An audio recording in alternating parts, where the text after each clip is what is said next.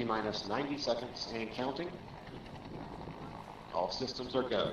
We're about 90 seconds from the launch of Space Shuttle Discovery.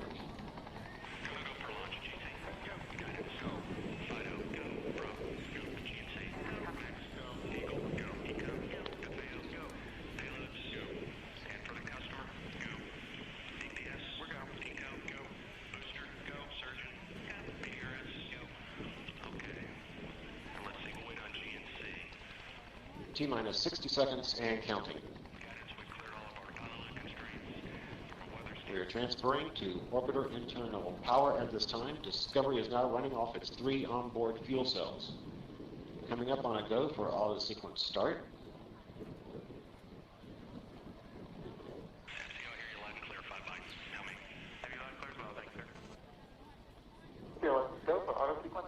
And we have a go for auto sequence start.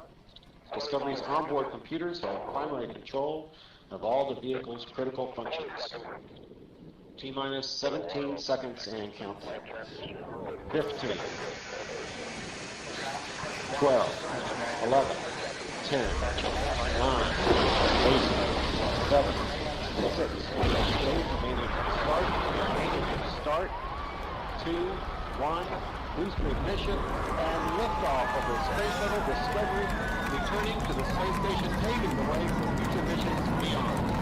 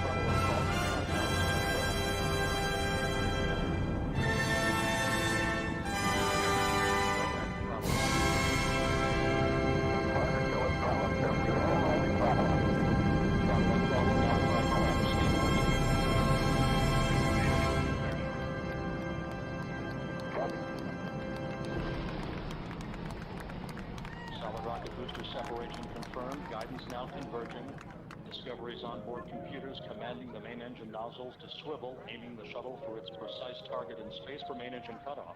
Should have a good forward leg now it is. Okay, you sound good.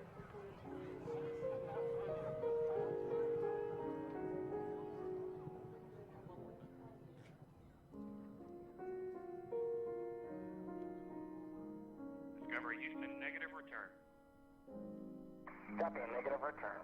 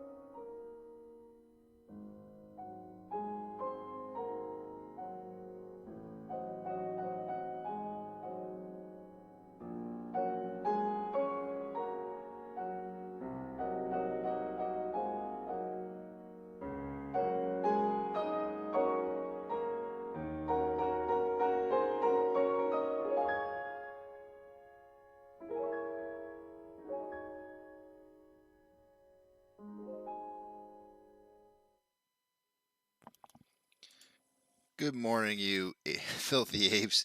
Welcome to AMC ADD, where we buy, hold, and screw the hedging. Oh man, tongue twisters for me today.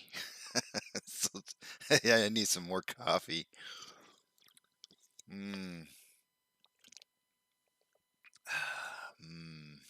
Coffee. Okay. I just got done refreshing all my pages, trying to rush to get everything done before the music ended. Let's see what we got here.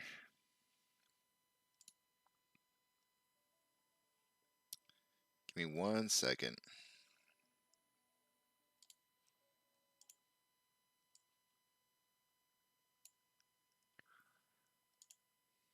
I'm going to go ahead and switch you guys on over to the other page.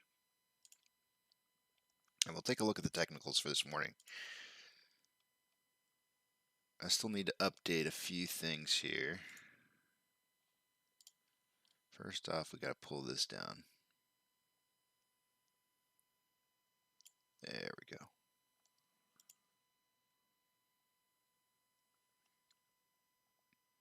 I guess the first thing that we should probably update is True Demons data. Let's see, what did we get here?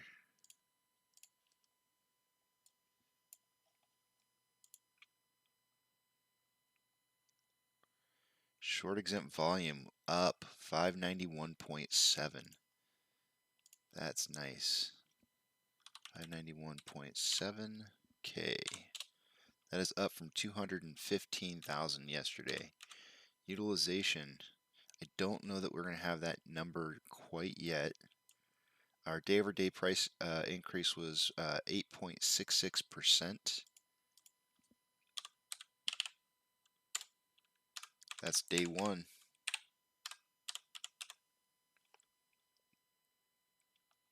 Let me see if Ortex is updated real quick here. On utilization. Let's see. It doesn't look like that it has, so I'm not going to be able to update that number quite yet. Yeah, no update yet. So we'll revisit that here in just a few. So short exempt volume up, day-over-day price up. Those are really good. Looks like the dark pools yesterday, according to Stonk Tracker, is actually not giving a dark pool percentage. We got dark pool percentage on this indicator right here, stating that it was about 56%. Usually, Stonk Tracker reports about 4 to 5% higher, so probably close to 60% traded in the dark pools yesterday, which is a low. So I think that that could be an indicator as to why the price rose as much as it did, is there wasn't as much volume placed into the dark pools. Our estimated short share interest of the free float is at 19.01%. That is good. Let's see. What do we have down here? Utilization is still showing 91.43. However, I do want to note that the shares on loan increased from yesterday's value of 117.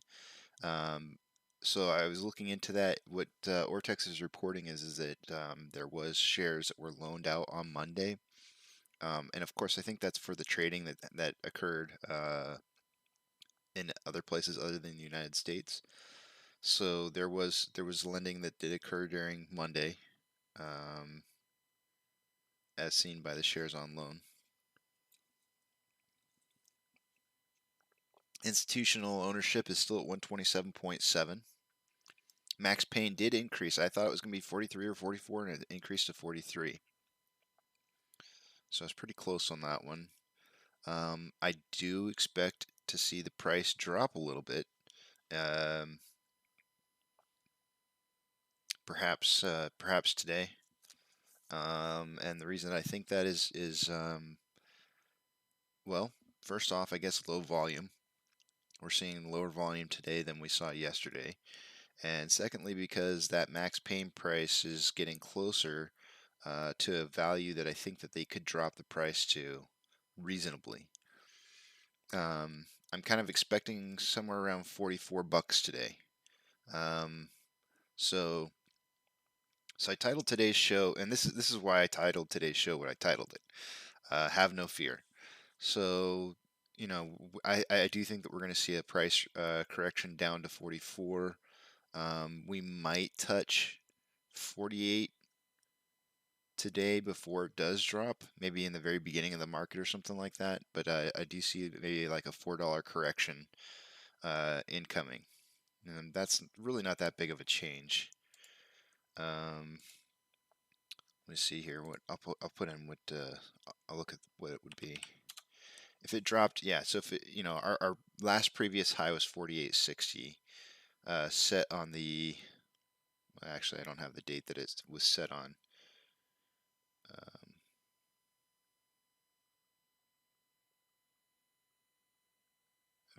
I don't have the date that it was set on, but 48.60 was the previous high, and you know, if it dropped to 44 bucks or around there, that would only be a 9.5% drop, which is half of what it would take to get a synthetic price failure in there.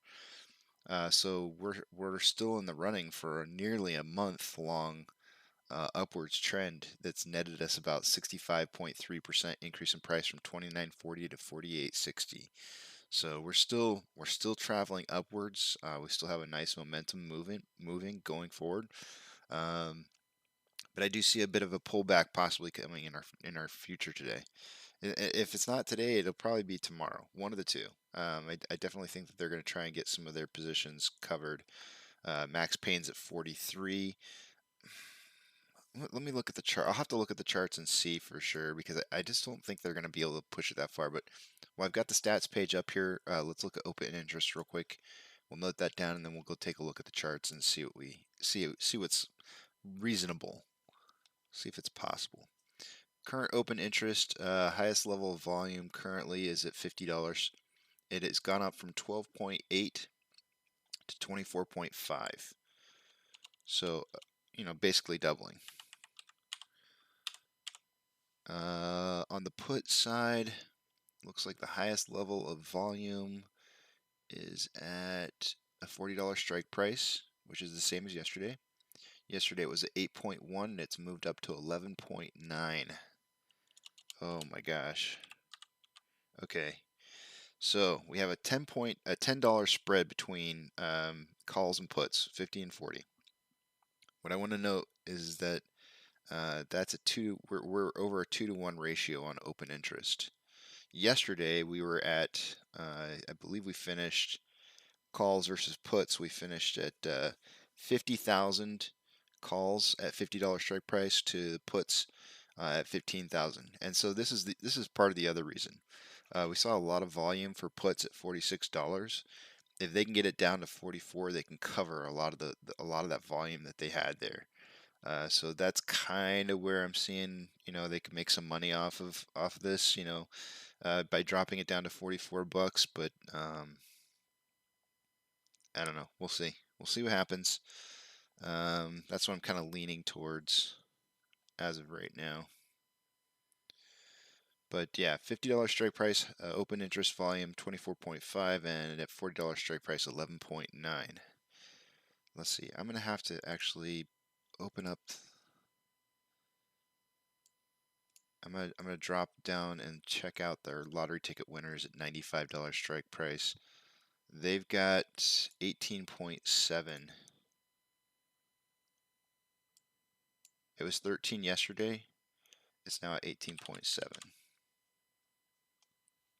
I just like to see how much those lottery ticket winners are, how much they're cooking with volume. Let's move it back up here. I think I'm going to set it to about 38, 37. All right, that probably gives you guys like a good full view. Yeah, 37 to 56, that's good numbers. Okay, well, that's it for that page. Let's head back on over and check out Stonk Tracker. Before we do that, I forgot to switch something. I'll pull that back over to the side here real quick. Switch this. Bring it back over. All right, let's see what we got here. 0 shares available to borrow. 2 million in the ETFs. Petridge Farm remembers just like Stonk Tracker does. Coffee. So it looks like they had about 4 million in the ETFs and about 1,950,000 in just a regular available shares to borrow. They borrowed 1 million out of the regular shares and about 2 million out of the ETFs. So we're talking about a 3 million borrow. Yeah. Now see, today, normally I would say 3 million shares, and we'll see what Ortex updates to later in the day today, but normally I would say anything over 3 million shares borrowed will lead to a net positive gain in the stock price. We'll have to see what ends up happening as far as Ortex goes, because I don't rely on Stonko Tracker for shares borrowed. I rely on Ortex data. So I mean, I see what's being borrowed here on Stonko Tracker, but I don't know. You know, I have no way of knowing what's being returned unless I consistently watch this, like just constantly, and I'm not doing that. So, and they do provide us like a nice hourly. Actually, it looks like they do. It looks like every time it changes significantly, they provide an update in here for the history. In the money calls, 48,000 contracts in the money. Out of the money puts, 63,000. There's not a whole lot of in the money puts. There's about 82,000 out of the money calls right now. Next week's still looking really beautiful. Not bad at all.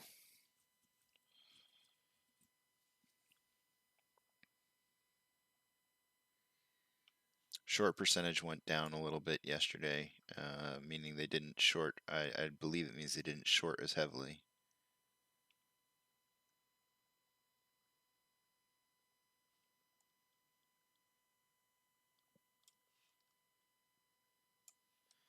Let's take a look at Ortex.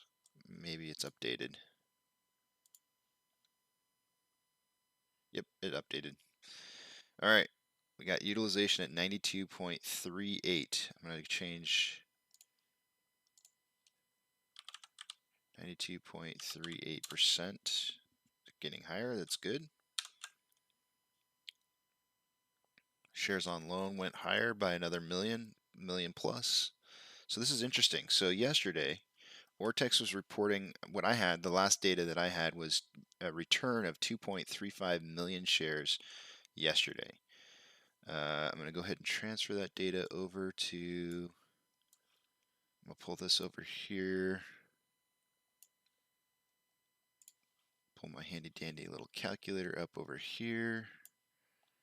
Yesterday, the shares borrowed was 2.35 returned shares. That was for Tuesday.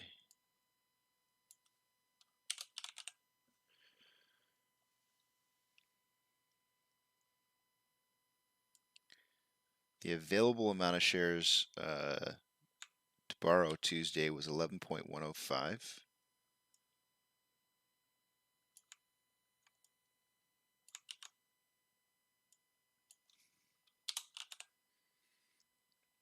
So let's figure out what it is today. 119,830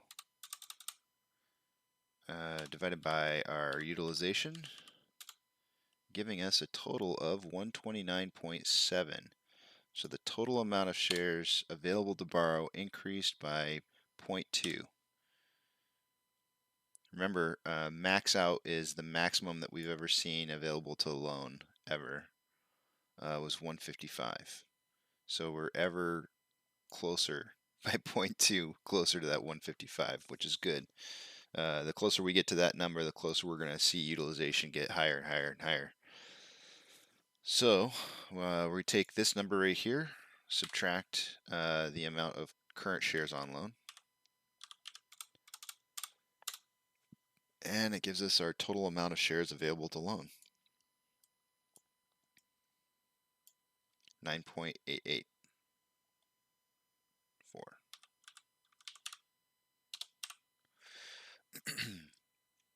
So down 9, 10, 11. So you saw that the total amount of shares available to borrow went up by 0.2, but the total amount of shares that are left available to borrow went down from 11.1 to 9.8.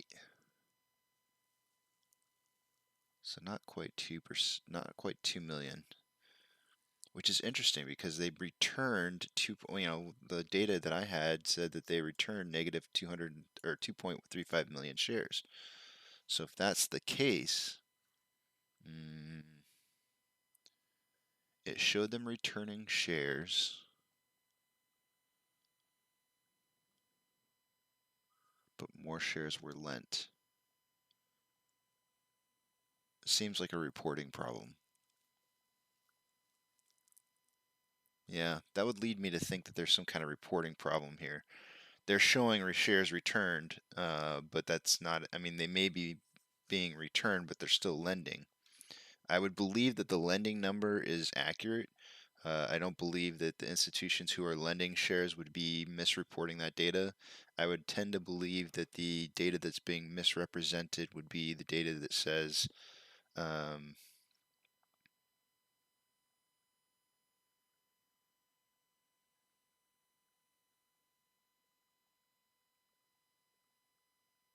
don't know.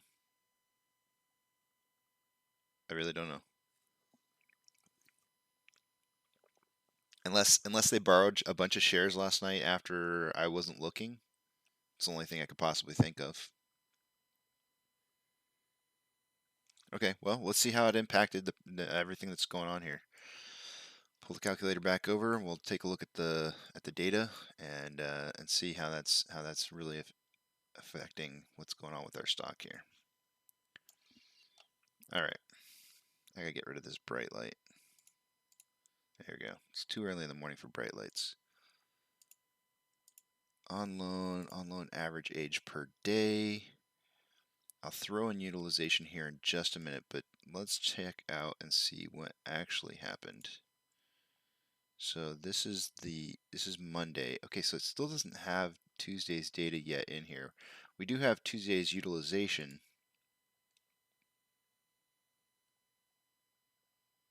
Maybe we don't.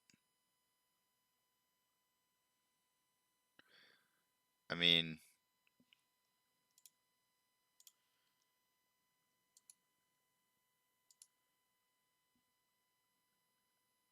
huh. Maybe we don't actually have Tuesday's utilization. This might actually be from Monday. So if that's the case, then we should be getting the data here in about 8 minutes. Okay, that might make some sense then. Okay, because then okay, that makes a lot more sense to me now, because I know 1 million shares were borrowed on Monday, just because I'm watching this number and it went from 118 to 119. So when it actually does start reporting the correct information, all this data that we're looking at currently must be Monday's reported data that we're seeing. That's got to be what it is, because if I check on loan amount, it says 118. No, that's weird. It says 118.4 for Monday. So it's showing Tuesday's information up here, but it's not charting it. I don't know, guys. Kind of a mystery. This one's kind of weird. I'm not sure what to make of it, but estimated short share interest is up to 19.23 just after having talked for a little while here. That's important to note. All right, let's take a look at what's going on here. What do we got? The market. You know, I truly and honestly don't know that I trust this until the market opens. I feel like this doesn't accurately represent pre-market data anymore. I'm going to go ahead and read off all this information, but I feel like this is what it looked like when it closed yesterday. So I'm just going to read it off, and we'll just note that there's a chance that this information is not accurate right now. Advancers 2,469 advancers to 4,266 decliners. Nasdaq up 0.07, Dow Jones down 0.76%, S&P 500 down 0.36%, and it looks like diversified retail is impacted the most. Maybe a little bit of the computers and phones is getting hit kind of a little bit over here as well. Looking at the stocks, we got Robinhood down 0.33%, Amazon up 0.11%, Cinemark up 0.85%, Dogecoin down 2.25%, GME up 0.25%. They have an earnings report that's going to come out after closing hours today. And AMC down 1.32%.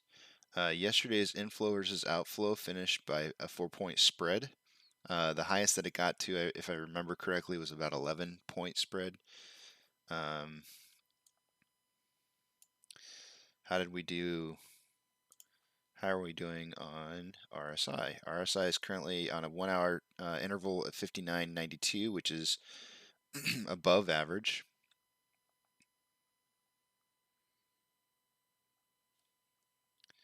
We're still hovering at the top end of this triangle that you can see right here, which I have a breakout set for Friday or Monday next week.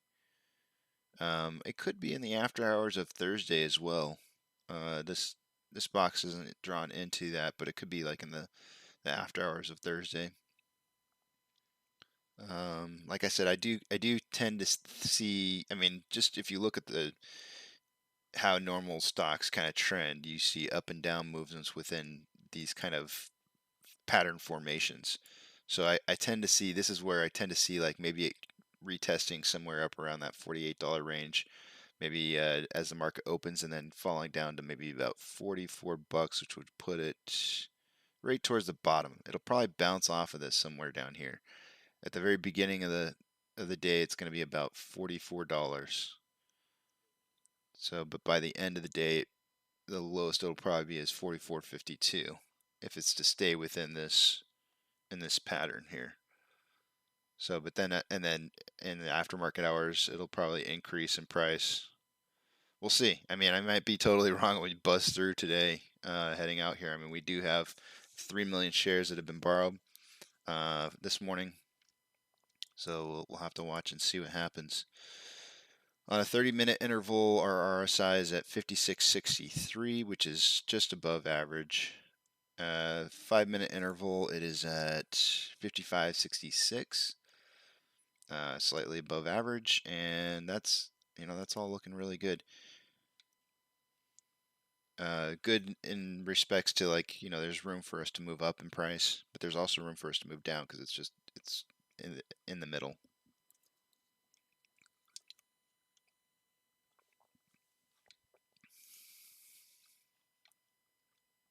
I really want to see Ortex data update. I'm really curious as to what's going on there.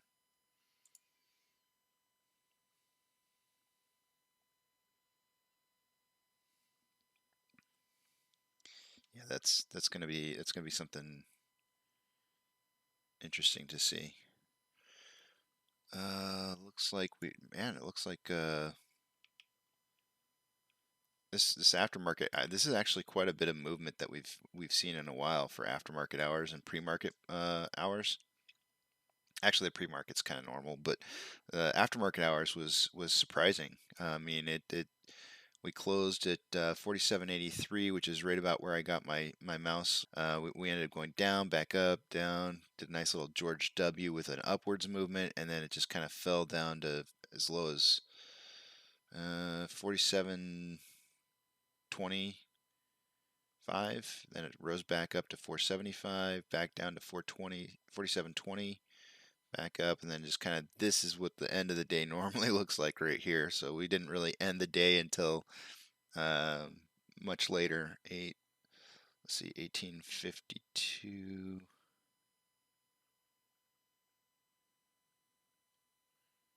Yeah, it was just much later.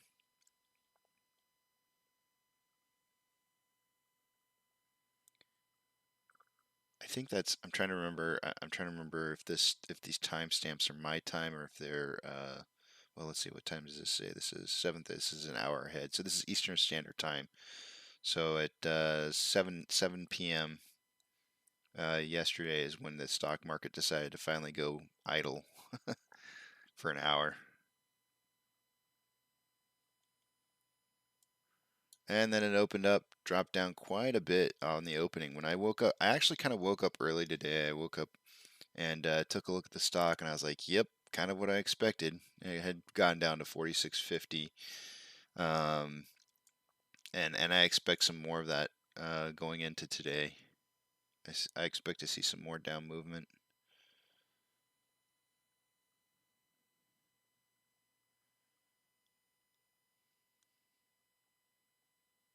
And finishing at 47.83 though, that was really nice. It was a good move yesterday.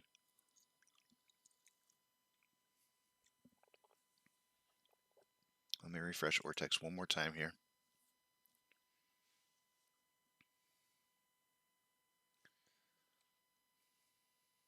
Okay, it's starting to populate some of the data.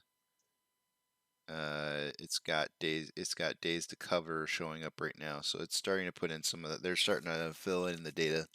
The blanks are coming in.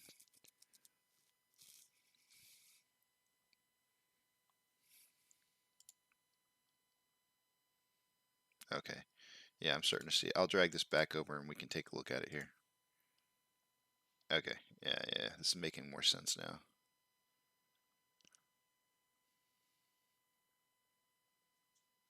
I mean, it's making more sense that it matches. It's actually not really making a whole lot of sense. So the data up here is indeed accurate. This is the day's date showing up now in the charting. So it's actually there in the charting now. So these numbers are starting to kind of narrow in here. So this is what we wanted to see with the failure to delivers. You know, we had the divergence back on the 16th of August. And then now they're starting to pinch back together, and that's what we want to see. We actually want to see them cross. Once they cross, that's, you know, or just a little bit before they start crossing, is when the failure to delivers really start picking up. And then typically speaking, you see a big price increase or adjustment thereafter. We didn't see one back here, and I'm not exactly sure why we didn't see one back there. It could have possibly been due to the fact, I'm going to open this up. I know you guys have seen this a million times, but I think part of maybe the reason might be this right here. The 51.5 million shares that were used back here right in the beginning of June. So it would have been like right here. Those shares hit the market, and you saw the on loans like severely decrease. So the divergence that we had right here between on loan and on loan average age per day was a synthetic deviation of those two values because of the fact that dilution occurred. But the failure to deliver started to hit, and then you didn't see a price increase, which is something similar to what we saw back in March. I'm going to zoom in on March here. Let's see, April. Yeah, I guess that's probably good enough. So yeah, so this is, again, you saw that divergence here where on loans dropped and average age per day went way up. And then on loan average age per day dropped significantly. They diverged again. And you didn't see failure to delivers increase, but and you didn't see the stock price increase either. And I think that was likely because there was more shares that were diluted during that period of time as well. Right here, 72.33 million shares and 13.59 by Wanda. So there's a bunch of shares as well. So this is the first time that we're having a divergence that's natural. Right, this divergence right here was a natural divergence. There was no manipulation to or dilution that would manipulate these numbers from being authentic. And so then you saw the price increase right here on the 24th. So I think these failure to delivers are stacking up in here, and you're seeing the beginning of it right here. But I do believe that they're getting higher and higher, and that's the whole reason that they're borrowing all these shares that they're borrowing right now is they're using those to pay off those failure delivers to kick the can down the road. that's this whole big red line moving up from basically 105 million shares to 119. So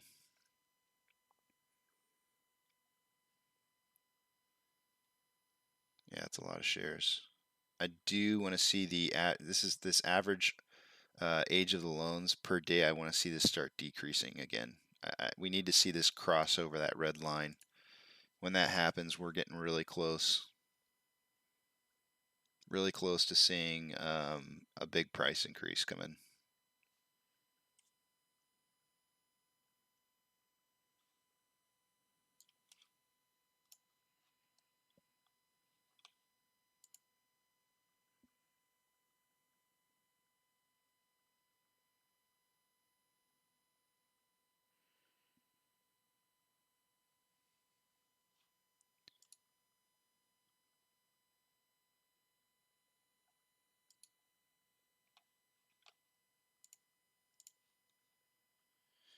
I feel like there was something else I was going to cover.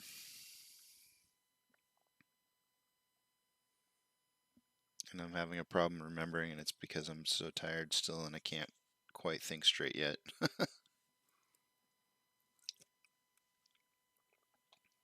uh, oh, yeah. I forgot to drag this over.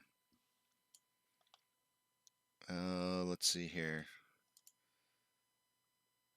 AMC on the top of Fidelity Trends, but it says 42% buys to 58% sells. So we're definitely getting people who are paper handing.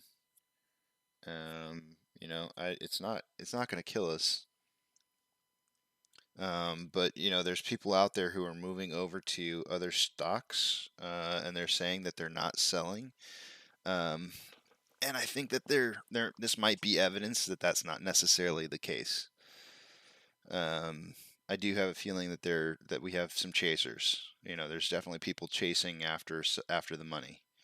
And that's probably what you're seeing here. It's a multiple of things. There's people who probably bought in at $45 a long time ago, and they're finally seeing their gains, but they're seeing other places that they could have been making gains on, and so they're selling their positions and moving to where the money's going.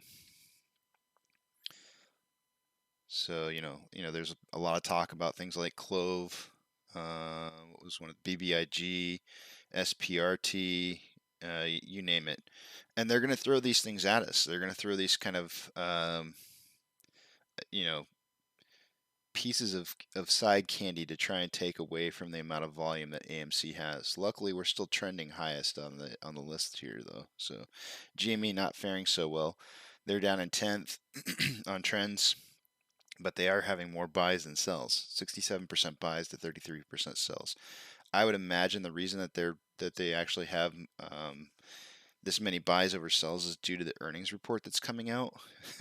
However, historically speaking, they are down anywhere up to around 3 days on their past earnings reports. However, I do expect there to be something different about this earnings report than previous.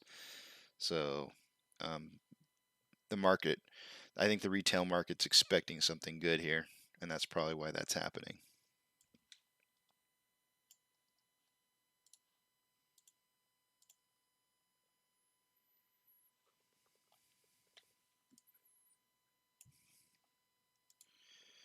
And with that, I think I'm kind of wrapped up this morning's technical analysis. All we're waiting to do now is see what the 7 a.m. pokey stick of volume looks like. Volume currently at 80,000 shares traded. Yesterday, when we hit 7 a.m., we were just at about 100,000 shares traded for the morning, and then we got another additional 100 or so thousand on top of that with the 7 a.m. Pokey stick of volume, and giving us about a little over 200,000 shares by 7 a.m. We were slightly over my prediction in volume. My prediction of volume yesterday was 70 to 90 million. And we ended up pulling, I was just slightly over 100, I think. Yep, 101.8 million in volume. So I will make that adjustment because I have a feeling that volumes right now is looking pretty darn close to what it was yesterday.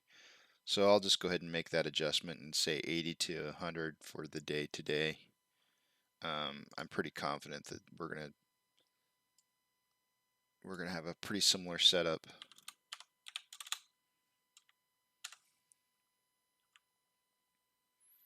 I'll change that if we see something different happen in our 7 a.m. pokey stick of volume, but as of right now, it's looking like it's kind of trending around the same as it was yesterday. That's not bad volume. It's under our average. Our 3-month average volume is 114, which is dropping actually pretty rapidly. We're starting to see less and less volume coming in here, so yeah, those numbers are starting to drop pretty big. So yeah, I'd hold people's feet to the fire who are saying that that people aren't selling to move on to, you know, every time somebody tries to promote one of these other stocks as good plays, there's definitely people out there who are probably moving away from this position and lowering our average volume because our daily volume is decreasing. Now I've seen some of you recommended Astro as somebody to watch, and I've watched a couple of his latest DD, and he's saying that whenever we hit low volume days, it's actually really good for us because it causes maximum pain to the hedge funds. He's seeing some kind of indicator that shows that low volume days is really heavy on on the short selling, which I think if we look at the I don't know. I haven't crunched the numbers like he has. I have to say, when I went and watched when I watched a couple of his streams. Good morning, John. When I watched a couple of his streams, I kind of thought to myself, this guy really crunches numbers. He's good with math. So yeah, I he's obviously seeing something I'm not seeing, but I don't like seeing our volume dropping. That's for sure.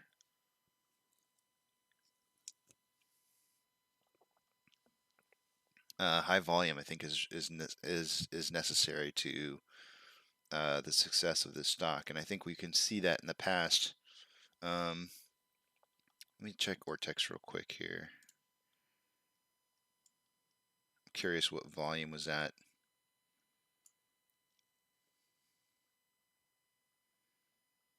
Leading up to the squeeze in January. Actually, it was pretty low volume. The very first day of high volume was January 15th at 162. I mean, if you didn't see stuff coming at that point, because most of the volume was under 70 million in shares, but then there was a sudden jump up to 162 million in volume on January 15th. And then it went back to normal the next. Oh no, the next day was not. It was a 3-day weekend that day. The next day is January 20th, and it's 181. Then it dropped down to 64 million on January 21st, and then volume really started spiking. 268, 443, 456, and then the big one of 1 trillion, 1.2 trillion shares traded on January 27th.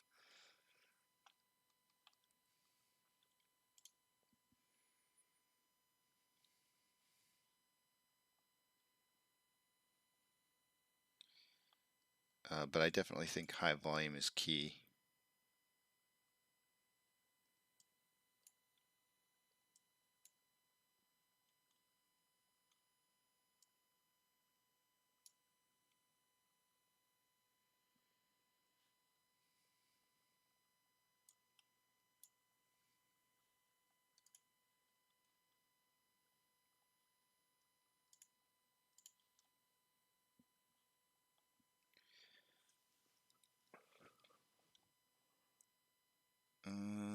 Yeah, that's volumes. I'm looking at volume right now as where we're at, and it's just kind of like all over the place.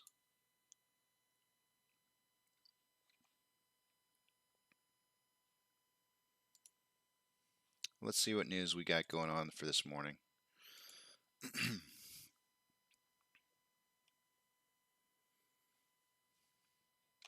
AMC theaters shatter Labor Day weekend record, outpaced 2019 for the first time.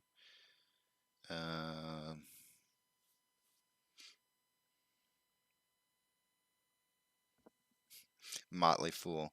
Here's their 15 hours ago. They wrote, "Why AMC stock jumped today."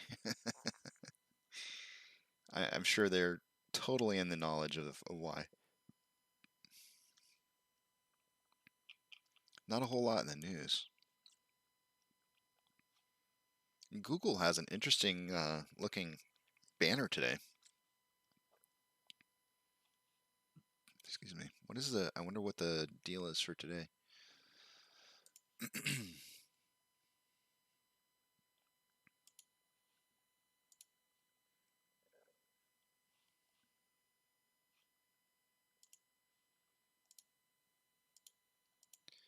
All right, now I'm going to go to Reddit and check Reddit, see what Reddit's saying.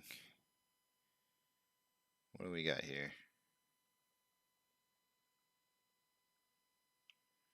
Why is everybody back onto share dilution? I don't understand what the deal is with that. Did I miss something somewhere? Did somebody mention that there was going to be share dilution at the end of the year? If you guys know anything about that, tell me, because I haven't heard anything about it, and I don't understand why I keep seeing random posts about things we need to worry about with share dilution coming up by the end of the year. Was it something that was proposed, or I haven't seen anything on it.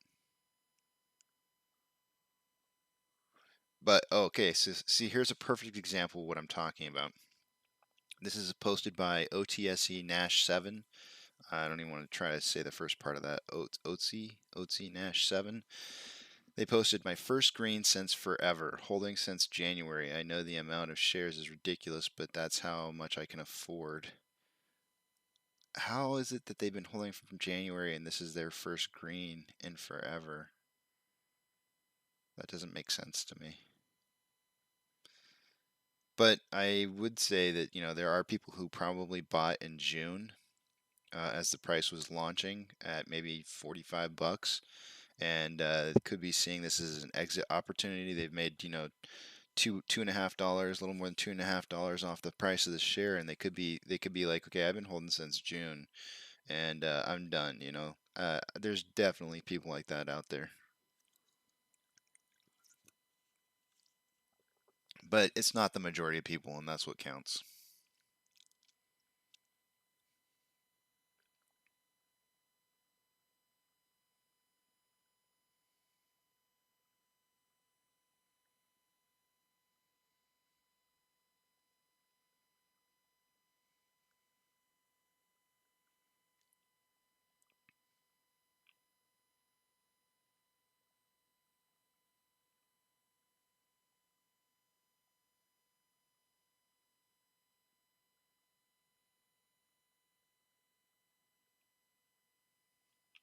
I feel like my computer's still not updating.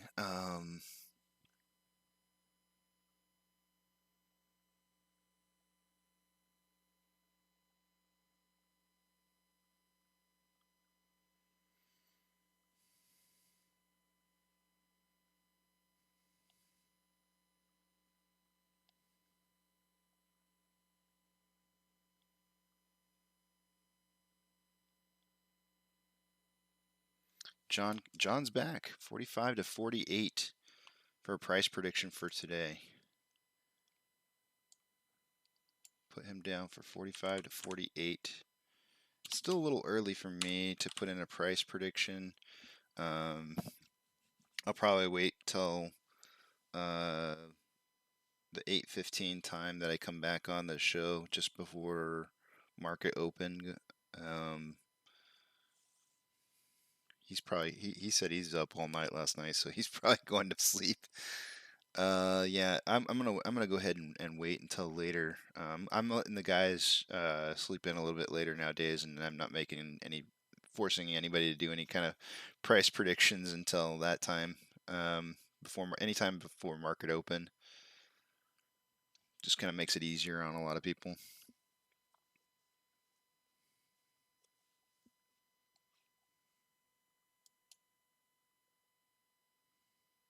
but I feel like Reddit's not updating. I'm gonna have to check it out and see if there's a difference between my phone. Hmm.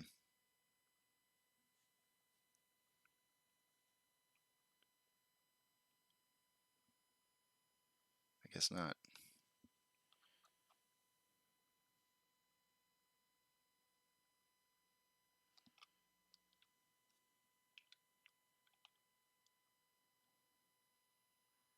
About 10 minutes away, a little less than 10 minutes away from our 7 a.m. pokey stick of volume.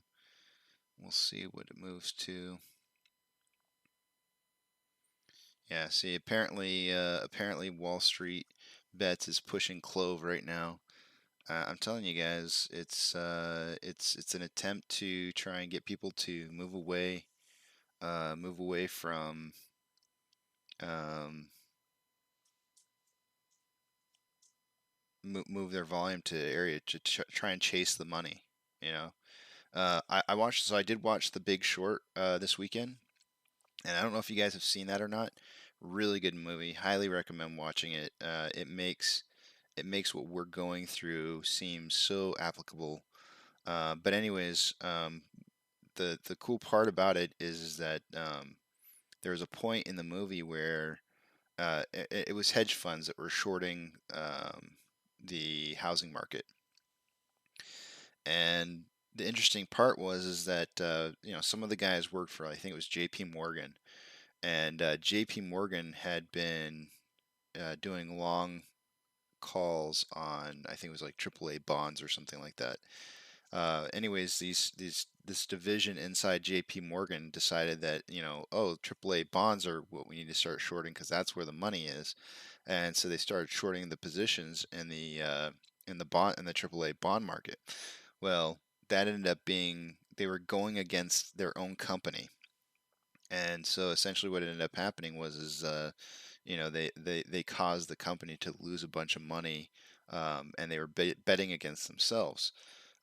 So in a roundabout way, I started thinking about this. How could this be applicable to what's happening with us? And in a roundabout way, what could be happening, and I'm just saying this is could be, I don't know for a fact, I don't have any proof. I probably should sit down and try to figure out where the money's coming from. We could probably take some time to try and figure it out this morning. But some of these shorted stocks, Clove, BBIG, SPRT, they may actually be plays for hedge funds to try and get some liquidity. So, I see a lot of people saying that they're pump and dumps, but what if they're actually buying long positions or short positions in these stocks, knowing that the apes are just trying to come in and sweep up a little bit of money and leave? And if that's what they're doing, then we might be helping to destroy companies, because we're trying to make a quick, fast buck on something. So a lot of people are like, well, I want to hurt the hedge funds as much as possible, so I'm going to go take as much money as I can. Well, you may not be actually helping the company, and you're actually hurting companies while you're screwing hedge funds, but you're also in the process making the hedge funds richer because you're doing these quick and fast and easy plays where you go in, you buy, and then you drop out real fast, trying to get as much money as you can. You're playing against AMC when you do that. You're putting money into the pockets of these hedge funds, and because I'm not going to pick on one hedge fund. It's a lot of hedge funds. In fact, I came to the realization that we talk about Citadel quite a bit, but Citadel is not even one of the biggest hedge funds against us in AMC. There's actually quite a few others out there that are have a much larger hedged position, a short position on AMC than Citadel. So, hold these people's feet to the fire and let them know, like, if you're supporting these movements to try and go make a quick buck off of these companies who are being shorted, you're likely helping the hedge funds out. They're you're pumping and dumping a stock, and you're it's gonna ultimately it's gonna end up helping out the hedge funds. Just go watch the movie. Go watch the movie and see what they talk about in the movie, because you'll see what I'm talking about. I think you'll see that there's could be a correlation there. By inadvertently trying to make some extra money on the side, you're actually hurting yourself, hurting the movement for AMC. It was a really crazy movie. I was sitting there watching that thing, doing like, "Holy crap, this is crazy." I liked it. I really liked the movie a lot. It was good. My son and I watched it together. He actually sat through the whole thing and watched it all. I couldn't believe it. I felt like he might have been captive audience, but I'm not sure. Looks like somebody.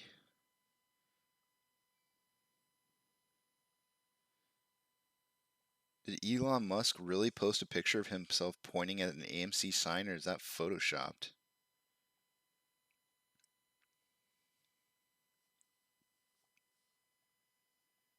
This is posted by Aripel on Reddit, and it's a picture of Elon Musk pointing up at a AMC sign on a movie theater. Interesting. Okay, here's our 7 a.m. pokey stick of volume. No, it's not. This is not our 7 a.m. pokey stick of volume. This is volume just increasing on its own, 2 minutes early.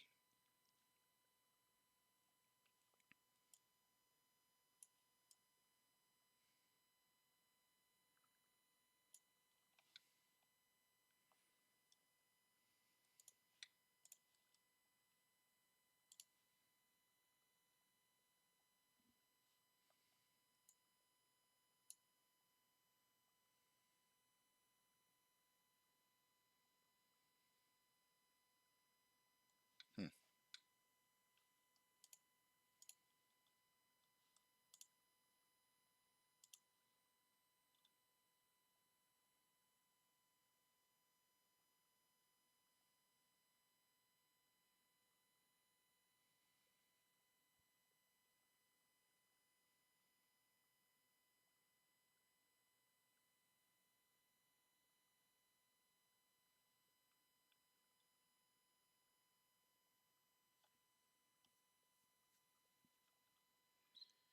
I'm really excited about some of the movie lineups that are coming. I really want to see the Matrix Resurrections. I'm hoping that's a really good movie.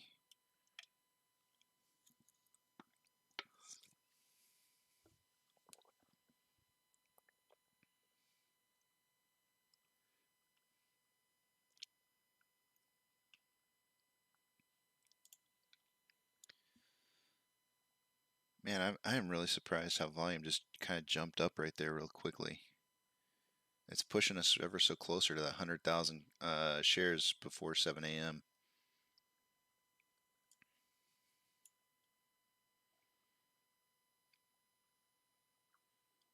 It should be kicking in here any minute now.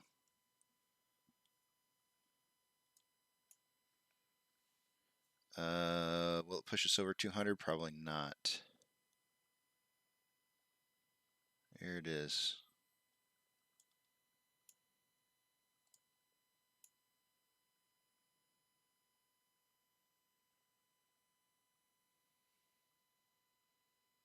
Yep. Basically just double the amount of volume that we've had for the day so far, pre-market. 177. Well, yesterday I had said 70 to 90 million. I was off by about 10 million share or 10 million shares in volume. I have a feeling today's looking like a 90 million share day. So I'm going to say 80 to 100. I'm going to stick with it.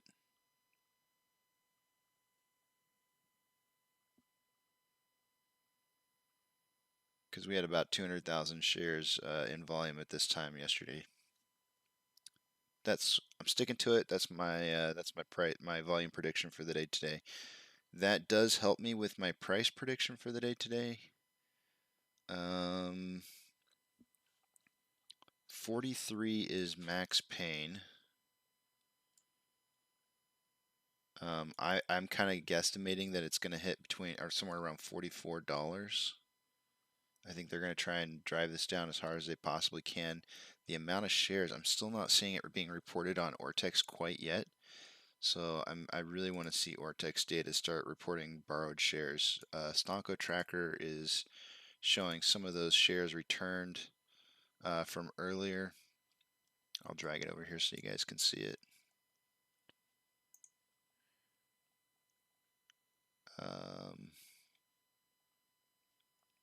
Looks like they returned about 55,000 shares. It looks like they've maybe about 200,000 of the ETFs. 150. 150 plus this 50, 200,000.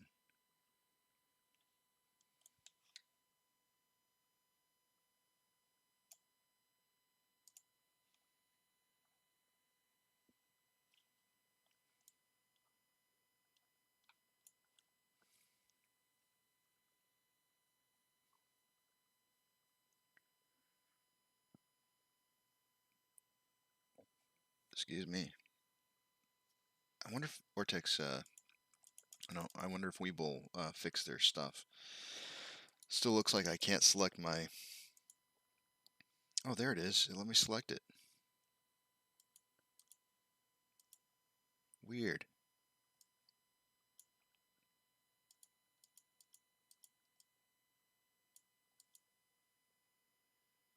Huh. I can select this so long as it's like near the top. That's interesting. I kind of want to recreate these. This is the first time that, it won't let me delete it.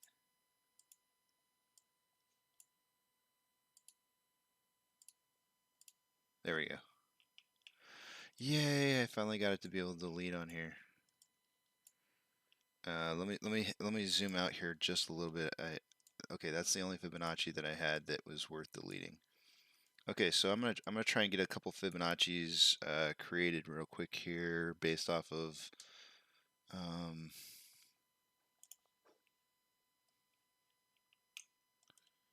let's see, where are we heading in price?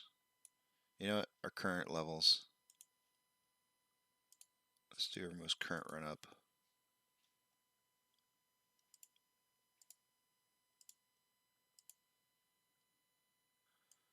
Our current run up as well as, let's get something that goes just slightly higher. Maybe like this one right here.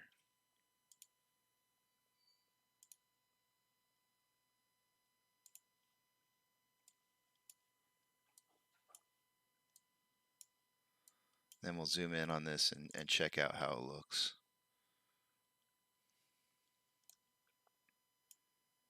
Yeah, there's a lot of space in here.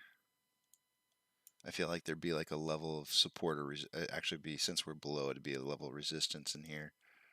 I'm not seeing it. There's a big space here. I'm missing some stuff.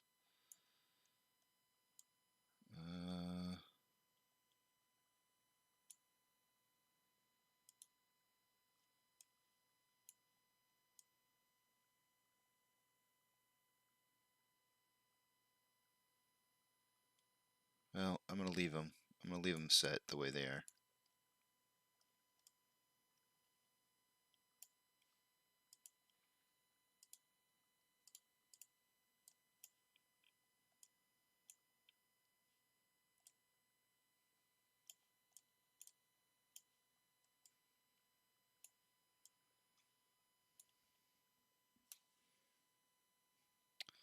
Alright guys, I'm gonna probably take a break today at about 7:20 and then I'll be back by 8.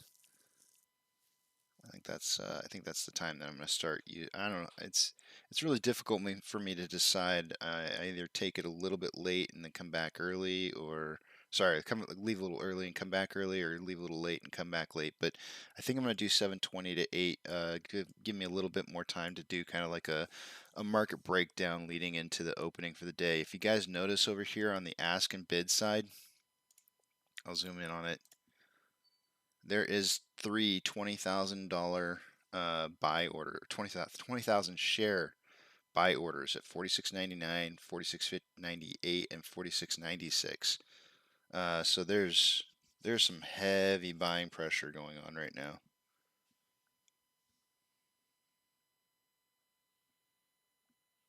Man, that's pretty massive.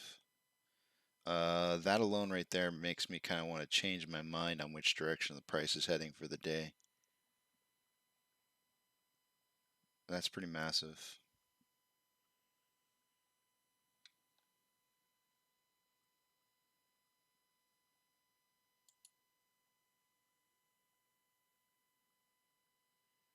Hmm.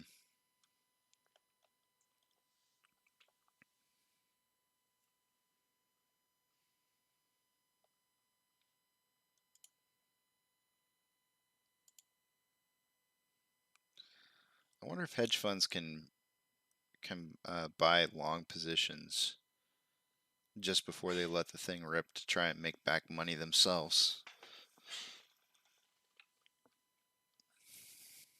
I never really considered that.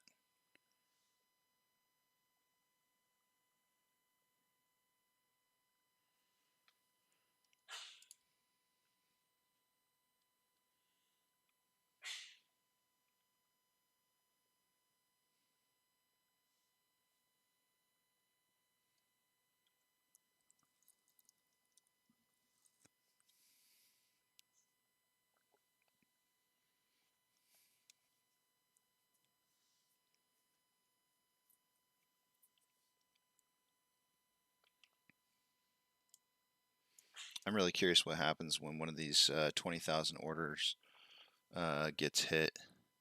If they just hold, or if they actually, man, those are massive orders.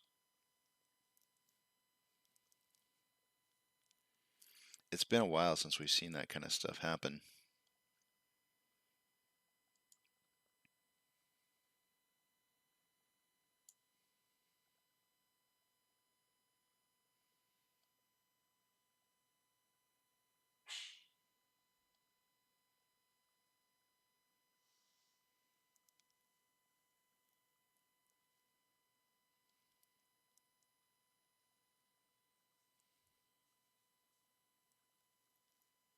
Hmm. Those are really big.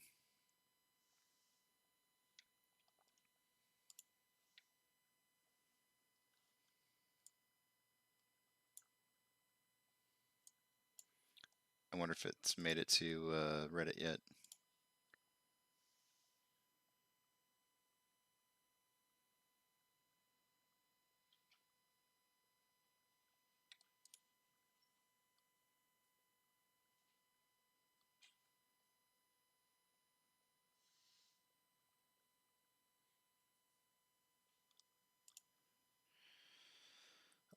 I think I'm going to take a screenshot of that.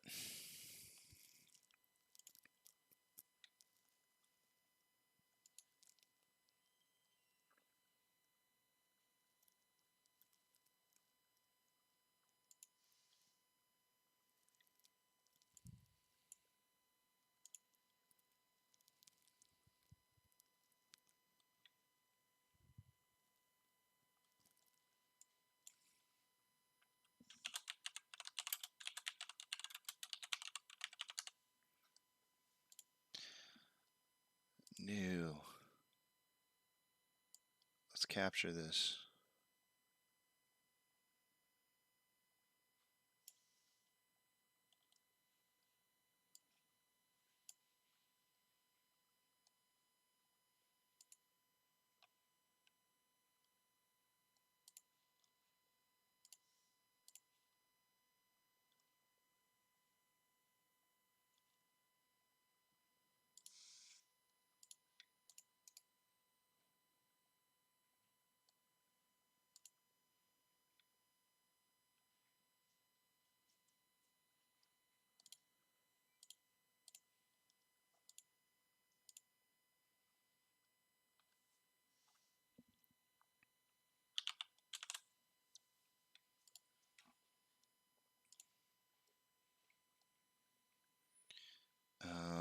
Upload. I'm gonna upload the image here.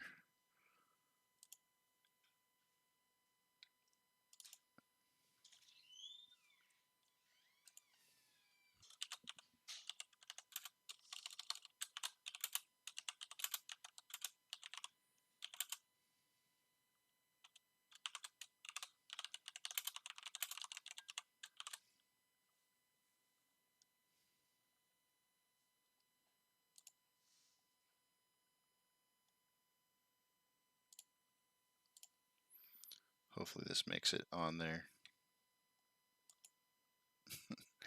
I posted it as in Texas we say, "Bless your heart."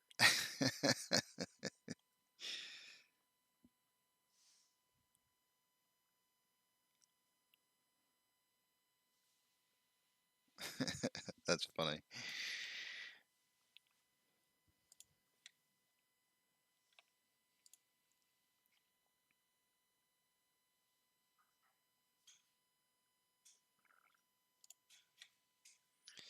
Yep, I just posted it. I posted it to Reddit saying in Texas we say "bless your heart," and I posted the picture of those 320,000 orders.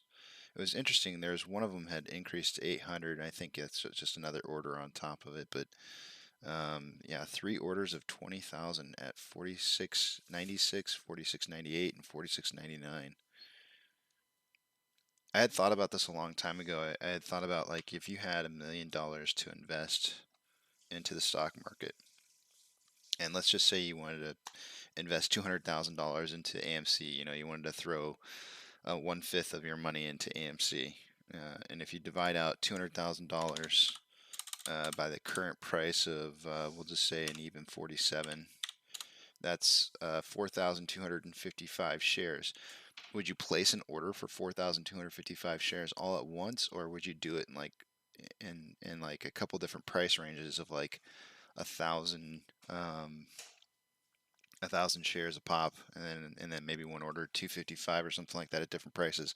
And I think I would do exactly like this person did, is, you know, place it a couple different orders at different price ranges. But that is 60,000 shares. And I'm gonna multiply it by $70. That's $4.2 million worth of buying pressure right there.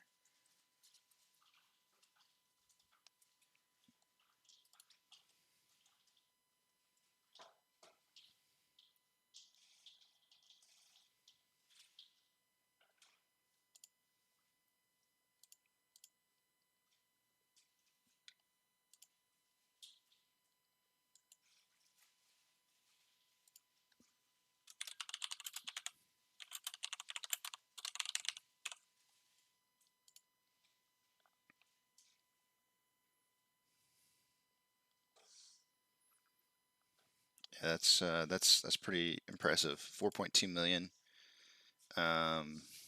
That's not anything you just kind of not bat an eyelid at. You're definitely flinching when you see that kind of number. It'd be interesting. It's going to be interesting to see if they actually hit, because if they actually hit, I want to see if they start ticking down or if they just disappear. Um, there's a big difference between a real buy wall and a false, like a false trapdoor buy wall. So if they disappear really quickly, um, that's going to be kind of crazy. Crazy, and it's not good.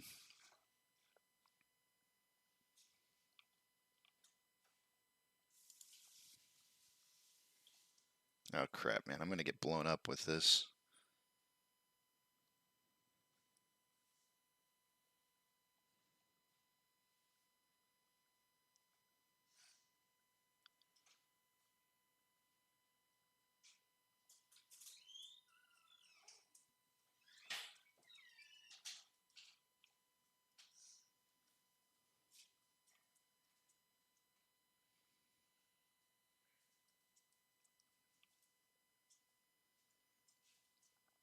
Oh man, I'm getting crap. In Texas, you say if you turn in your neighbor who had an abortion, you get 10,000.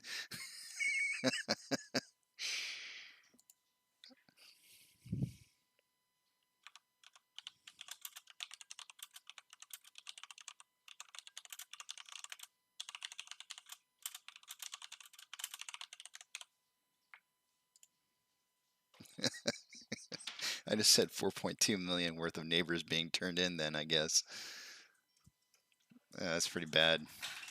Yeah, the whole Texas abortion thing's messed up. I'm not even gonna get into that. It's just a whole mess.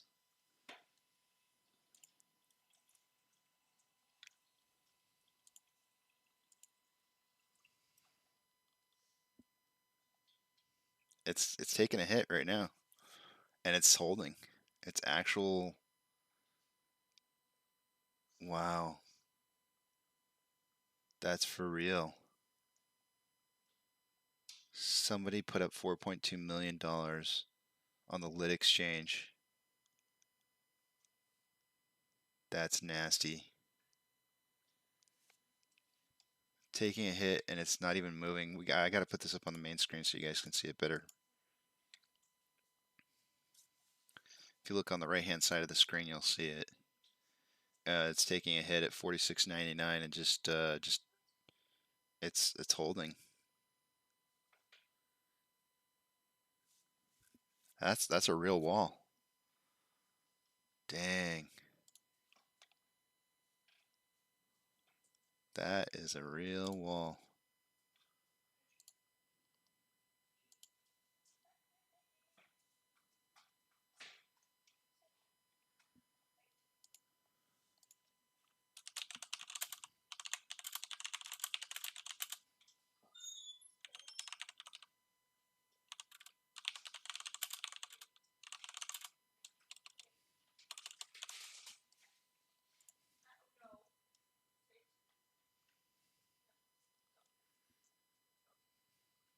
That's incredible. I have not seen a wall like this in a good long time.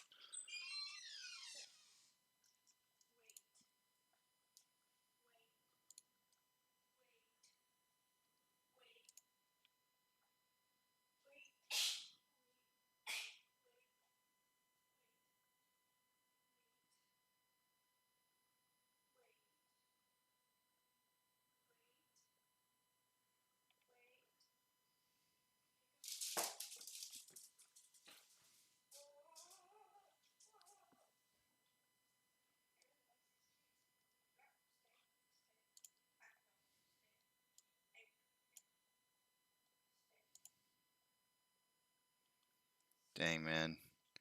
It is not a good time to be living in Texas. Bless your heartbeat. Oh man, that's terrible.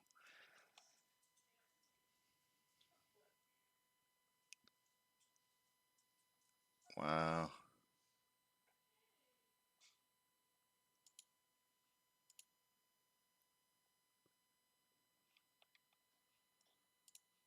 Wow, wow, wow. I can't believe these actually held. And they're still just sitting there just holding. $4.2 million somebody just threw at this. Whew. That's some cojones.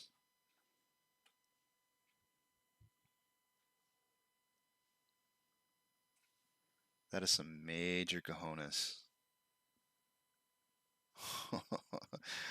I'm gonna go to break, guys, and I'm gonna leave it up here. I'm gonna put it in the chat screen.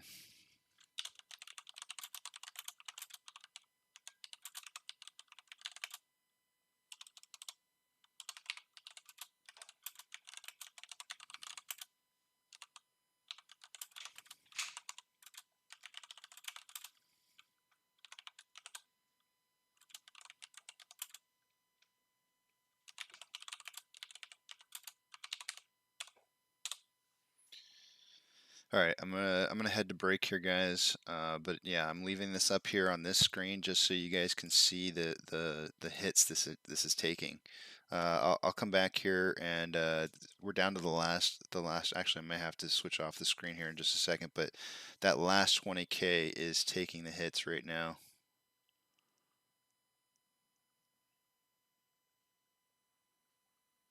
Oh, they're gonna have to borrow so many shares. They're gonna have to borrow so many more shares today.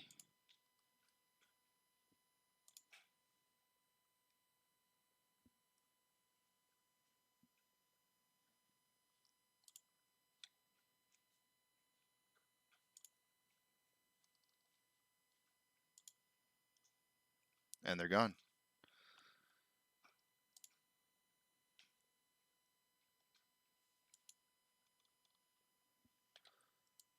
Wow.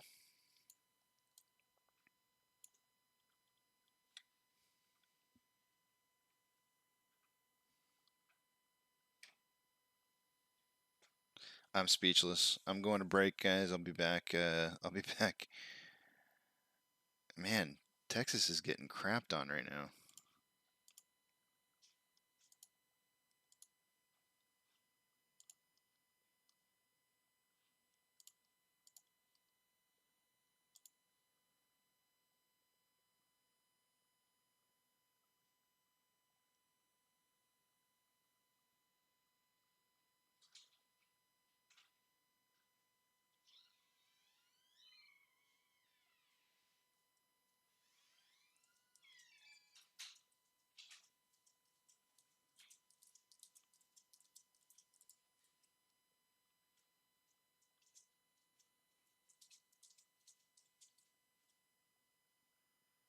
Yeah, that's insane.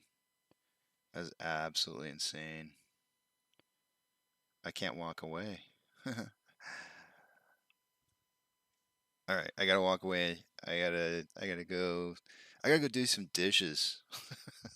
My wife's coming home, and I don't want her coming home to dishes. Nothing worse than coming home probably, and for her to see dishes sitting out. So I gotta go take care of the kitchen real quick. I will see you guys in a little bit. I'll be back 30 minutes before the market opens at 8 a.m. I'll see you guys in a little bit.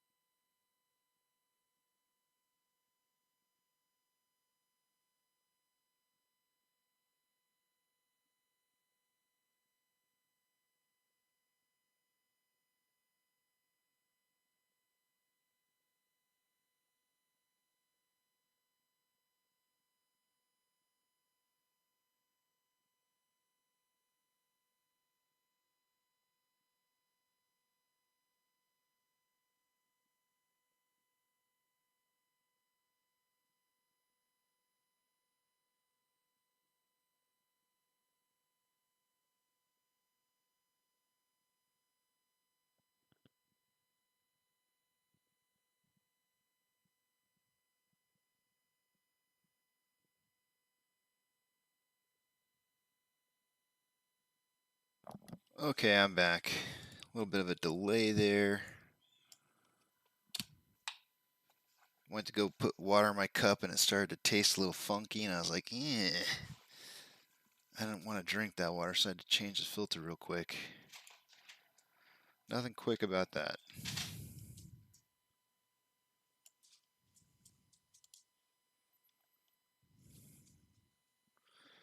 Let's see here.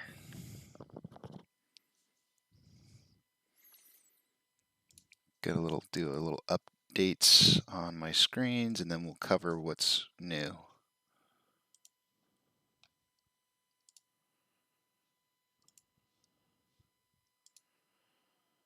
Which is really only one screen.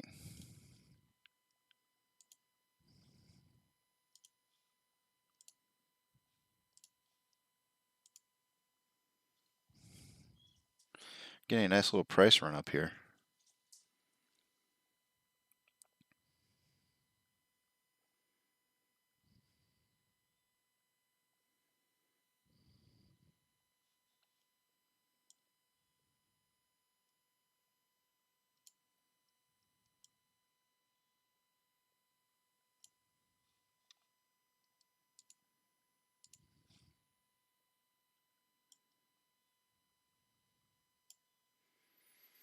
All right, pulling you guys away from the nice little price run up here to take a look at some of the stats. Oh, interesting. Why did this page decide not to update correctly?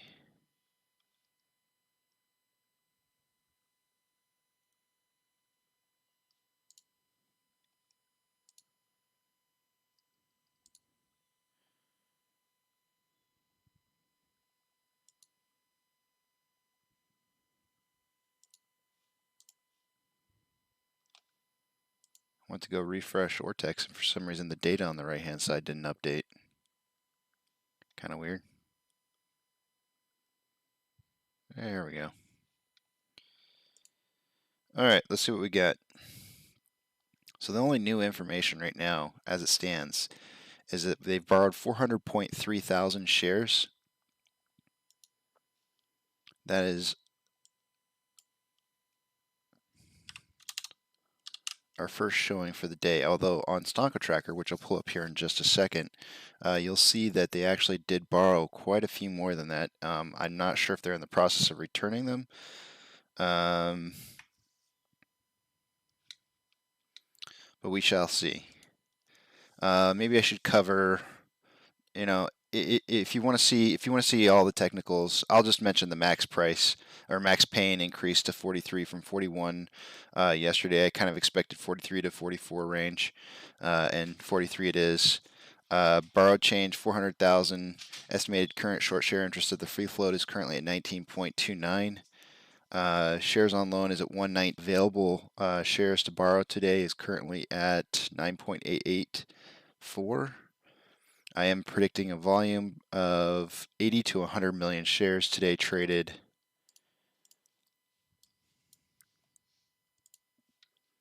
And give me 1 second, I'll be right back.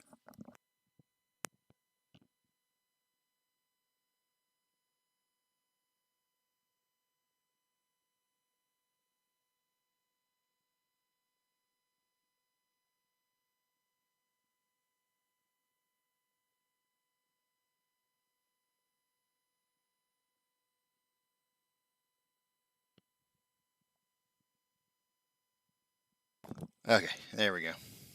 I'm back. Another bad day. Another day dollar. Let's see. Another day, another dollar. Same toilet, just a different flush. Yeah, I mean that's kind of what it feels like. Yeah, institutional ownership is still the same at 127.7. I don't know if you guys noticed or not, but when I came back, or sorry, just before I left on my break earlier, there was a 60,000 share buy wall, and it was an actual wall that we watched disappear. Really kind of cool to watch see happen. Haven't seen one of those in a long time. I'm kind of curious as to how that 60,000 shares made it to the lit market, but it did. And congratulations to Duncan and Adam, who was covering for John. They both got the price prediction correct yesterday. Eric and I missed it. My high was 47 and Eric's was 47.5, so we just narrowly missed it there. But yeah, it came in pretty good. What did I have down for? I'm just looking at True Demons data right here, and I feel like, oh, utilization 92.38. Okay, that is correct. I couldn't remember if that had been updated or not. Short exempt volume increased, more than double from what it was yesterday. Day over day price increase, the 8.66%. That's our first day of being over 5%. I was expecting a down day today, but with those 60,000 shares that hit, I'm starting to have different feelings. So far, we're seeing borrowed shares at 400 range, 400,000 shares borrowed so far. I think, if we see that drive up to 3 million, we could see some more. We could see another green day, and possibly maybe Thursday will be the down day. I'm not really sure. If today is an up day, it'll probably break 48.50 at some point, or at least touch it. We'll see what happens kind of going forward, but that's the outlook right now. All right, looking at Stonko Tracker, our Petridge Farms of remembering what's happening. If we take a look at that, it's currently showing. Here was our big borrow rate back here. Yeah, they had about 2.3 million shares that they borrowed right here at about 7 o'clock this morning. And then, they're starting to return some of them, about 250,000 shares available right here. And then this is back up to about 3 million. So still about 1.75.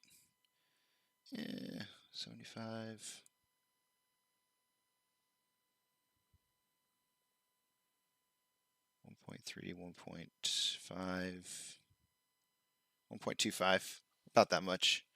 But of course, Ortex is only showing, it's showing a lower value than that.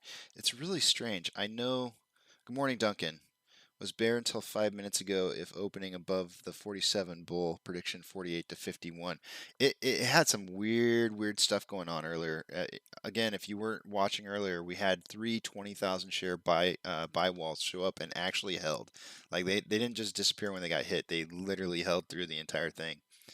I'm not even going to read off this page right now until the market opens. I don't even think this updates anymore in pre-market hours. Price is moving back down below 47, or it's heading towards 47.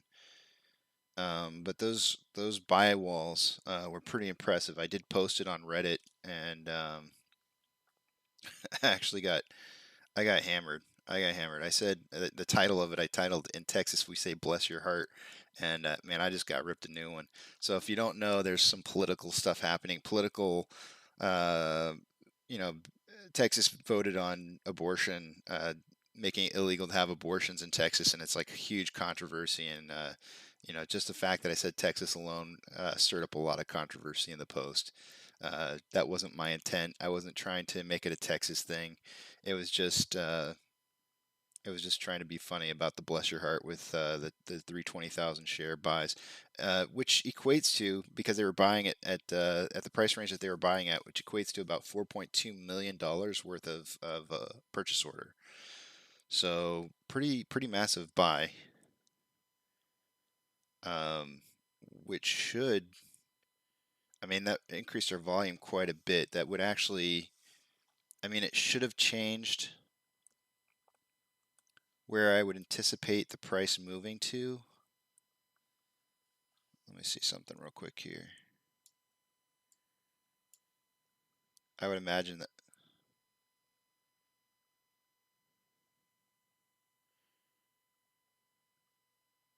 it was actually this portion right here. This is where those shares were being bought at when the price was moving downwards. They were trying to support 47 bucks, and the price started moving up a little bit afterwards. Thank you for the price prediction, Duncan. If you want to change it, you have until market open. You got like 15 minutes left. If you do decide to change, 48.51. Putting it in.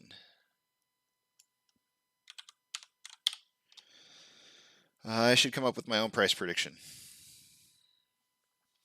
Yeah, I'm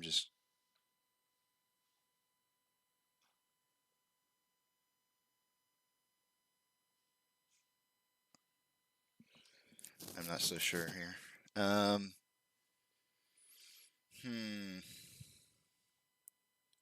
getting blown up on Reddit. Hey, ready for Marco? Welcome back, Vivamus. Good to see you again. Bad Back, also good to see you back as well. Let's see. Price prediction. I gotta think here. Let me think for just a second. I was really thinking 44 to 47 today, which was actually my prediction yesterday.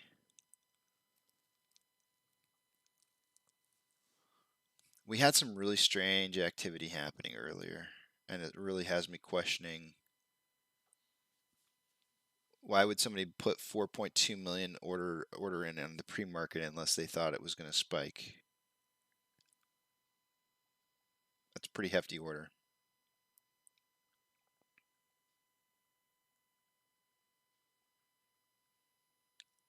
I went with my gut yesterday and went 44 to 47 and just missed by 83 cents. So, and then I wanted to up it just a little bit and I didn't go with that second gut feeling. And so I'm going to go with my gut feeling today, which is that something strange happened, and I'm going to go 46 to 49. Because I want to go 44 to 47.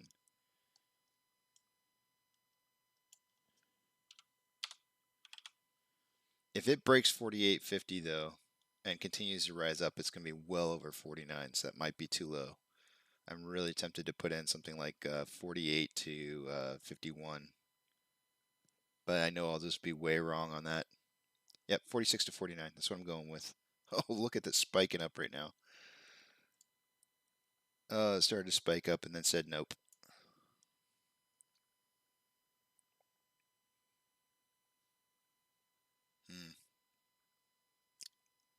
My spider senses are telling me that something crazy is going to happen.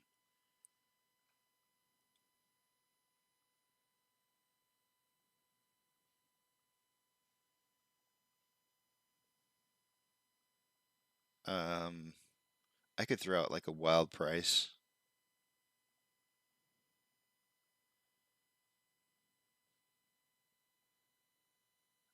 I feel like maybe I should just throw out something wild and crazy. It's too early to be breaking though. It's like way. Let me look at the 1 hour. On the 1 hour, we're not supposed to break out until like Friday at the earliest.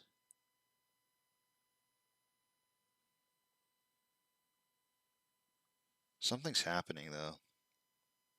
Something very strange is happening. I'm seeing a lot of like weird activity.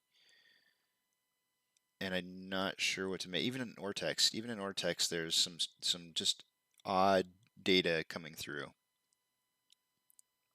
Like for example, yesterday we watched them return 2.35 million shares.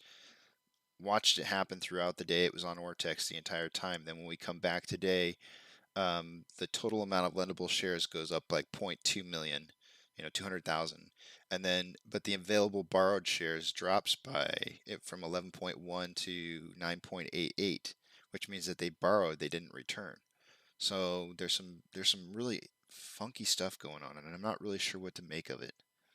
But I feel like something just absolutely crazy is going to happen today. With that 60,000 order, that 60,000 share order that we had that actually stuck and held this morning on the pre-market hours, that doesn't happen. It doesn't happen unless something's happening. Somebody knows something. I'm not saying it's a whale. I mean, it's a whale size order, but I'm gonna go crazy today. I am. I'm going crazy. I'm gonna say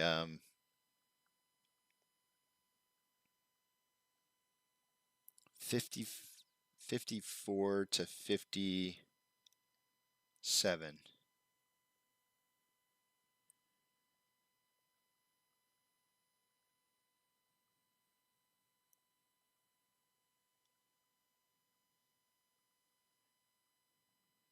54 to 57. Would that be enough? Let me see what kind of price increase that would be. 11% for 54 and 57 would be 17%. Yeah, if we take off like that, it's just absolutely going to be a slaughter fest. Tomorrow, not today, but tomorrow.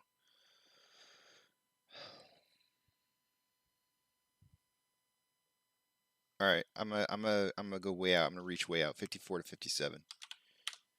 I'm taking a stab in the dark here. I think something's cooking. And it's hard to say what it is, but you were going 43, 46, but you're gonna stand by 48 to 51. Okay. I gotta get Eric's. Hold on a second. Eric's in for 46 to 49.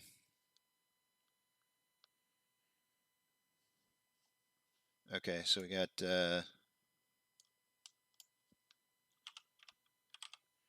all right, so we got Duncan in at 48 to 51, John's in at 45 to 48, Eric's in at 46 to 49, and I'm going 54 to 57. I think something's cooking. If it's not today, it's tomorrow, because I mean, I have not seen orders like that come through, and Ortex is reporting some really strange data, stuff that just signals that I have not seen before. You know, I'm monitoring this quite a bit.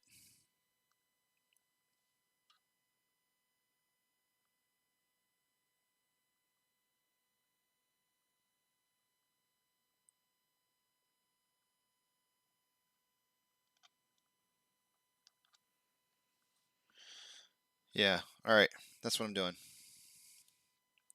Let's fix up these prices here. What do we got? We got about 9 minutes. I can fix this real quick here. Duncan, just like he likes his enemy, red, 48 to 51.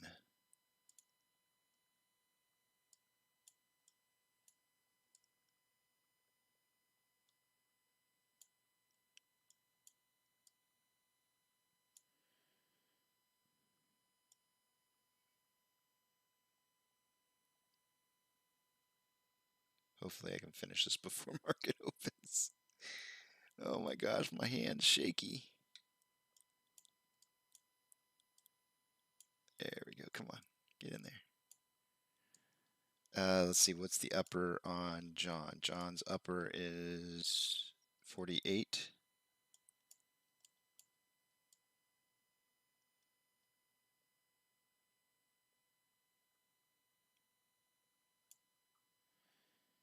Eric's upper is 49.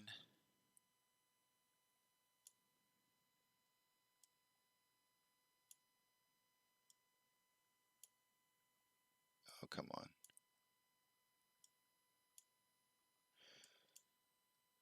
John's lower is going to be 45.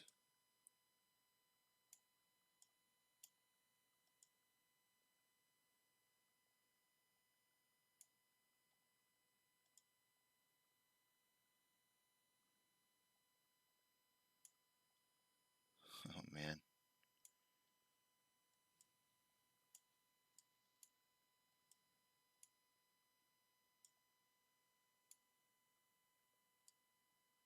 You wouldn't believe how hard this is. I'm not a bad gamer. Let's see, this is Eric's lower, 46.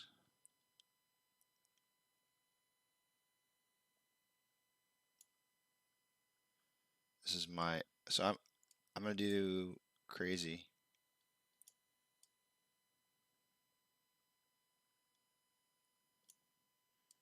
Shoot, dang it. Duncan's upper, what's Duncan's upper? 48.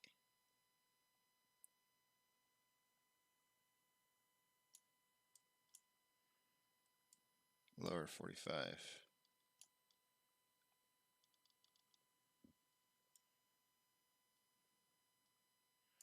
Man, that is cryptic. That is cryptic, Vavamus. Where are you getting that from, man? I gotta know. What is that a quote from? Look to the east on the 5th day at dawn. What is that from? Please tell me. What do we got here? I'm going 57. I'm doing something weird. Guys. I see some weird indicators today. The kind of stuff that makes the hair raise on the back of your neck kind of stuff. I'm going way high on price prediction. I think today might be the breakout day. I really thought last night going in today that it was going to be the down day, but I mean there's just some weird stuff happening right now. My lower is 54.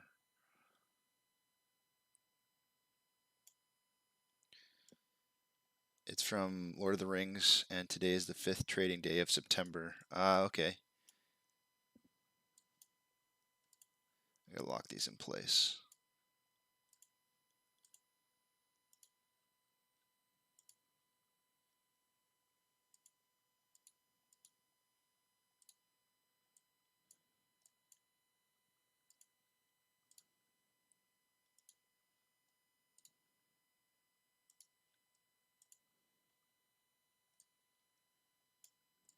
All right, we're heading into about a minute from now. I'm going to start up the, man, I'm getting blown up.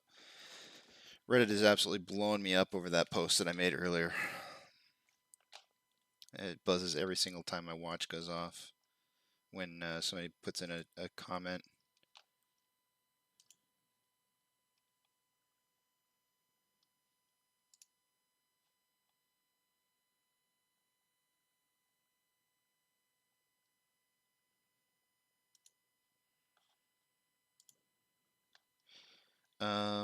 They changed the logo to all white from gray like Gandalf when he changes.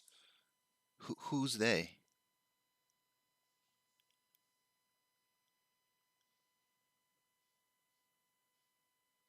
Oh wait. It was a tinfoil hat theory about GME because of the GameStop overhaul of their website. GameStop changed it?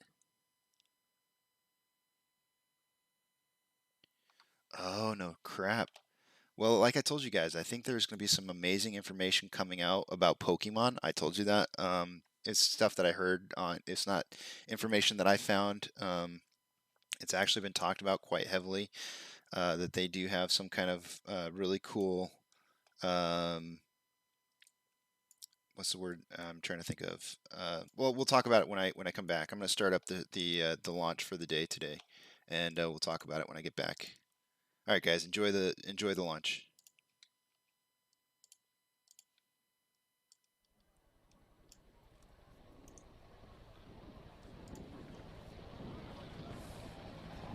T-minus 90 seconds and counting. All systems are go. We're about 90 seconds from the launch of Space Shuttle Discovery.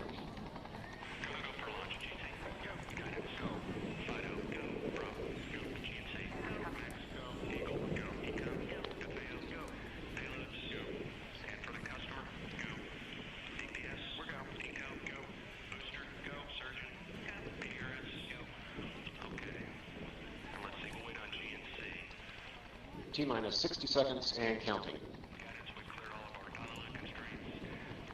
We are transferring to orbiter internal power at this time. Discovery is now running off its 3 onboard fuel cells.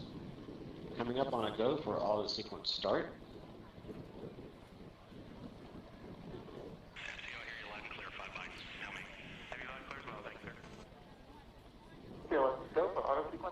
And we have a go for auto sequence start. Discovery's onboard computers have primary control of all the vehicle's critical functions. T-minus 17 seconds and counting. 15, 12, 11, 10, 9, 8, 7, 6, start, 2, 1, booster ignition, and liftoff of the Space Shuttle Discovery, returning to the space station, paving the way for future missions beyond.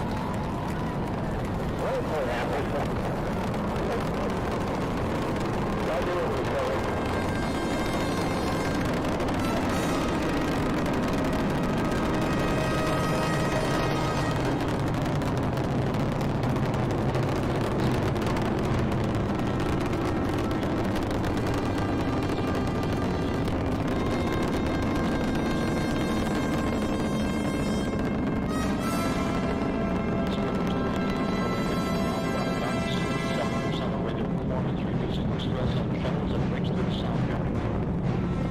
Strip already on 1.5 miles an hour to 1.5 miles downrange, traffic level 750 miles an hour. Looking good on the road. 7 seconds into flight. Going off.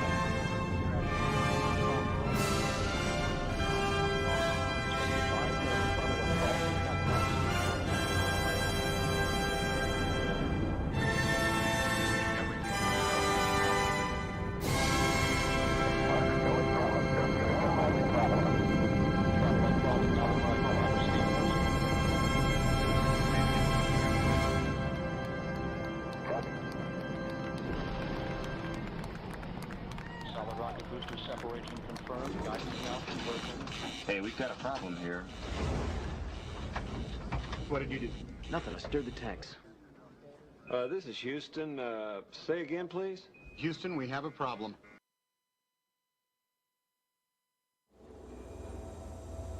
We are a nation with no geographic boundaries, bound together through our beliefs. We are like-minded individuals, sharing a common vision, pushing toward a world rid of color lines.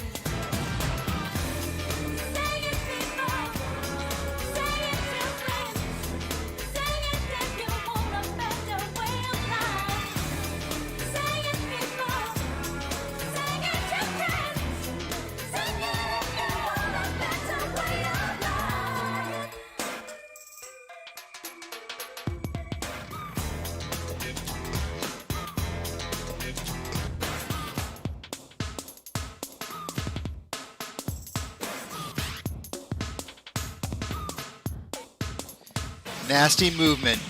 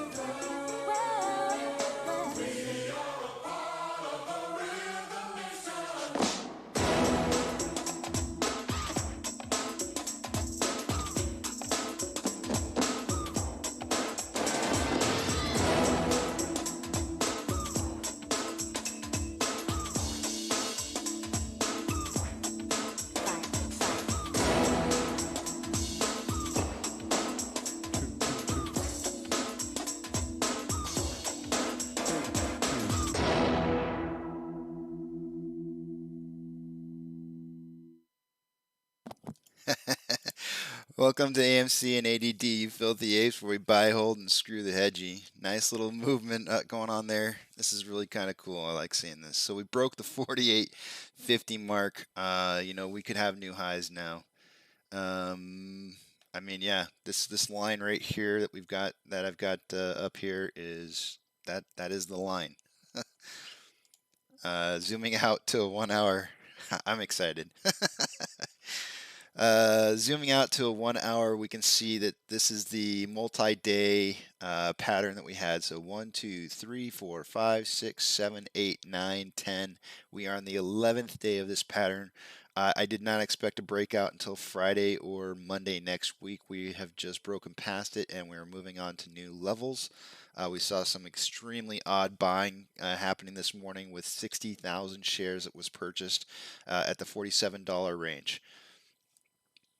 I put in a wild guess today at 54 to 57 for the ending price today. We'll see if that's a possibility. But once we broke past, we tested. This is the fourth time. 1, 2, 3. This is the fourth test. This was an almost test right back here yesterday. But we are punching through it. I'm looking at the buy and sell orders. It's just acting crazy. We're in the first 4 minutes of the day today. My volume prediction is probably just going to get blown out of the water. Maybe I'll get price right. I'll trade price for volume. This is when FOMO kicks in. We're past 48. FOMO's kicking in now. People are going to start running to the tables. This is like watching a crap shooter shoot craps for an hour straight and not busting. So. Yeah, this is everybody's gonna start running to the table. Volume will pick up. I am excited about doing the 9 o'clock technicals. All right, let's move back in on the 1 minute and see where we're actually moving to here. Looks like it's stalling out a little bit. It's probably going to consolidate, maybe have a little bit of a downturn before possibly moving back up further.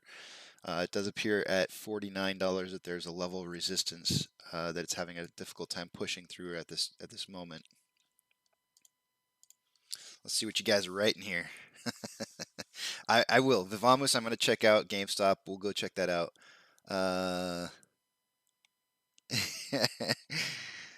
Yeah, I would love to see it stay above 48.50. I mean, on the 1 minute candles, we've definitely got one solid candle above 48.50 right here.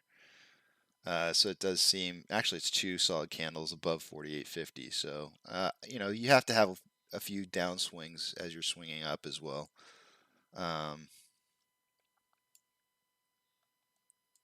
Man, I almost don't want to wait the half hour. I'm gonna do it. I gotta wait, but I'm really curious to see. I'm gonna pull some stuff up on the side, and I'll just tell you guys what's going on instead of showing you.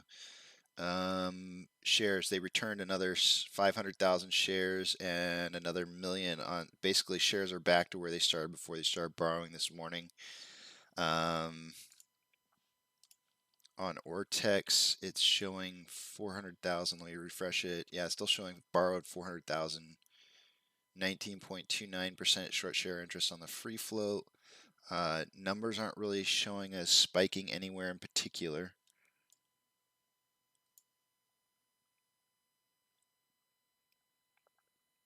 $48.50 should be a level of support. And it did. It bounced off of $48.50. I actually have my line drawn at $48.30, which is where it touched down to, it looks like. I think. Yeah, 48.30 is what it touched off of. 48.30 is what I have my number at.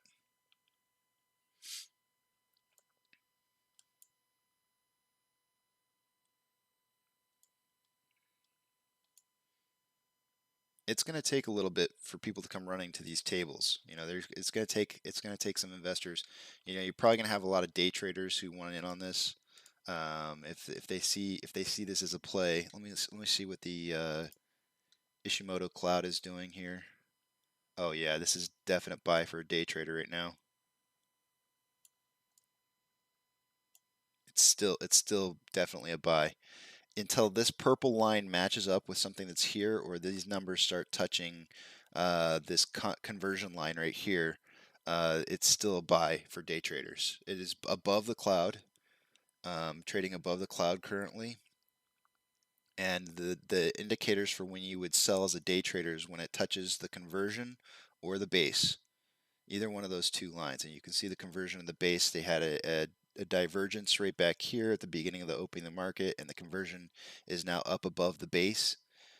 So this is a day trader's, excuse my French, but wet dream right here. I know I have some sensitive ears out there. I apologize, but that's what this is. So as this lagging line, this is of course on the 1 minute chart. I shouldn't be looking at the 1 minute chart. I'm sorry. I should be looking at 1 hour. You shouldn't look at Ishimoto on the 1 minute. Same difference. Although, let's see, it's at $49. It's slightly above the conversion line. It's kind of sketchy. I think right back here it would have been a buy for day traders.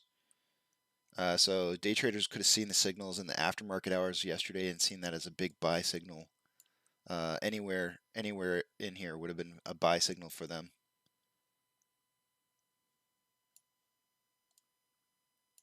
Now could actually be a sell signal time back here.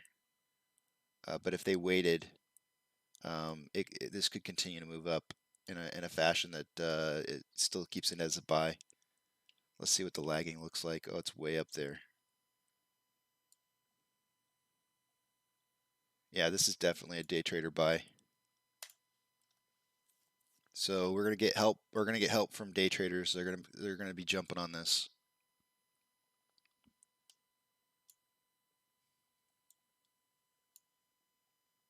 And with that comes, with day traders comes, eventually, they sell, right? I mean, they're not going to stay in forever, but they definitely help us out in our movement and trying to push this forward.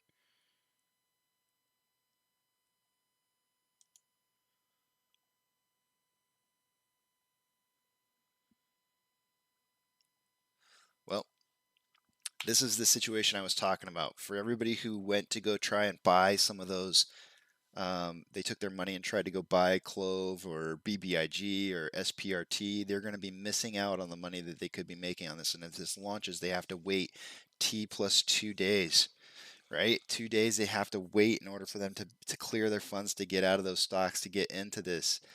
It's great that you're trying to make some extra cash on the side to get into this, but you're losing out on that money that could have been in on this play here. I don't think that it necessarily pays off, especially if you miss the train or rocket ship or whatever you want to call it.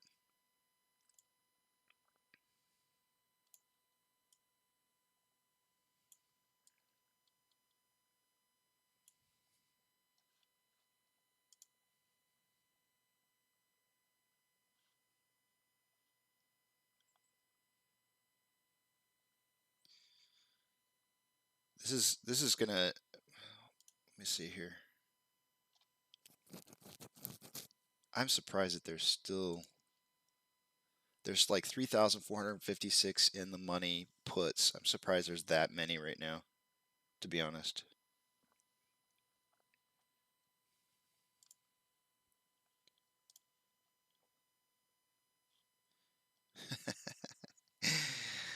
All right, so my post has 333 upvotes already. I think I haven't refreshed yet. Let me see.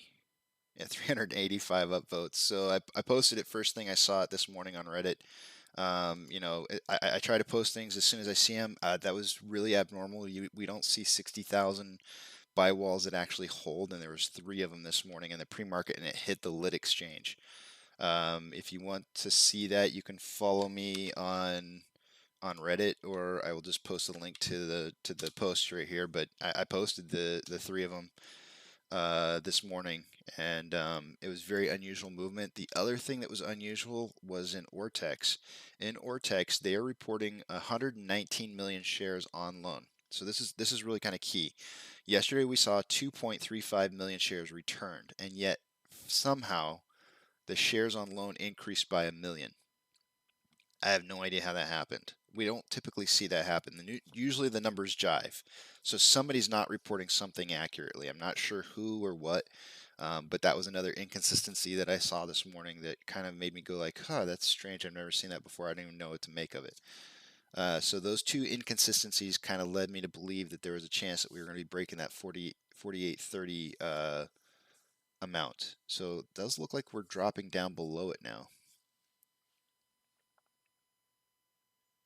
This may have just been temporary. they're gonna fight to push it back down.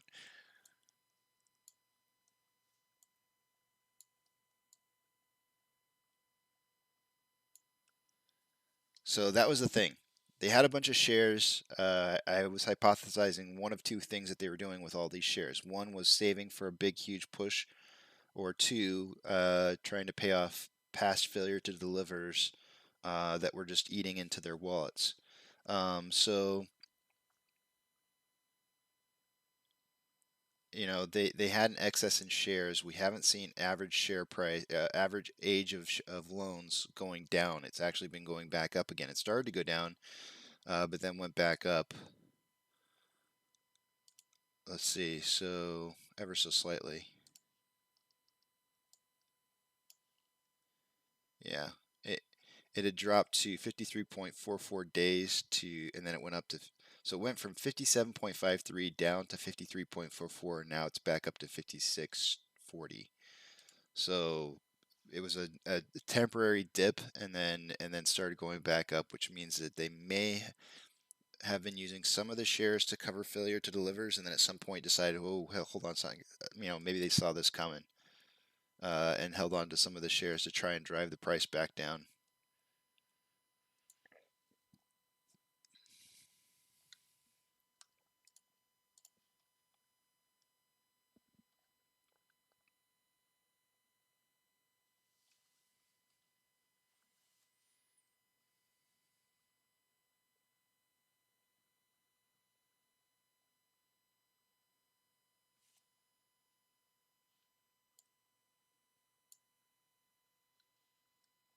Let's check this out on a 30-minute interval. I'm going to get rid of this Ishimoto.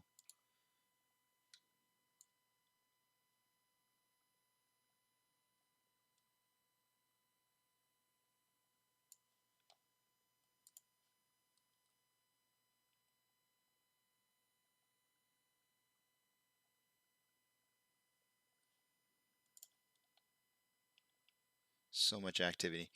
21 million shares traded in the first 18 minutes.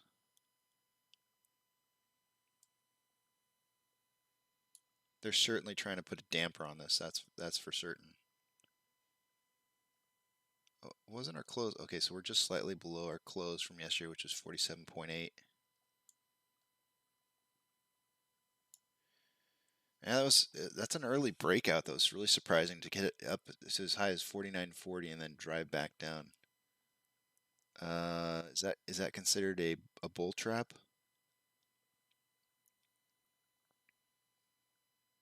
I mean, it doesn't look like a bull trap. Well, maybe. No, I don't think that's a bull trap. What do you guys think?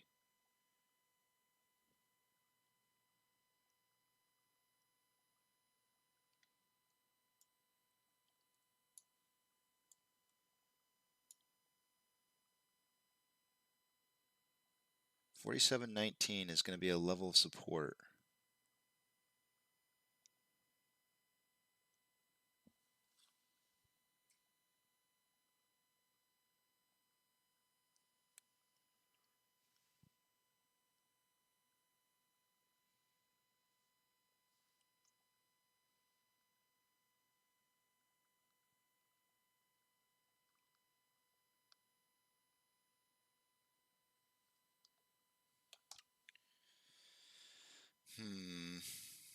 I do not know.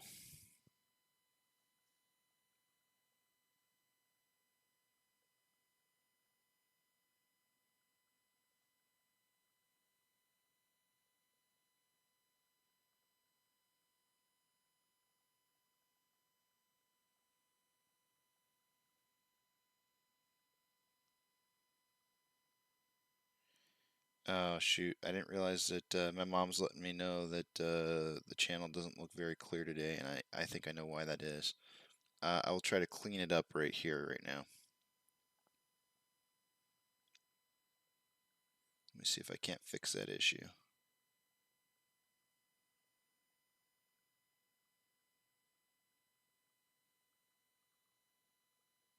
Should clear things up here in just a minute.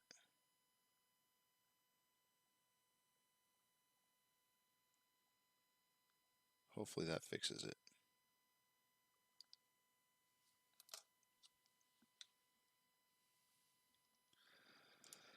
Well, that was an interesting run that we just had there.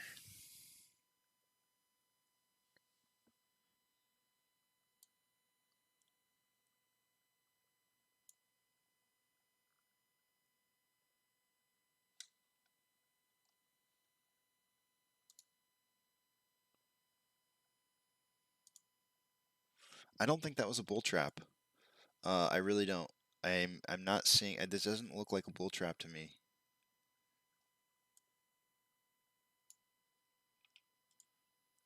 I would imagine RSI is through the roof. Checking it, we are currently at 64.05. So 64, so it's just above average on the 1 hour. On the 30-minute, I mean, but were we above though? No, we weren't even above because on the 1 hour it wouldn't have detected it because it was just a short, brief blip. On a 30-minute,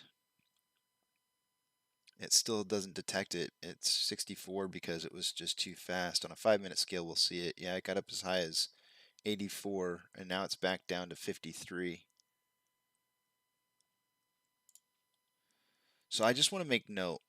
This is now the third day in a row where we've seen this pattern happen at the very beginning. So let's take a look at this real quick here. I think it is important to identify. So the first day was 2 days ago, or last Friday. The very beginning portion pattern of the day was up and then down, and then we had kind of like it was like, I think technically speaking we closed down by like 80 cents or something like that, but so it was a pretty sideways trading day overall. Then yesterday we had the same exact pattern form as well. Up, down, a little cup handle, so it looked like it was an inverted cup, but it ended up going up in price irregardless.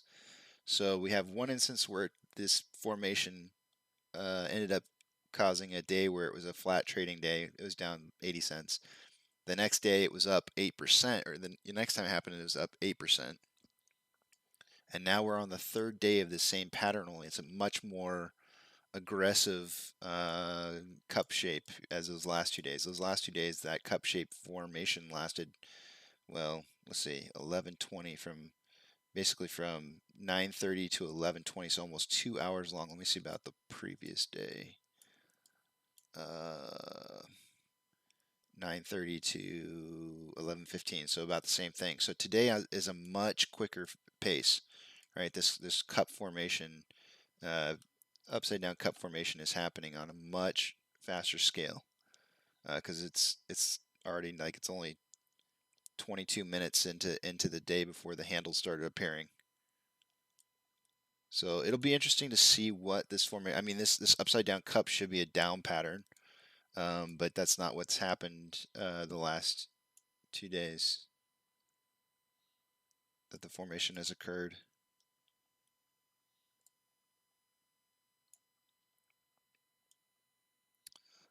If I had to guess, we'll probably end up looking like last Friday, where we end up closing the day just slightly lower than what we closed. So maybe it might close at around 47 bucks today.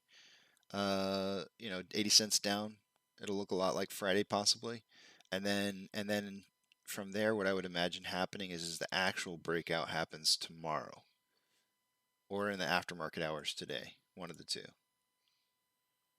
And that would put us a lot closer to the time frame that I had expected, because I don't have the actual breakout showing up until Friday at the earliest, or in the aftermarket hours of tomorrow. So, but it certainly could happen a little bit earlier. A day earlier would be fine. So I don't know if I would count this breakout.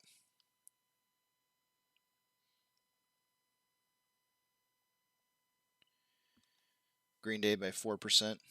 That could be possible. I could see something like that happening. I mean, it's something in between maybe what we saw the previous last 2 days. Anywhere in between, down 80 cents or up $2, somewhere in the, somewhere in there is probably what we're seeing for today.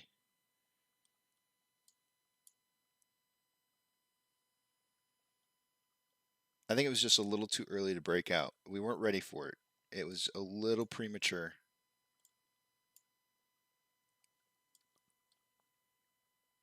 Those orders that came in, I think it was right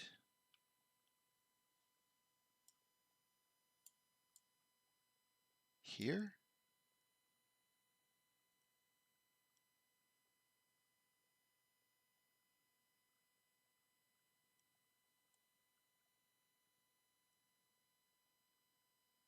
No, it was right here.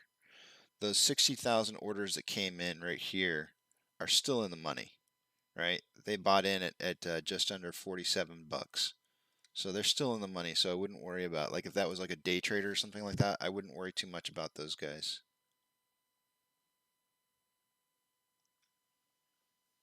My mom's saying the channel looks a lot better now.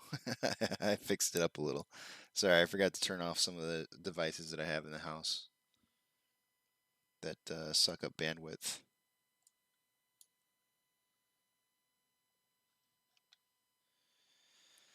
Um,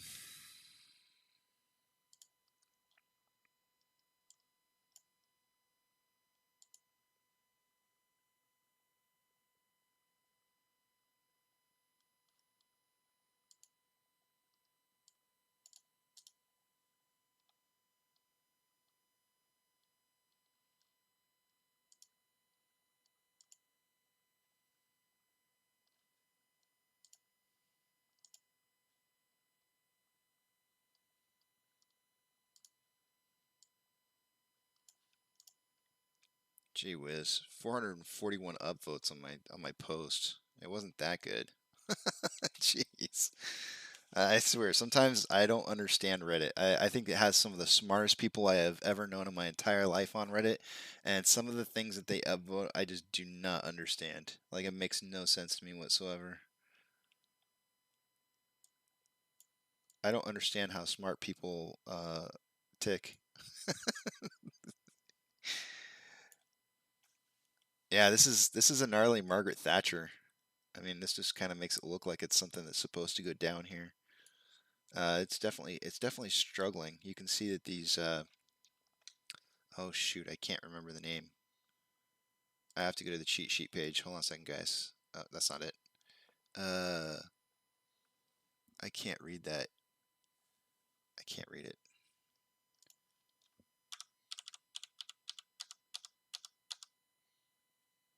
Doji. These doji candles, they're definitely neutral. So it means the stock price is having a difficult time. Well, let's just go to the page. I'll go to the page for you guys. Let's see. What are we looking at here? What kind of pattern formation are we seeing out of this? And I think this candlestick basics pattern chart here is probably best if you look at it from like a larger times interval. So I'm gonna pull it out to like the 5-minute.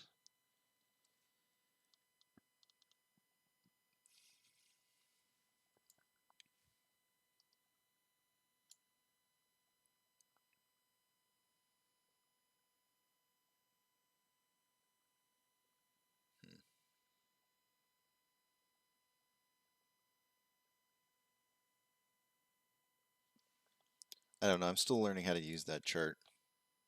I just moved it back to the 1-minute scale.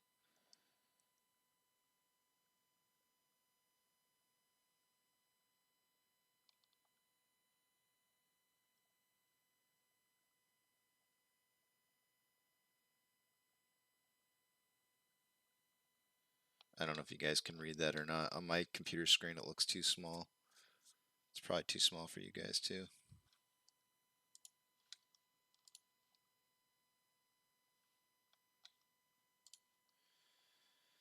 Maybe the hedgies finally saved enough money to pay the programmer to write a new algorithm. Oh man.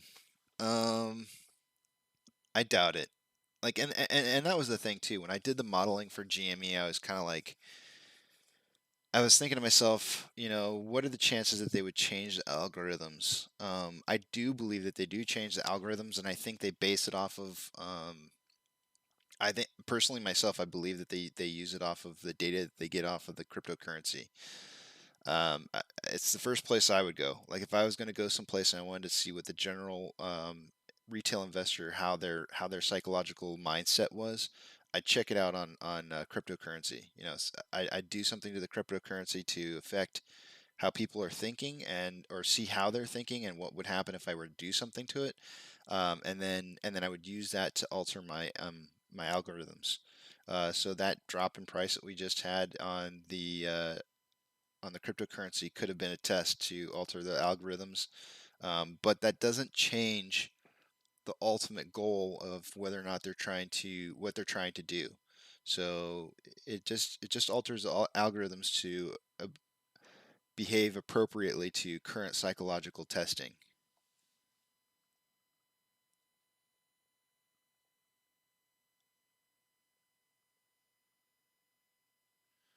Yeah, it doesn't matter. Even if they did change, I mean, the algorithms are definitely changing. I mean, that's the whole point in an algorithm, right? It modifies itself based on the psychological. Uh, it's created to change itself based off of the psychological um, impact that the price is having to people currently. Um, people may be feeling stressed during certain times. Like this. I guess September supposedly is the downturn of the markets. How are people's psychology handling things right now in September? It might be different than it was back in June, July, and so these algorithms are created to adjust for that. But you have to have a test platform, right? You have no way of knowing exactly what people's psychology are, so you have to have a test platform somewhere where you can get a basis off of what the current psychological impact of changes are. And in my opinion, that's cryptocurrency. If you want to put a heartbeat on how people are trading or how they're going to react to something, you go to cryptocurrency because that's where everybody's going right now. So that big price drop, I can almost guarantee you that they gained some information from that to try and adjust accordingly.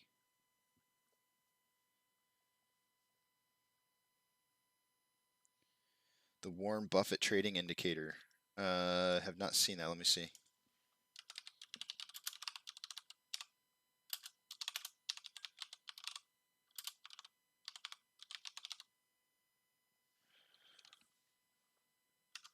Okay, I'm gonna go Warren Buffett's favorite market indicator. I think that may be what you're talking about. At least that's the first thing that pulls up. Warren Buffett's favorite market indicator hits 205%.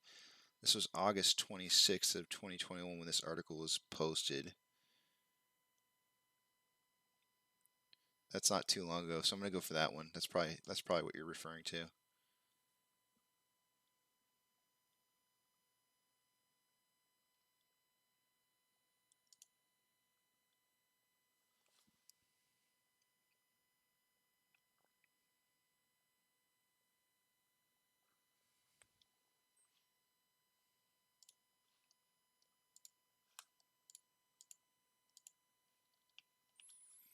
Okay, Warren Buffett's favorite market indicator has climbed to 205%, signaling stocks are vastly overpriced and a crash may be coming. The Buffett indicator takes the combined market capitalization of all publicly traded U.S. stocks and divides it by the latest quarterly figure for gross domestic product. It serves as a rough gauge of the stock market's valuation relative to the size of the economy. I 100% agree with that. The Wilshire 5000 total market index closed just shy of 46.69 trillion on Wednesday. This was back, I would assume, Wednesday before the date they posted this, which was on August 26th, which would have been, yeah, so like 2 weeks ago. 2 weeks ago today. Um,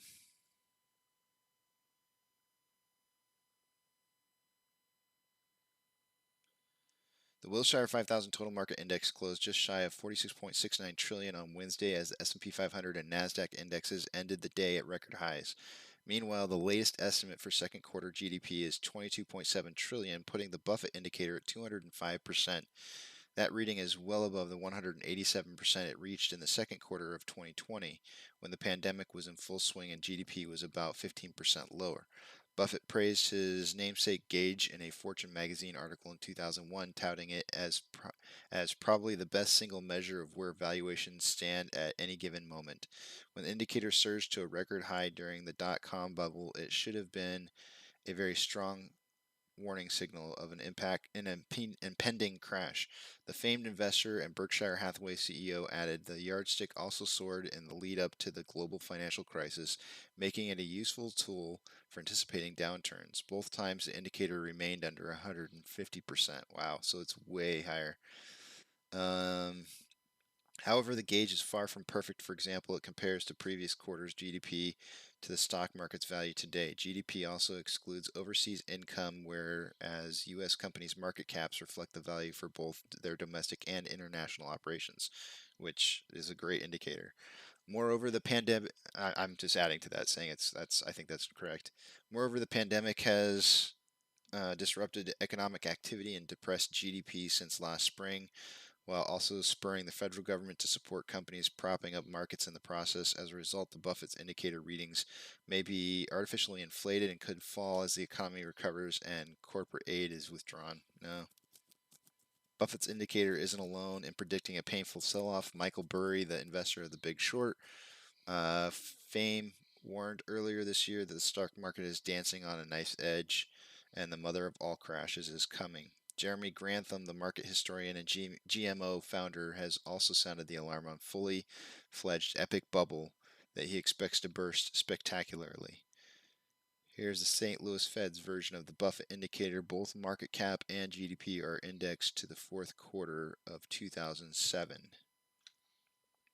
Vivamus, I'm gonna go check out your GameStop webpage, but I'm gonna pull this up over here so you guys can see.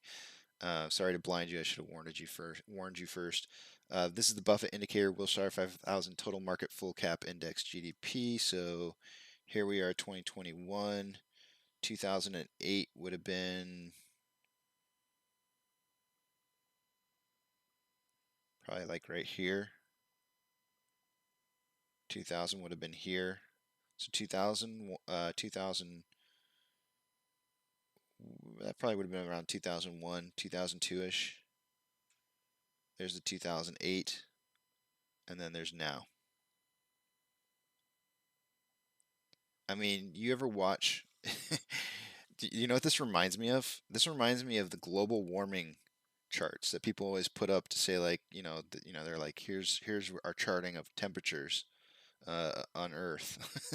This is what this looks like. Like, if you can't recognize that there's some kind of warming going on, and I don't want to get into a big debate about global warming.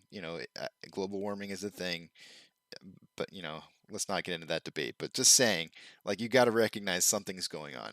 Something is going on without arguing about whether what causes it.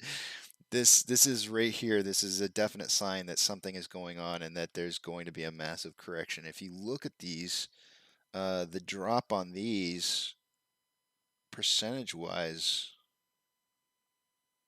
I think this is running. It's almost running like 1.3. And this is a drop down to, let's get the handy dandy calculator up here. What does that drop down to? Maybe about 0.7?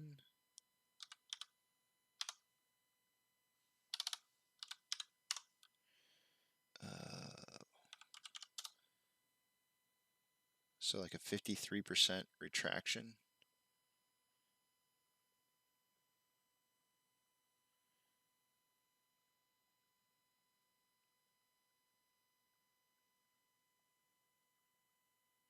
So if we're at 2.4 now,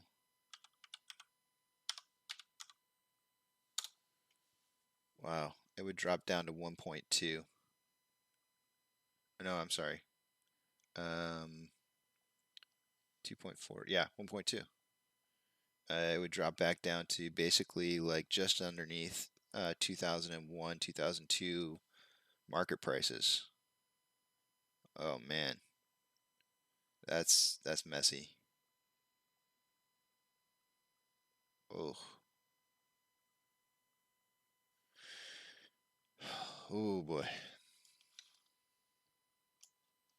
And I hope people are ready. That's all I got to say. I hope people are ready.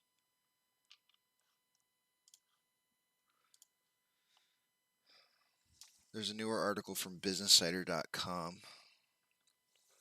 Look, I mean, I've said it several times. When this thing squeezes, I'm not sure what's going to happen first. I'm not sure if the market's going to crash first or if this thing's going to squeeze first. I'd be inclined to think that the market will crash first and then this will squeeze.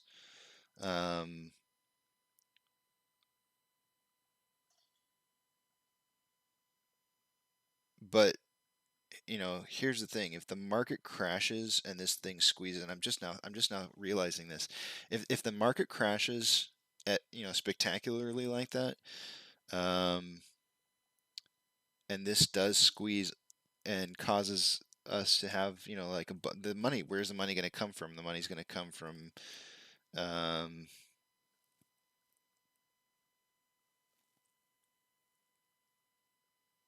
I mean, it's supposed to come from the clearinghouses.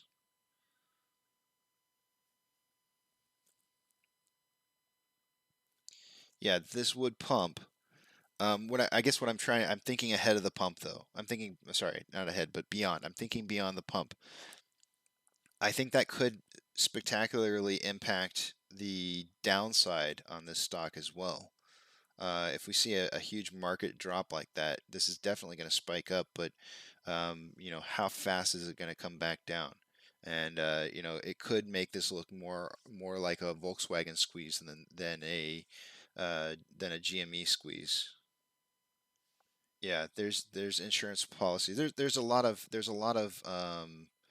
I'm not worried about where the money's going to come from. That's not I don't want you guys worried on that. I'm thinking beyond that. I'm thinking about the modeling that I've done to try and figure out where the backside of the squeeze is going to be, and if the modeling's based on an economic market that's still operative and still running and still working, then it's going to be flawed. And the reason that it'll be flawed is because um, there's nothing left. There's nothing out there. There's no market after that, right? The market's tanked. All these other squeezes that I've based my modeling off of has been based around markets that are still existing and still running and operative and other places for money to run to. So um, yeah, that could kind of put a little bit of a wrench in what the squeeze is going to look like. I mean, I still think that volume and dip percentages are still great indicators. Those are the two main indicators that I'm going to be looking at, and I'm going to do a little presentation on that this Friday. But as to whether or not we're going to be able to apply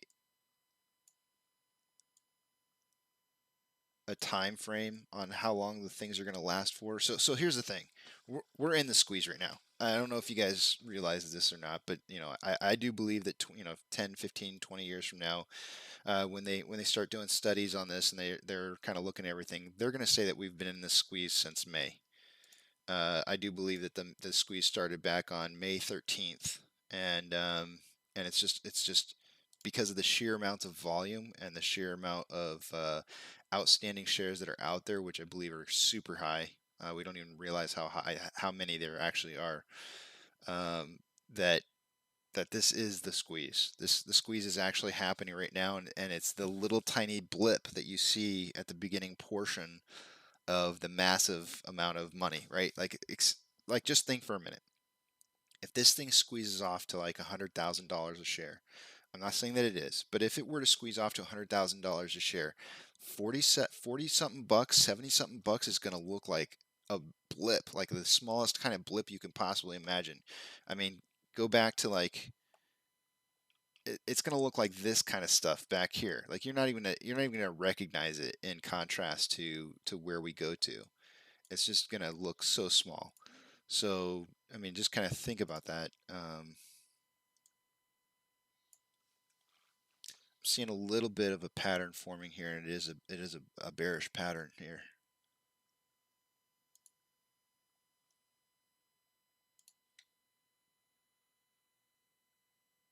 Wait a minute, why isn't it drawing? Oh, because I'm being an idiot.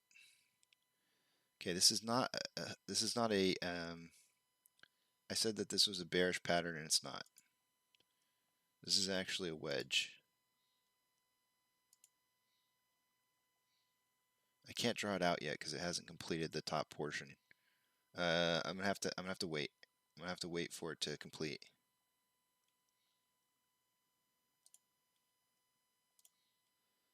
So I'm gonna just draw out the bottom portion until we get a top up here.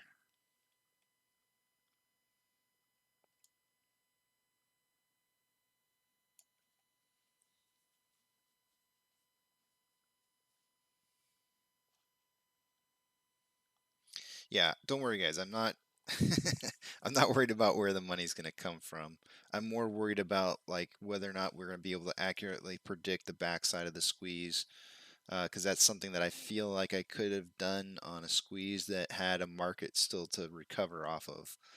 But if there is no market to recover off of when this, like if the market drops first and then this thing squeezes after, people aren't going to have any place to go. Like they'll sell their money in and there won't be any safe place for them to put their money afterwards, which could have people coming back for seconds and thirds and fourths of AMC, which I hadn't even considered before. Which it'll alter the.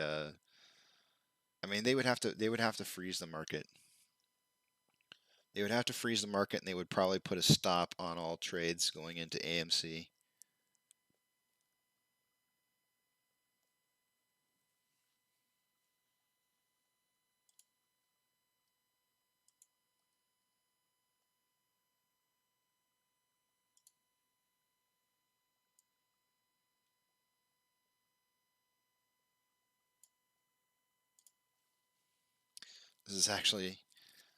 This wedge is pretty much completed anyways. It's gonna break out one direction or the other, but more than likely up. It's already riding at the top side of it.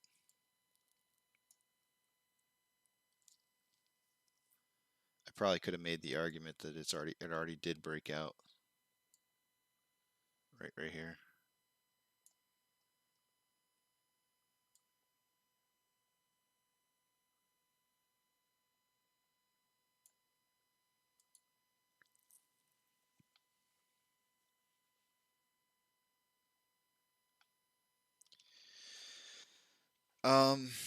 If the hedgies, let's see, if the hedgies go belly up, wouldn't that make no? Because they actually support like I guess Gensler was saying over half. I think it was half. Like if you go back and you look at what Gensler reported to, he had a meeting. I think it was in February. With the House of Representatives, and he basically kind of did like a state of affairs as to what happened with the whole GME squeeze. It might have been late February, early March. Anyways, in his prepared speech, he basically says that with the amount of shares that are traded in the dark pools in total, it's like basically I think it was a third. Was it a third? It was higher than a third of the entire markets traded into the dark pools through these 4 or 5 hedge funds. Maybe it was 7. I can't remember. It was a small number. And so if they go belly up, those somebody's going to have to fill the shoes. But their money would be out on the market. I don't know if we squeeze Hedges go belly up. Wouldn't that make the market recalibrate?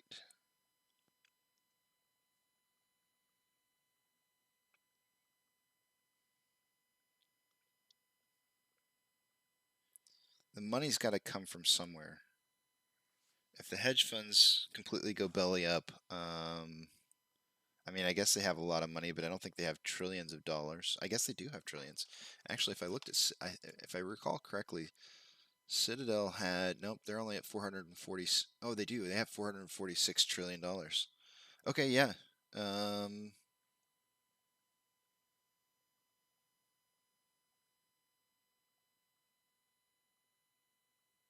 Maybe it could. Maybe it could recalibrate. I mean, that's a lot of money.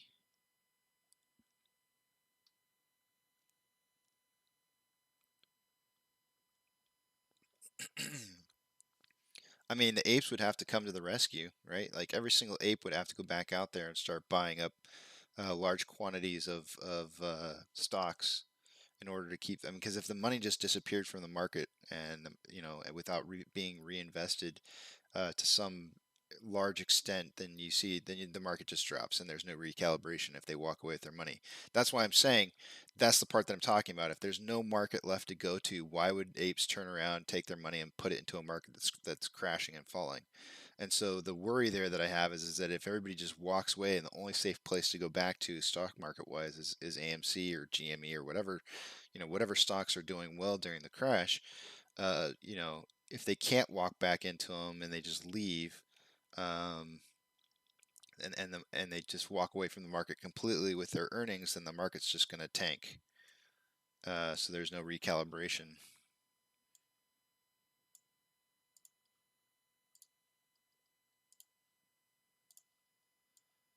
It would require the apes to come back to the table and start reinvesting in companies that they thought were good companies that they wanted to see prosper. It'll definitely be a rebalancing for sure. Oh man, it's 9:22. I completely missed my 9 o'clock technicals. I was on such a tangent in my head. All right, let me go through and I was so excited about what was going on and I completely lost my place and time. Let me go back through, refresh my screens here, and we'll check everything out.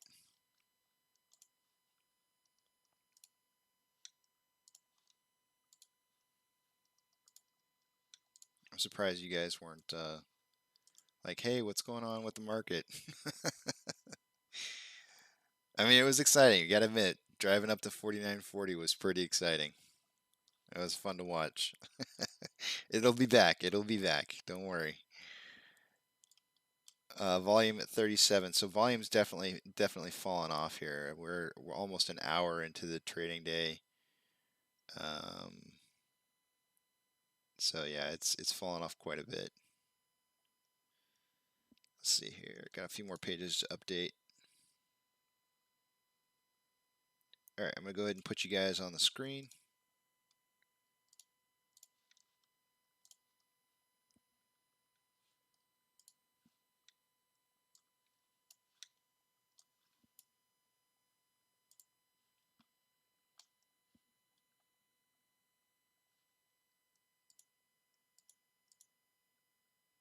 Huh.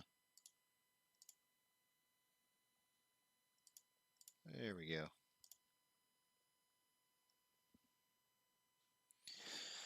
All right, let's see where we're at. Dark pools traded so far this morning, 57%, so it's more like 62%. 62% traded in the dark pools. Borrow change, 328,000. 328. If you guys ever have any questions about the data that I'm reading off, just let me know. 328.8 thousand shares borrowed is down from the 400.3 that we saw earlier. 19.28% estimated current short share interest of the free float. That's getting up there. 20% is extremely high. Oh man, look at the cost to borrow, guys. Why have I not seen that? How did I miss that? We gotta look at cost to borrow. CTB, where are you at, CTB? I gotta go to show advanced.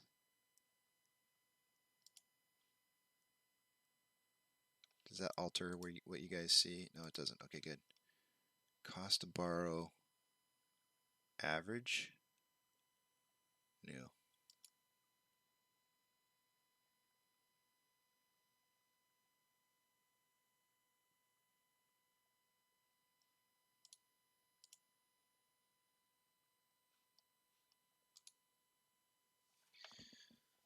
I'm so confused. Oh, cost to borrow max. I'm looking at the max. Okay, so I gotta look at the max average.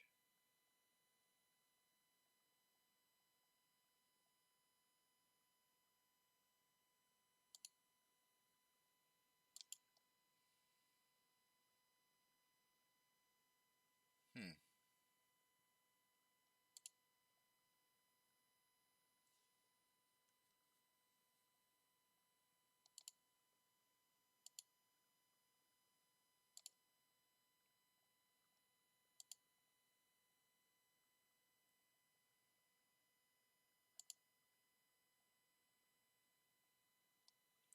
Sorry guys, I'm just kind of going through. I'm looking at the cost to borrow. The cost to borrow max seems way high right now. I don't remember having seen it that high before. I feel like it's typically much lower than that.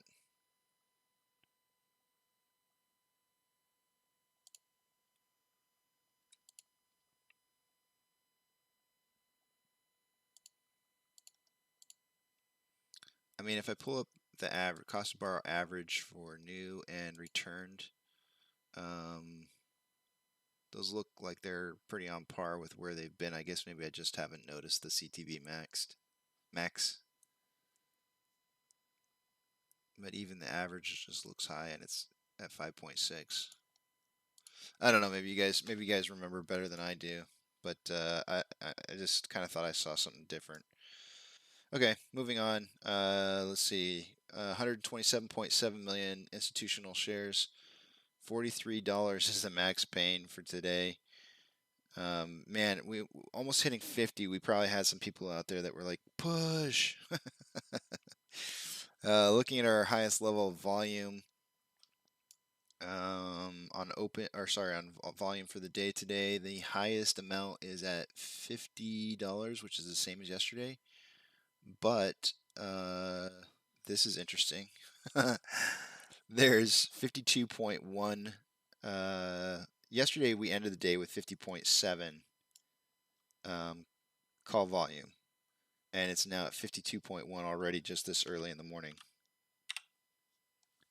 So whatever this price increase in the morning, at the very least, caused a lot of activity on the call side of options.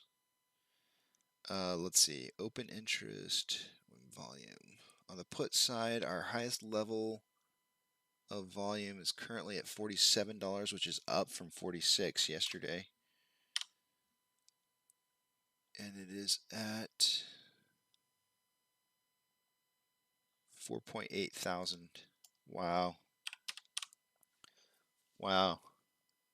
That's massive. That's absolutely massive.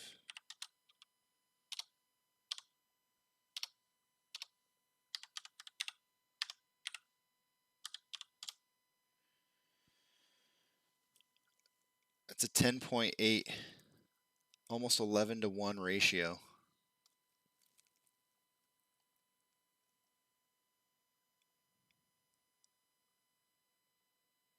Those numbers are so far off. It's almost ridiculous how far off they are. I've never seen that.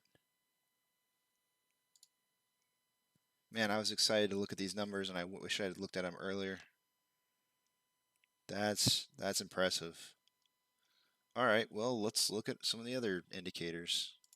Moving back over to the main page. This is how in the world? Okay, so there's definitely more buying going on. So we were down to like 43% earlier today. I don't know how AMC is not on the top. It's just due to sheer volume, but AMC is currently second in top trending stocks on Fidelity, with 55% buys over 45% sells. This morning's push definitely started turning it around to more buying than selling. Yeah, that's really nutty. I'm still lost in my head right now over the whole calls and puts out there right now. Let's refresh it. 41.2 thousand calls in the money versus 87 out of the money puts. So it's a 2-to-1 ratio. But the volume today is so massive. Next week should just be skyrocketing. After the end of today, I would imagine that next week is just going to be insane. Like if I got to change. I always have to say if I were to be and I'm not. If I were to be a options person, um, wow, I would seriously be thinking about next week. All right, the market 2014 advancers to 4,360 decliners. So the market is down. Nasdaq down 0.59%, Dow Jones down 0.14%, and the S&P 500 down 0.24%. The beverages market is having some problems.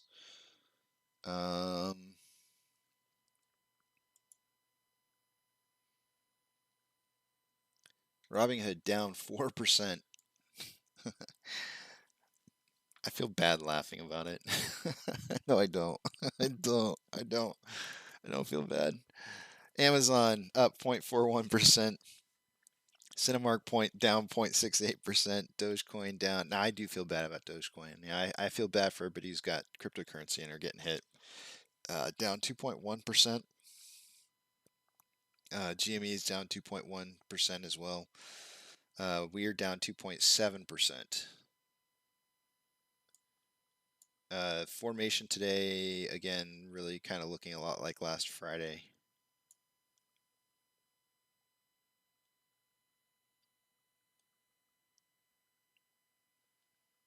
I'm going to draw out something a little bit here real quick. I just want to see if this is going to work out for me.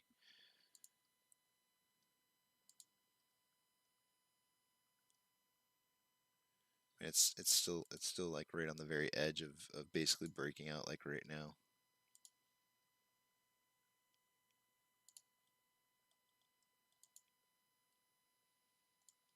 I'm not drawing this stuff very fast, guys. I'm lagging behind today. Let's see. Let's look at inflow versus outflow. Wow, 897 to 901. What's going on there? That's yesterday's data. Oh, I gotta click on another one and come back. That's why. There we go. Okay, even outflow to inflow. Outflow is just barely higher. And yet we're down 2.8%. Go figure. Looking at a 1 hour interval, our RSI is at 5161. On a 30-minute interval, which is right down the middle, our 30-minute interval, our RSI is at 45.17, which is just slightly below average. 5-minute interval is at 40.64, which is closer to 30 than it is 50. Almost. It's closer to 50, but it's low. I'm rattled today, guys. I'm rattled. A lot of stuff going on in my head right now, especially about those options. Like I really don't. I don't understand. I feel like that's almost like a impossible to have that many options. I'm gonna pull up. I'm gonna pull up another website just because I want to see. I want to confirm this data. I have a really hard time believing that the options are that. Where is it at?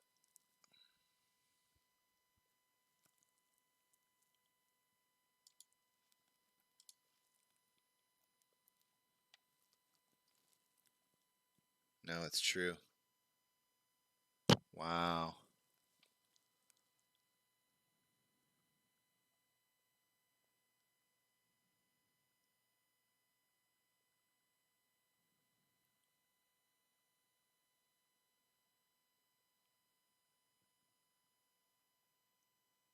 Wow.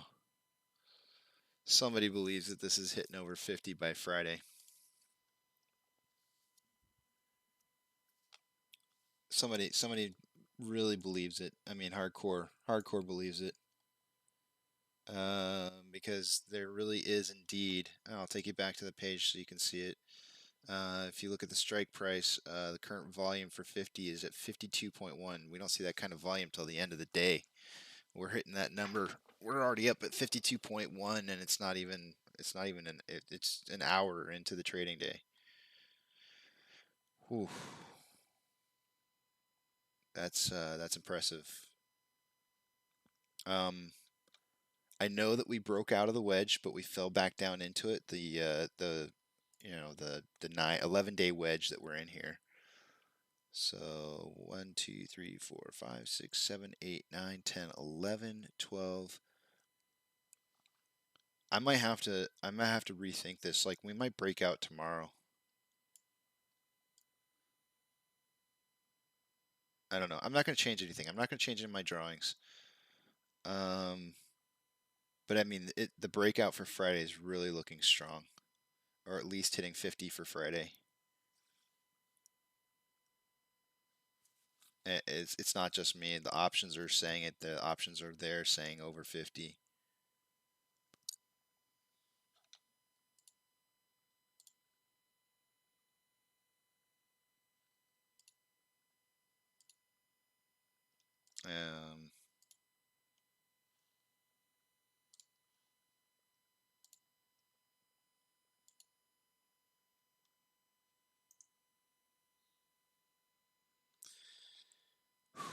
I gotta take a breath.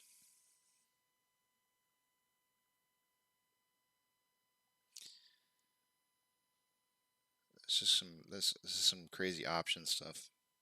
I don't know what to make of it. I gotta get some water. My mouth is getting dry. I'm having visions of me being able to shave my beard off. And it excites me. It makes me happy.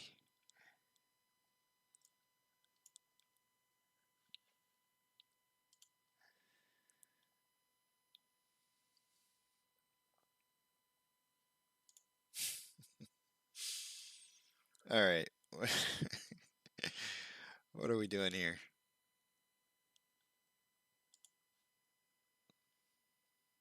617 upvotes.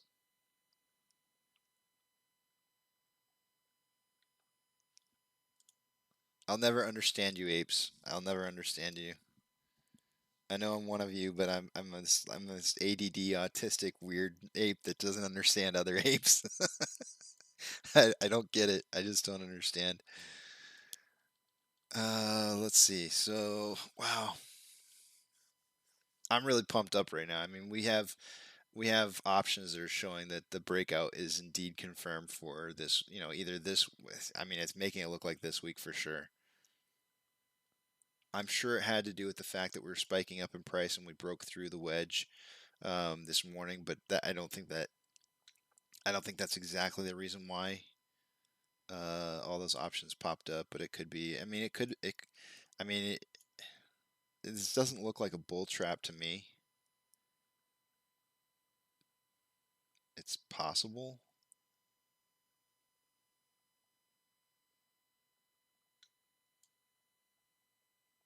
I am curious to see what other YouTubers are saying about this. I'm surprised you guys are so quiet. Like, I'm really surprised all y'all are quiet. Earnings report for GME today. Later on, that's gonna be a big impactor on the futures of probably both AMC and GME. But as per Vivamus, I'm gonna pull up GME's website.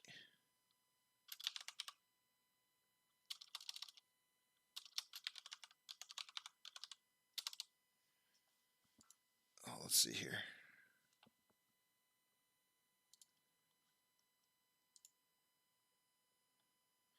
I unfortunately don't know what the website used to look like.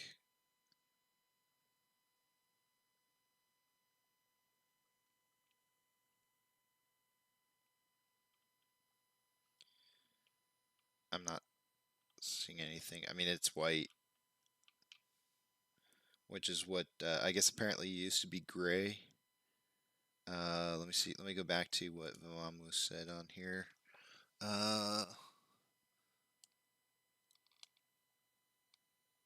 Oh, it's the investor site on GME.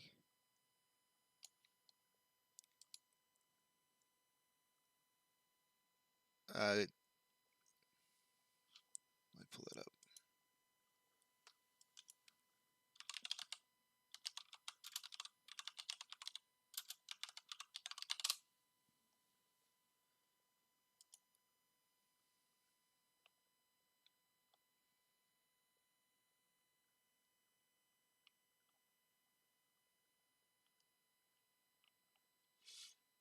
Hmm.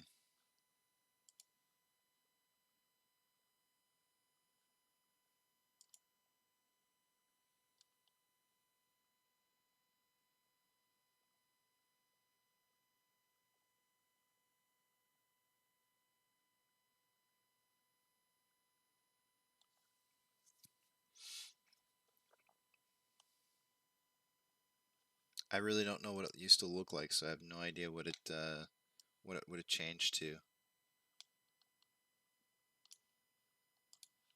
in appearance. But you know, according to Vavamus, he says that it used to be uh, gray, and then it's now all white, and it's the same thing. Like Gandalf changed.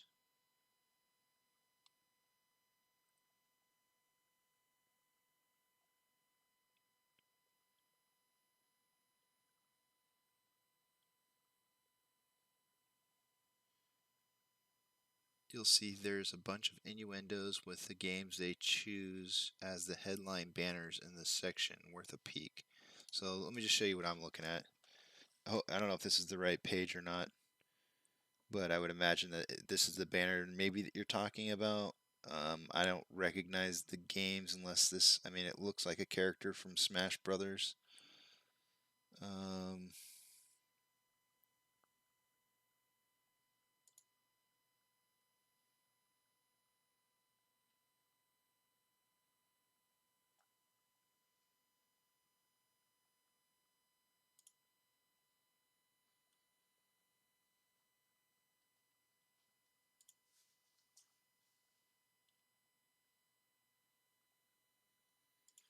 I know there's a Pokemon game that they're supposed to be getting here pretty soon.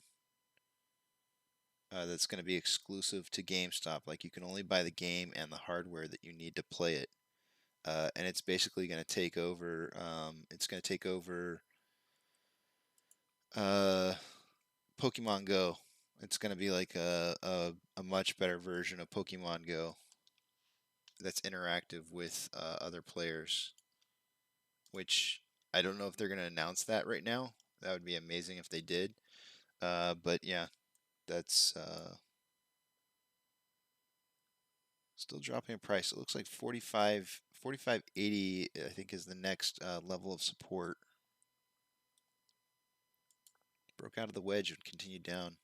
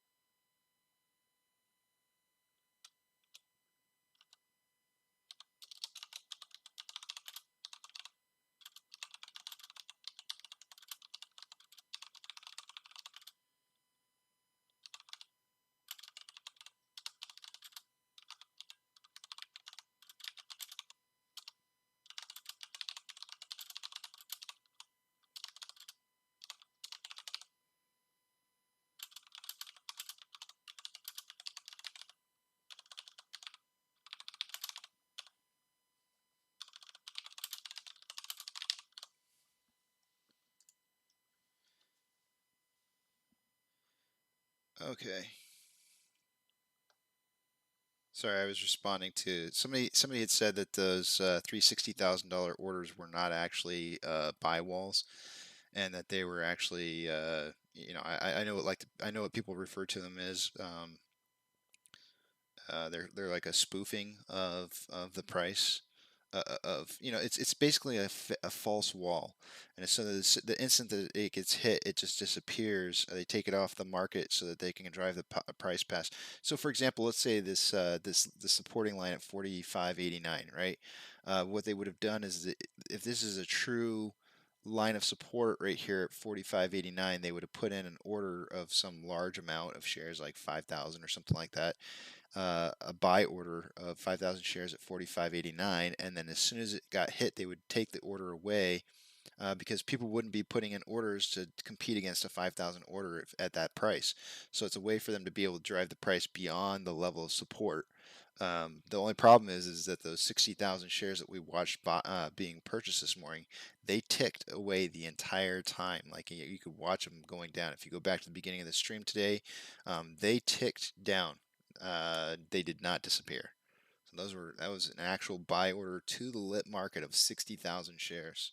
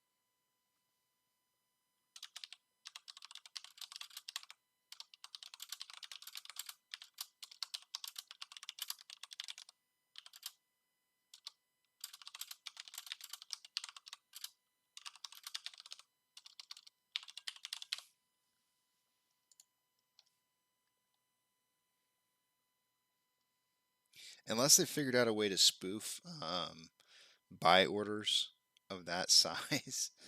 I mean, I guess it's possible, but highly impractical.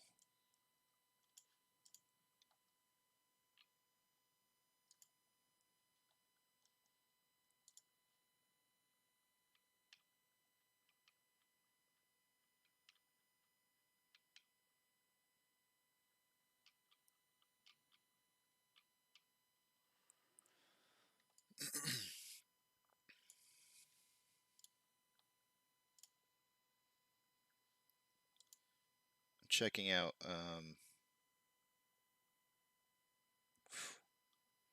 I mean, I thought this was going to be a dead week as far as options went, but it's not turning out that way anymore.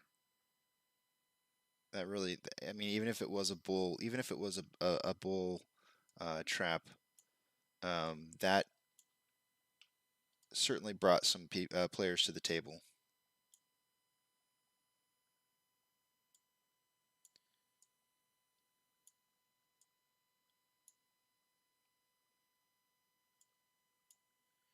I mean, it could have been a. So, all right, I mean, here's tinfoil hats on, right? What it could have been, and this is the spot where those 60,000 shares were purchased. If they ran the price up, and then suckered in a lot of people and then sold off those shares, we'd have to look and see how many orders were filled during this time frame right here. See if it equated to like a sell-off of 60. They might have been trapping new money. It's possible.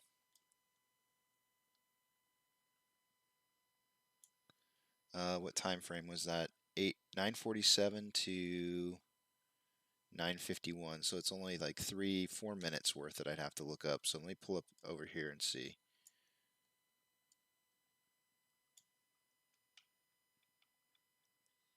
I probably should have done this earlier. The orders are coming through too fast. I can't scroll down fast enough. Yeah, I should have been looking at this earlier. All right, mental note to self. Next time we have a big uptick like that and then a big downswing, I should be looking at the shares during that period of time. I don't know if if you guys know of a website where I can look at actual order place, the time and sales, let me know, because that's something I want to look at. Go back this time frame and see how many shares were sold off during that time frame. Because if I have to go through them meticulously, I'll create it. I'll do an Excel and add it all up and figure it out, because that would help to determine whether that was a bull trap. That would be a new method that they would be trapping people, buying a bunch of shares and then driving the price up really quickly and then hitting it hard down, basically using us as a pump and dump, so to speak. That would be a new tactic that I haven't personally seen before.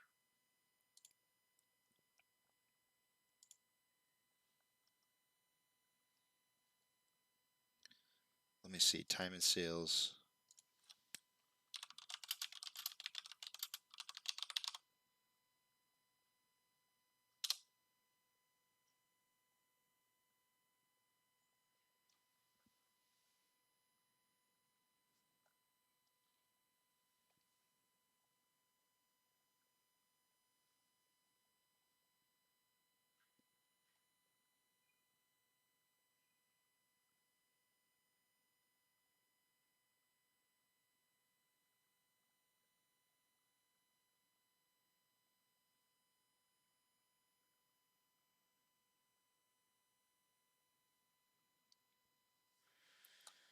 Um,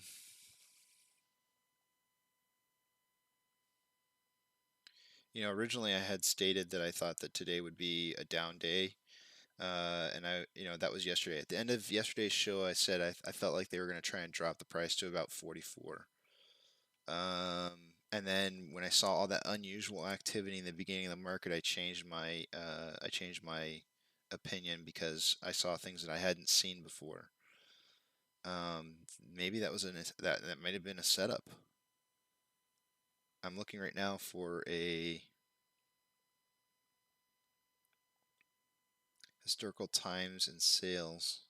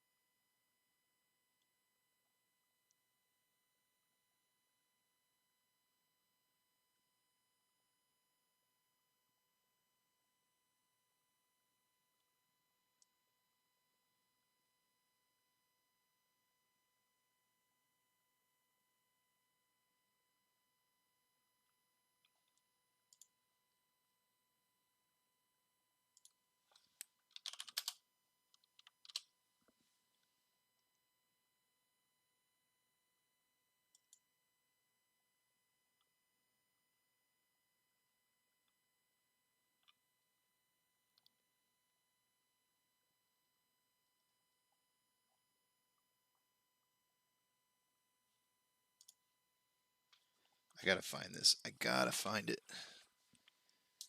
I really want to find out. I want to find out if that was a bull trap.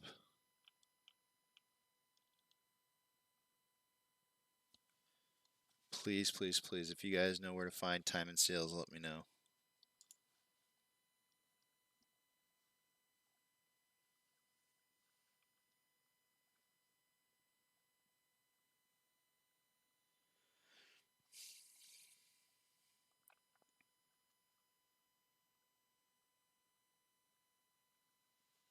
I wonder if I can do it on here.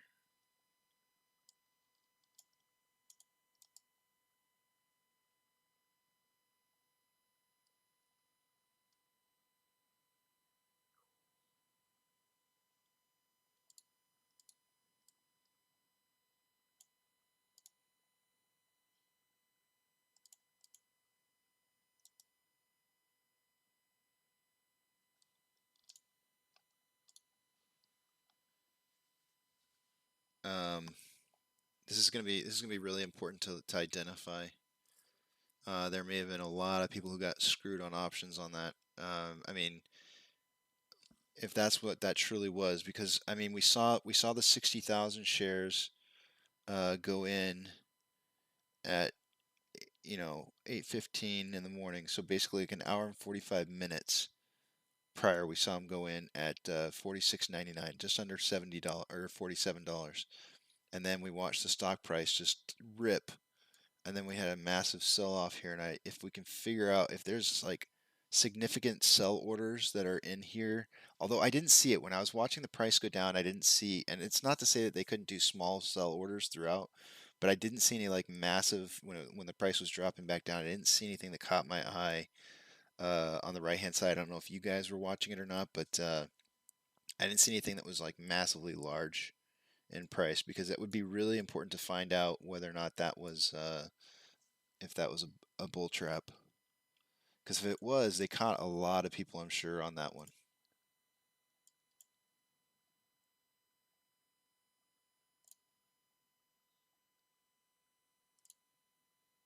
Come on.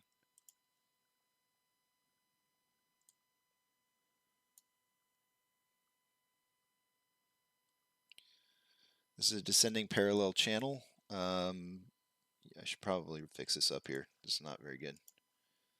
And we might actually be breaking out of it right now.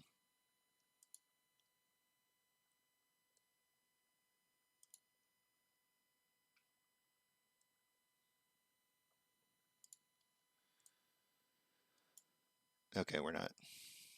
So this is a descending parallel channel. At some point here, typically speaking, I find it at these levels of support. It'll kind of find the level of support. Looks like it's tested it twice here, and so it'll kind of wedge down into this and then break out going up. So this is a bullish indicator. So the price should be heading back up here soon. It's just going to be probably a matter of one of these numbers holding up, either 45.89, 45.58, or 45.26.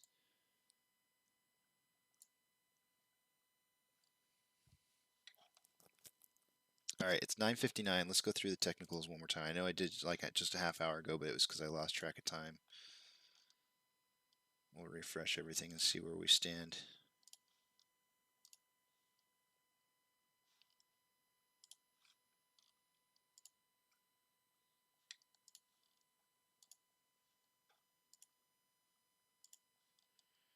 I'm learning good lessons here, guys. I really am. I'm learning the lesson that I need to be paying more attention to reversal of swings when they happen.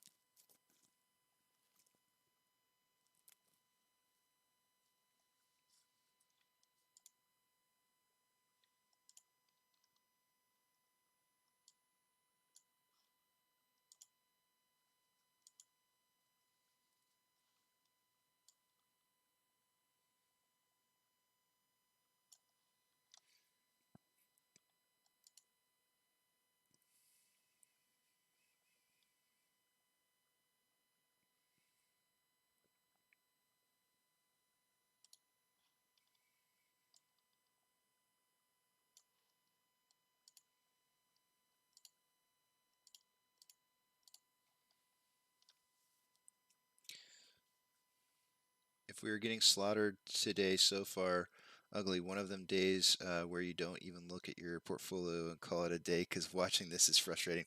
No, man, don't be frustrated by this. This is, again, like yesterday, I was kind of predicting that we would probably see a price drop down to 44.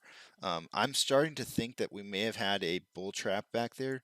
So kind of summarizing what happened in case you haven't been listening the whole time. Earlier this morning around, I want to say it was right around this time frame right in here. So around like an hour and 45 minutes before market open, we had 60,000 shares that were purchased off the market, and they were legit shares that were purchased. It was kind of crazy to see. But then we had this huge rip right off the beginning. Oddly broke past way early our 48.30 upper marker here. I know everybody says 48.50. I've got it marked at 48.30, whatever. But we broke through it, and then all of a sudden we started dropping back down. And I'm starting to wonder if those 60,000 shares that were purchased back here weren't a method of a sell-off, like they were trying to sell off those shares for revenue. You know, almost like they use this as a pump and dump.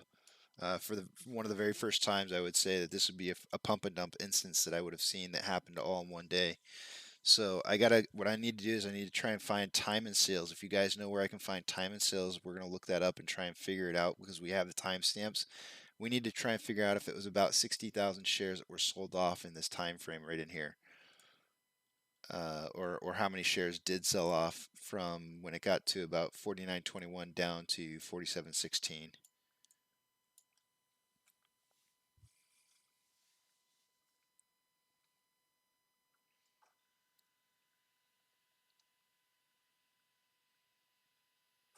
That 60,000 purchase cost two. I had it at 4.2 million. Is my math wrong?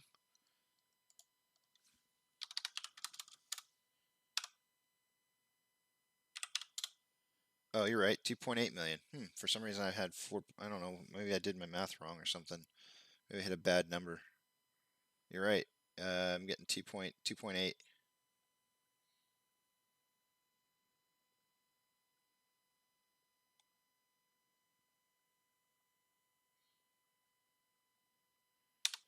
But yeah, I mean it was massive amount.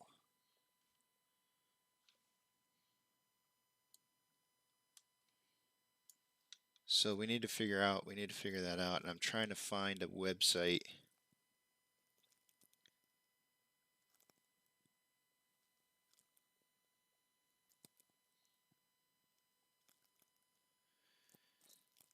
Don't feel bad, bad back. Don't feel bad about it, right? Like so, um, you know, a lot of this is psychological, right? And we're having a breakout right now, moving back up here of this descending parallel channel, which is a good thing. You know, this is a psychological battle, right? They're going to try and cause people to sell as much as possible, so they want you to feel like there's pressure involved to try and get you to sell your shares. So, you know, don't feel bad. Only feel bad if you sell, because if you sell and you haven't gotten the money out of this that you know you feel like you could have eventually down the road, um, that's when you should feel bad, right? Like that's getting out too early is what should really make you feel bad. You should feel proud in the fact that this isn't causing you to sell your shares, that you're still holding regardless of the fact. I do want to know that there is a 21,000 sell order at $46.30. I just saw that pop up over here on the right hand side. I don't know if you guys can see it or not. I think it's on the page. I'll pull it up real quick so you guys can see it on a larger level. And then I guess I'll go ahead and get into the technicals here while we watch that for just a minute.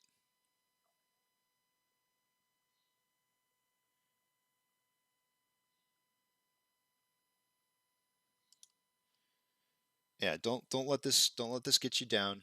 This is not even the worst of what I've seen in the past. this is small potatoes.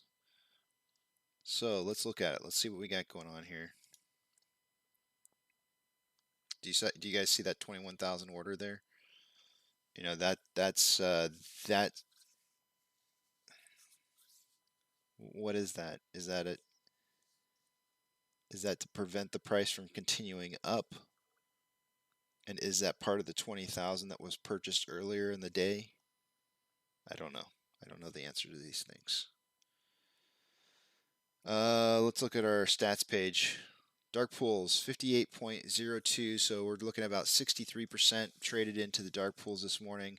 272,000 shares are currently, hey, look what decided to show up on the top right there. 272,000 shares currently being borrowed. Updating my notebook here. That is, it was 328.8 thousand shares borrowed earlier, so it's dropped a little bit.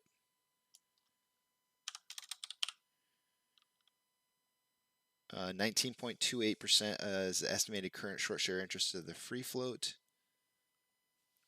highest levels of volume.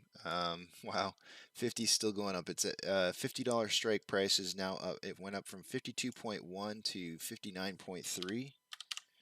And the put side, highest level of volume currently still at 47, from 4.8 to 6.3 in the last like half hour. Both those two numbers changed about that much in the last half hour. I did my last updates about a half hour ago.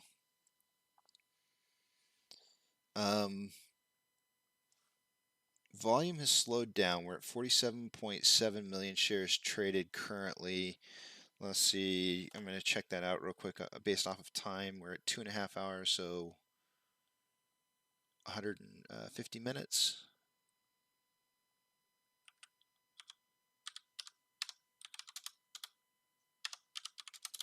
We're on a pace for 124 million shares traded for the day. This is where volume typically starts to fall off at around 10 o'clock my time. I'll take you back to the volume page here in just a minute, and you'll see that indeed it is falling. It is dipping quite a bit. But we'll check that out here in just a second. So my volume prediction today, 80 to 100 million, is probably going to be right on target. So yeah, just with that fact alone right there, I would leads me to believe that that was a bull trap. That was a bull trap. They suckered in a lot of people into buying. Look at the volume, 59.3 million or 59.3 thousand contracts at a $50 strike price. They suckered in a lot of people. A lot of people probably felt like, oh, this is it. This is the breakout past the 48, 48.50, 48.30. I'm calling it 48.30. I'm just going with my numbers. 48.30. They saw a breakout and they're like, buy contracts, and it looks like it might have ended up being a bull trap. This is probably one of the best bull traps I've seen in a while. Definitely got some people to buy in on that. It happens, you know. Sometimes he can't react off of gut feelings or seeing things happen the way that they're happening. Okay, so what is next here? What are we going to check out? Next thing to check out is, pull this on over and we'll take you back to the main page, and we're going to check out our Fidelity trading popularity. AMC's in second with even more buying power or pressure happening at 56% buys, over 44% sales. We're getting really close to that 60-40 ratio that I really like to see. I'm pretty positive, you know, this is just based off of trades, the amount of trades, not the amount of shares, but the amount of trades that are occurring. I think when you're at a 60 to 40% ratio, you're buying more shares than you're selling. I know it's already saying more buys, but it doesn't show amounts. So I think 60-40 is a good number, a good representation of investors buying. Taking a look at stonk tracker, it appears that all of the shares that they looks like they've actually added back probably about 500,000 more shares to the ETFs as there were before. So they may have actually gotten some people to sell some shares here on this bull trap. Not a whole lot, but they got some. It's nothing to worry about. Let's see here. What do we got? Advancers. Ooh, market's taking a big old poo-poo. Advancers, 1,796 advancers to 4,710 decliners. The NASDAQ is down 0.81%. Dow Jones down 0.17%. S&P 500 down 0.28%. And it looks like telecommunications is taking a real beating right now. Let's see. Robinhood is down 3.7%. Amazon is up 0.23%. Cinemark is down 1.47%. I mean, the market in general is taking a bad back, just so you know. It is not just AMC, and the fact that we're only down 3% right now is not that bad. Cinemark is down 1.16%.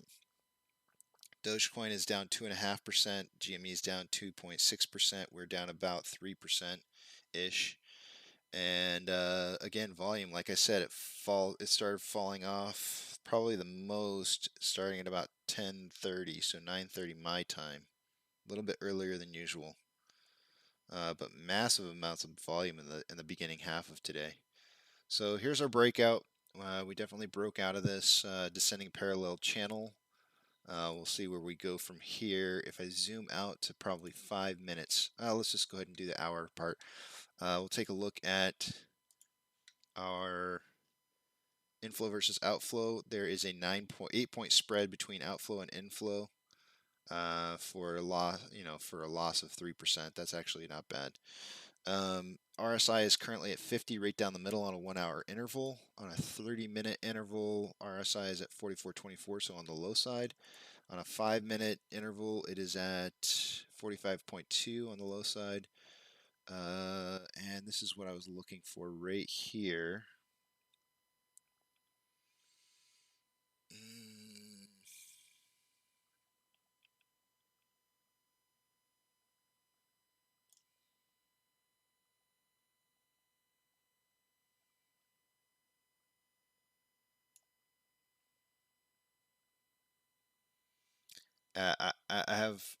I'm still kind of inclined to believe that we're going to trade, close the day out around like maybe 80 cents lower than what we were yesterday, so like around 47. So like bad back. I mean, look, I changed my quotes, right? I came in with I said at the last minute to change it to 54 to 57 before the market even opened on my price prediction for the change. I saw changes, I saw things that were happening that led me to believe that we were going to have a spike up in price. I had no idea that it was going to spike up as much as it did. But I felt like I was seeing enough of an indicator that made me believe that it was going to do what it did. Whatever caused this to spike up like it did fooled a lot of people. It fooled a lot of people, and I think this was probably a big old bull trap. I'll be interested in seeing what Trey has to say about it because I view Trey as a master analysis reading of the charts kind of person, and I do take a lot of stock into what it is he has to say. I don't. This doesn't look like a bull trap to me right here, but I think it was a bull trap setup in the pre-market. I mean, they did a whole bunch of buys in the pre-market, and there were some signals that caused me to believe that this was going to happen an hour and 45 minutes before it even did. So don't feel bad. Please do not feel bad because this fooled me as well. Everything about this fooled me as well.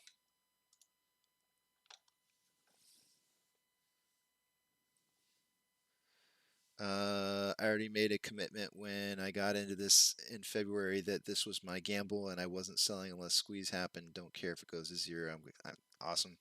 I hear you. Zero would hurt, but still very much in the green. Yeah, this is this is just warfare. This is this is a really sick move that they did today. That was really sick. I'm hats off. I mean, like Duncan says, this is a big old Margaret Thatcher right to our faces. Big old M right here. And yeah, I mean that was pretty masterful. That's all right. We'll chalk it up to a learning experience and for the future.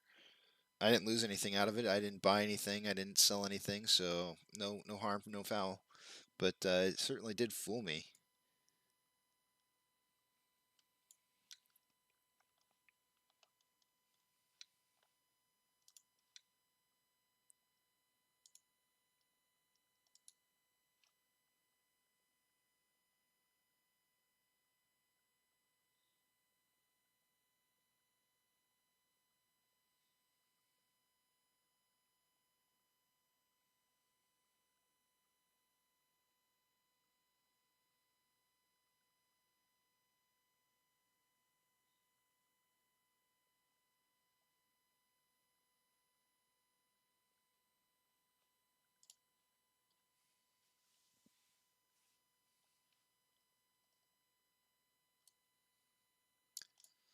Um, another 21,000 share buy wall, and of course now I'm gonna regret. I always call them buy walls, and now after having seen an actual buy wall, we'll probably watch this one actually disappear instead of ticking down. This is, yeah, see how that was a fake buy wall? It just disappeared. If you guys go back in the history and watch that, I should have zoomed in on it so you could see it a little bit better. But that's what they're talking about when they talk about these fake buy walls or these spoofing shares. They're fake walls to induce positions to not buy for those price ranges. Then as soon as they get hit, they just disappear, and it's to throw off. It's to throw off buying algorithms.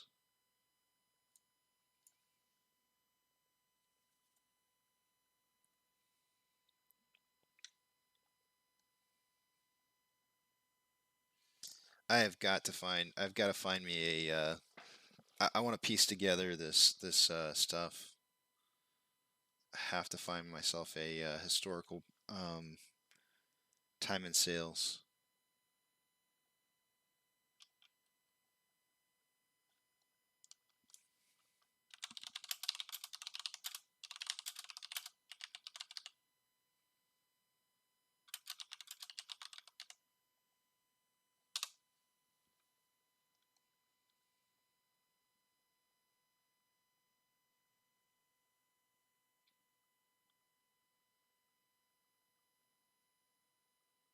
I don't think I'm gonna have a. I don't think I'm gonna be able to find it.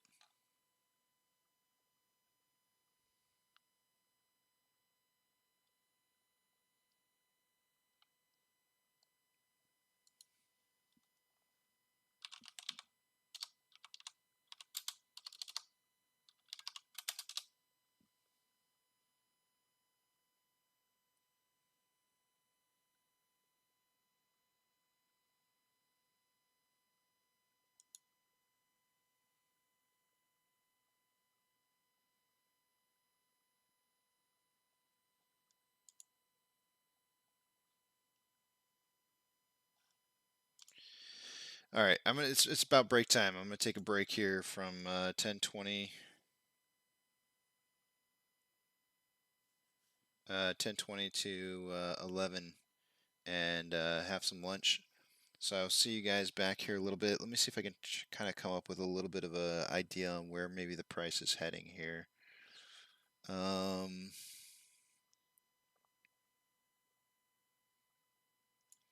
I see a little bit of a bearish signal. We draw something out like this.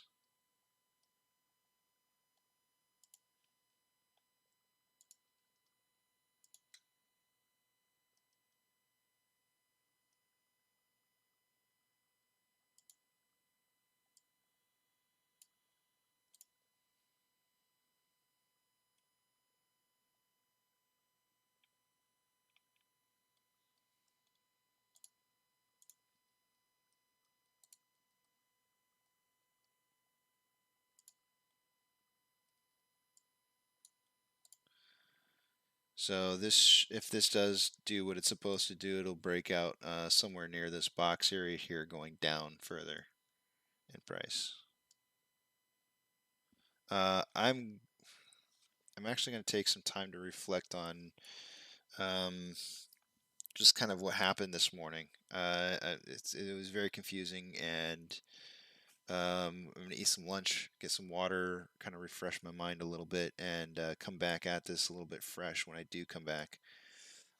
So I will see you guys here at the top of the hour for another technical analysis.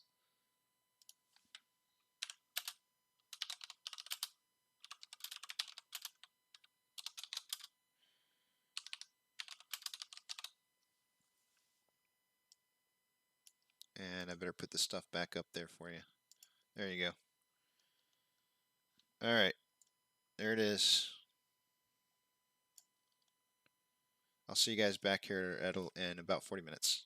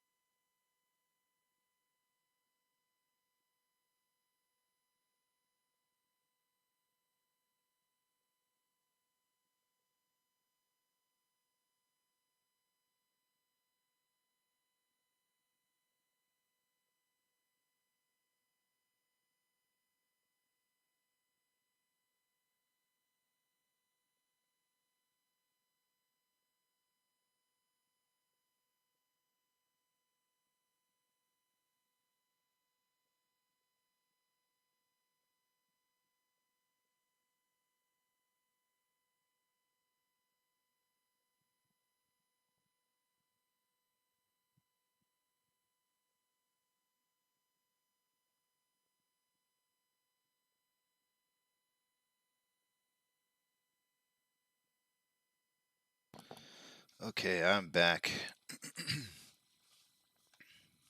Looks like it broke out going up instead of down. Go figure.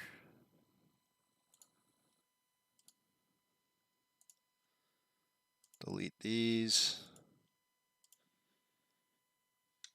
Let's get a little bit of my picture in here.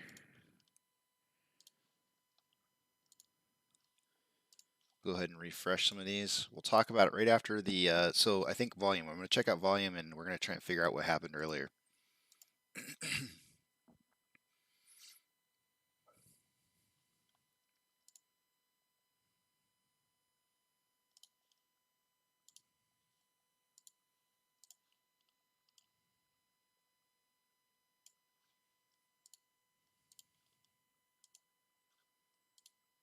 All right, I'm going to throw you guys up on the page.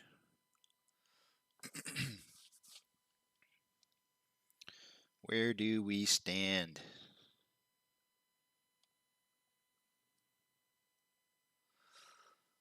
All right, dark pools. We'll start right here. Dark pools are currently at 58.44% traded into the dark pools this morning. That's going to be off by about 4 or 5%. So we're looking at like 63% trade in the dark pools for the day today. Borrow change down 91.8 thousand shares. So they have returned 91.8 thousand. That is down from a borrow of 200.6.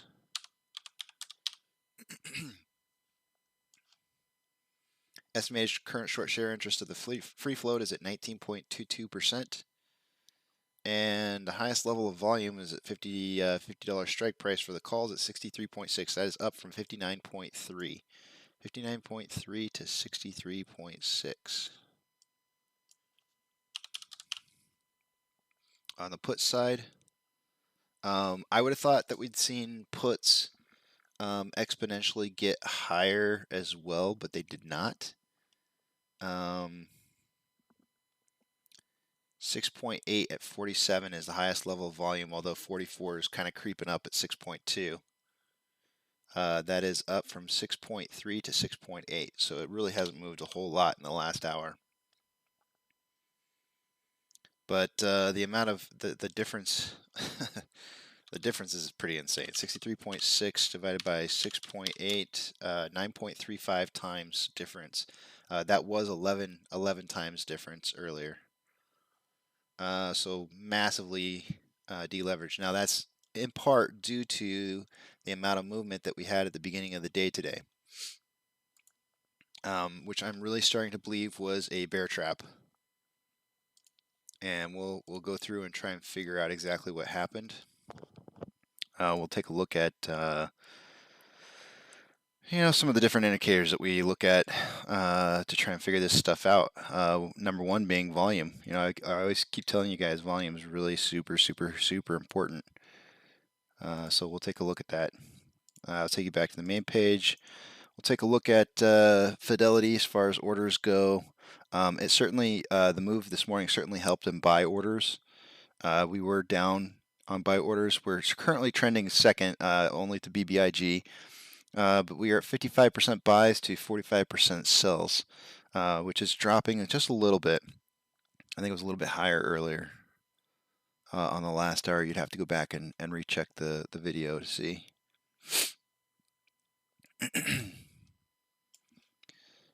Shares available to borrow has pretty much just kind of been moving up, meaning they've been returning shares like crazy. There's 41.2 thousand open contracts in the money in the calls, and 87.2 thousand out of the money puts contracts that are out. That are out there. Out of the money calls though is 149,000.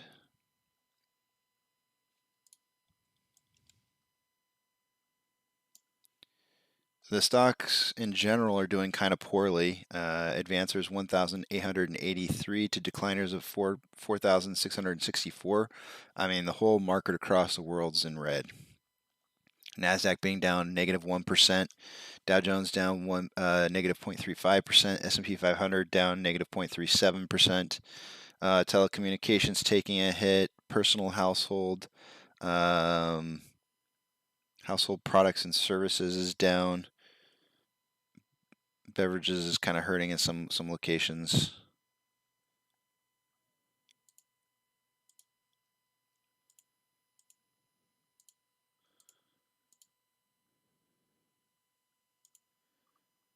Yeah, telecommunications is taking quite the hit.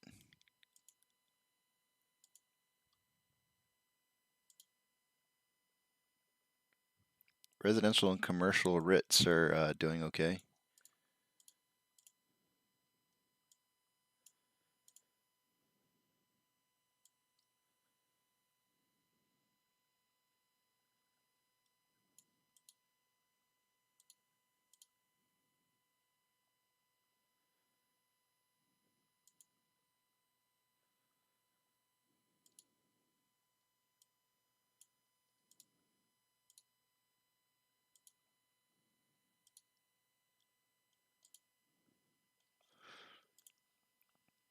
Robinhood is down 4.24%. Amazon is down 0.23%. Cinemark is down 1.16%. Dogecoin is down 1.9%. GME is down 2.9%. We are down 2.74%. So overall, in general, the market's just kind of suffering.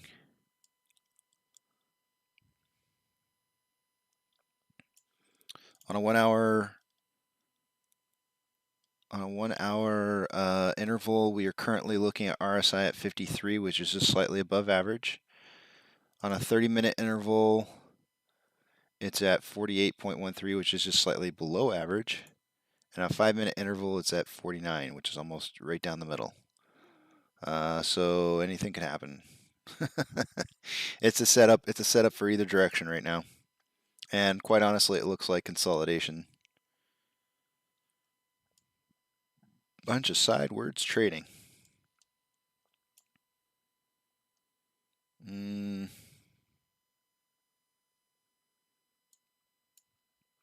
We got a double bottom down here at about 45.80.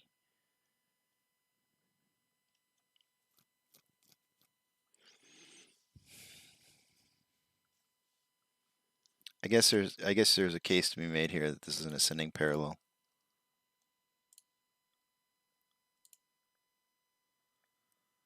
Let me reposition this one.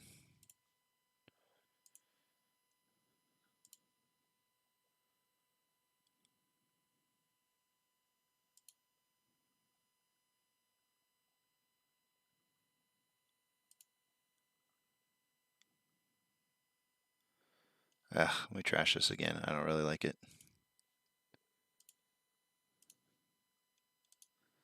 I draw off the top. There we go. Much better.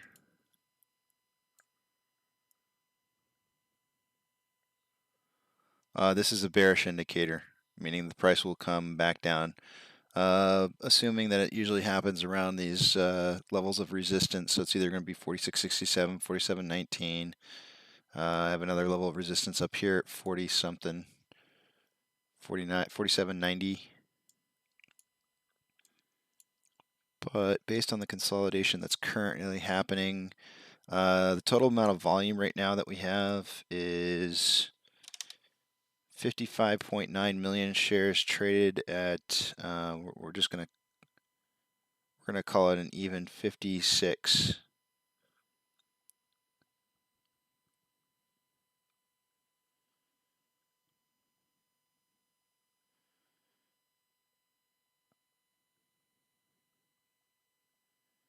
After 2 hours and 45 minutes. 165 minutes. That's a pace of 132.3. So did it pick back up a little bit? It looks like maybe the volume picked up a little bit back here. And with that, I feel like I'm done with the technicals, and what I want to cover with you guys is that back here, earlier this morning, right here, In this time frame, we saw 60,000 shares that were purchased for a total of about I think it was like $2.8 million dollars. I'm under the opinion right now that was, either, if you want to call it a bull trap or a pump and dump. I'm not sure what you want to call it, but I think that they let the price run. They probably let people buy shares in here, and then they hit us hard. And if you look at the timestamps, two specific points in time really kind of stand out to me, and it's this one right here at 9:47. And also at 9:50. Now, if you look at the rest of the volume, other than this one point right here where there was some buying pressure, you can see that the column the column of volume is actually red, even though it was a green in price. I'm not sure. I think that means that it went up in price, even though there was more volume driving the price down. So what I would do is I would look at these and say that the average should have been somewhere on either side of each one of these. So if you're looking at this point specifically, I guess right here, you take the average of 917 and 707, which is about 800,000 shares. That's how much this one should have been. So 800,000 shares, but yet it was 600,000 more in volume. So let's start adding these up. 600,000 in volume there. This one should have been 753 and 736. So this one should have been about 740.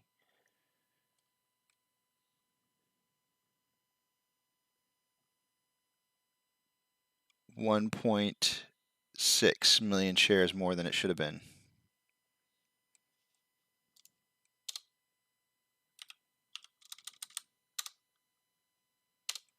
And then the last one. 671, 710. So we'll call it 690.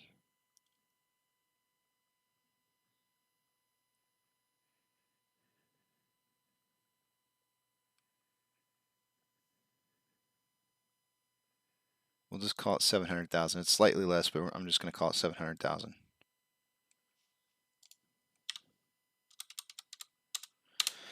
Okay, so we had the combined total of volume during these periods of time in value was 2.9.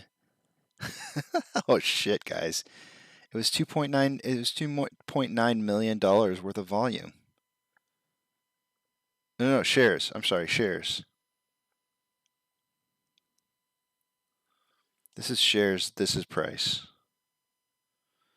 2.9 million, and so if you multiply that out by the price range, right? If we'll just, I guess we could kind of do like an average.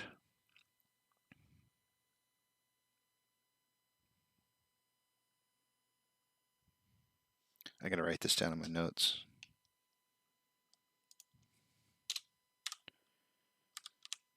$2.9 million. Okay, so this price right here, they were getting about 40. Do we have a moving average? I gotta pull up the moving average for this time frame.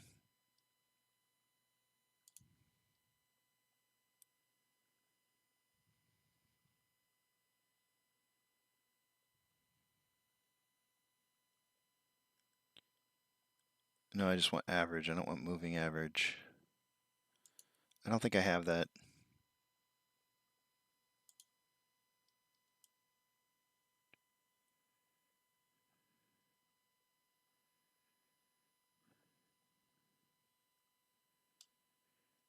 Actually, it'd be really simple to just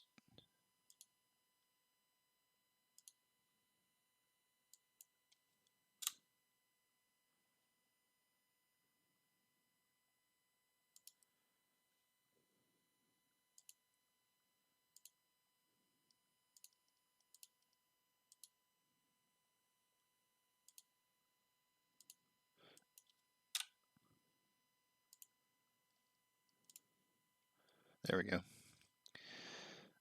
Moving average. Okay, so we got an average price here, 48.85.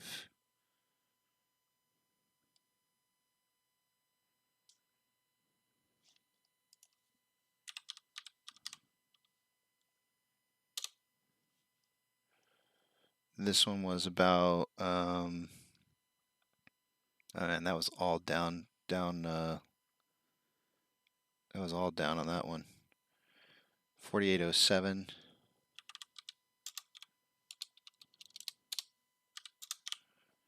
And on this one, it was 4726.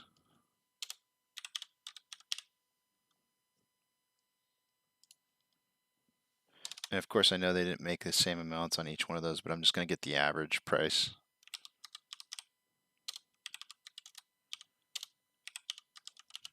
Kind of rounding here. So the average price was 4806.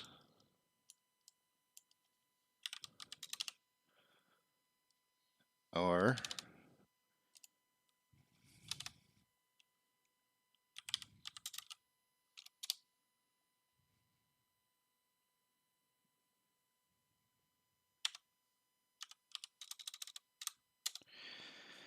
$139 million sell off during those. How many minutes is that? 1, 2, 3, 4, 5, 6, 7 minutes. 3, 6, yeah, 7 minutes. 139 averaging sell off. Above and beyond what was averaging for volume for the other minutes. So if they spent 2.8 million, I'm just theorizing here right now, but if they spent 2.8 million to buy 60,000 shares to drive up the price this morning to let it run and then sold them off, then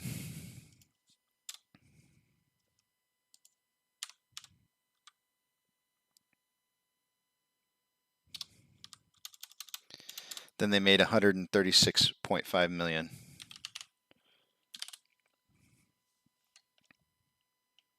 An attempt to, if that's what happened.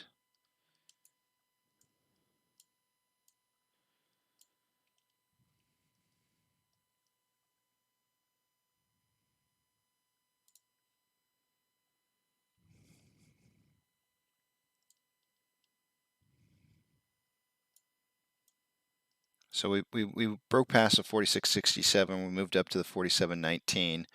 We'll probably see some consolidation here unless it decides to break out again. Although you know what I am seeing right now, guys, and this would be absolutely crazy and would put a stomp down on everything. Is I'm seeing, if you go to a 5-minute chart, a big old U cup shape. If we drove back up to $49 again and then came back down, we would have an aftermarket blow up. We'll see what happens here.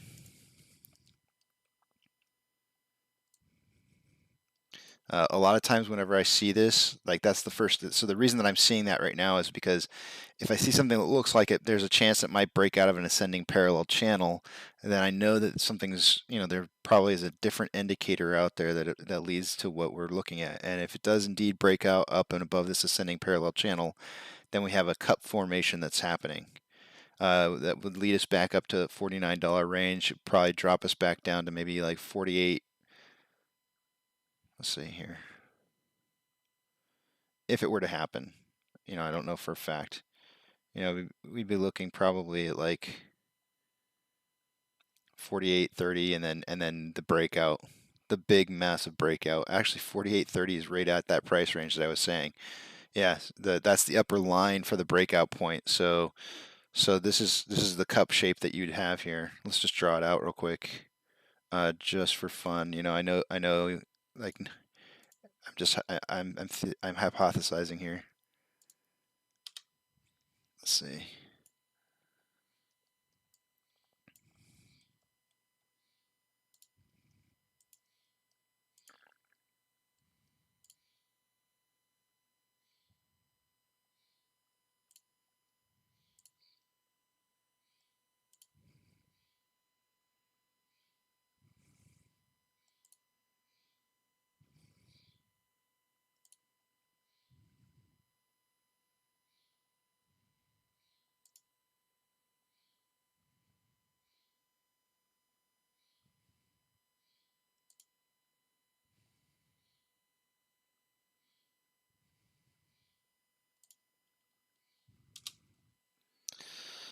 So one of these two things is going to happen. It's either going to continue to follow up this ascending parallel channel and break out going down at one of these levels of resistance, or it's going to break out going above.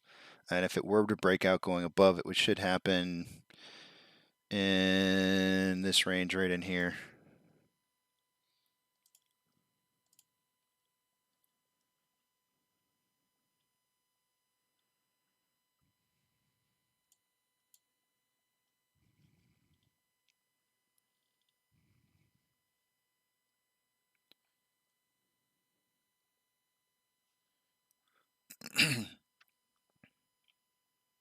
I didn't realize I was in the 1 minute scale still.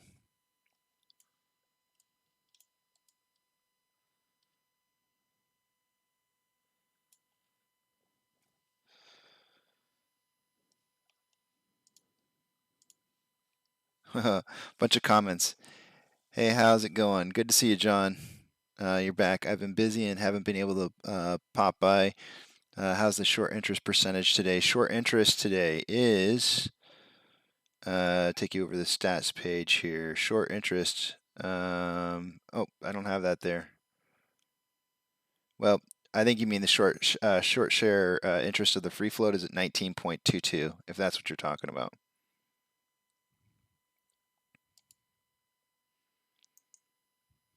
Sorry, I didn't realize that I had the pictures gone there.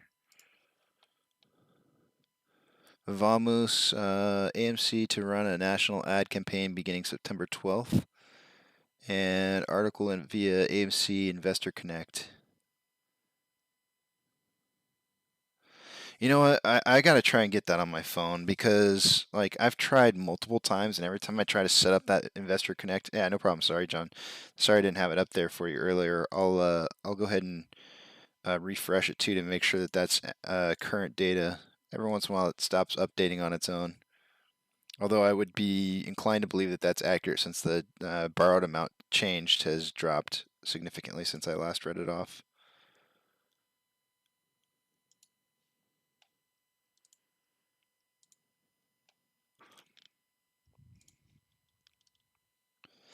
Yeah, I really need to pull up the Investor Connect on my app. I'm not going to do it right now, but one of these days I need to get that thing working. Every time I get in there and start trying to connect it, it doesn't want to operate well for me. Chico, thanks for being here. Glad you're enjoying it. Pop in anytime, pop out anytime. I'm just here covering this every day as it is anyways. Oh, you know what I forgot to check, guys? I forgot to check the inflow versus outflow.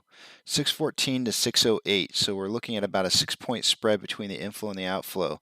And we are heading back up right now. So this is kind of what I'm looking at right here. We could have, we're on an ascending parallel channel up right now. There's a level of resistance at 47.19, which we're trying to push through right at this moment.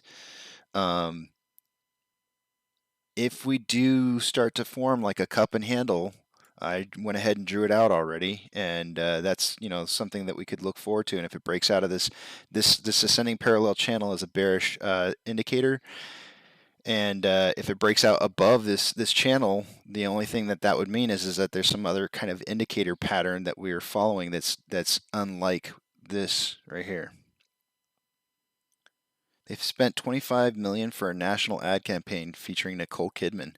She used to be one of my faves. I love Nicole Kidman, man. She's so cool. Halle Berry is my favorite. I love Halle Berry. I think she's probably one of the most beautiful women for her age. She's beautiful before her age, but her beauty remained throughout. I can't get over how beautiful Halle Berry is. But Nicole Kidman was probably before Halle Berry. Was one of my favorites. Really had a thing for her. Her and Reese Witherspoon. I don't know if you guys know Reese Witherspoon or if you've ever seen her in an interview.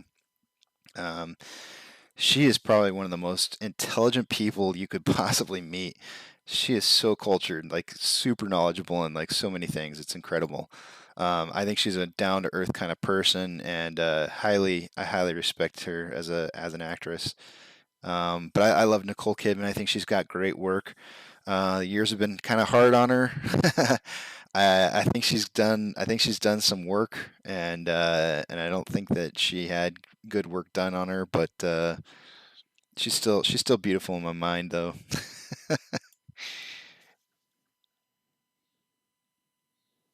Yeah, I'm curious to see what's going to happen too. A $25 million national ad campaign. That's pretty cool.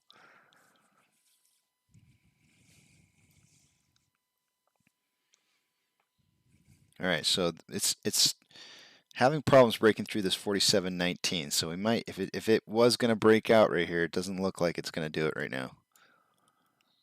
So we might be continuing to build up on this this ascending parallel channel.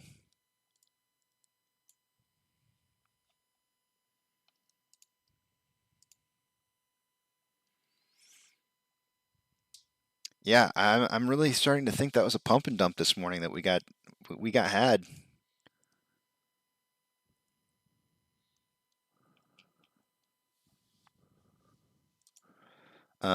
There's a lot of call options out there as a result.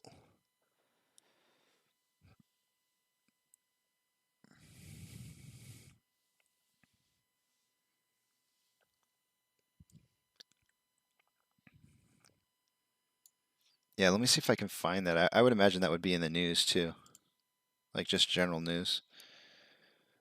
I really should have the investor app going because you know, just to not have it is very not apish of me. It's just that I've tried like I literally have tried 3 times, guys. I've tried 3 times on their app, and every time, you know, I'm gonna try it right now in front of you guys, just so you know that I've done this. I keep running the same thing.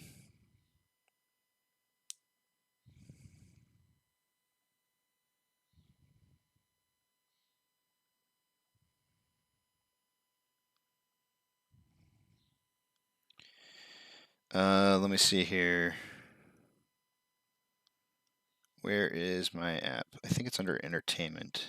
Nope, I don't have it under entertainment because I couldn't get it to complete. And so I put it on its own page. Where are you at? There it is. Okay, so I'm loading into it right now. And let's see what happens here.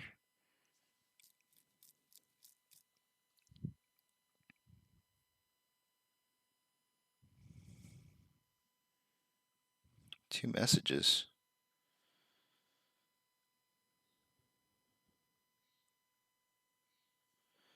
All right.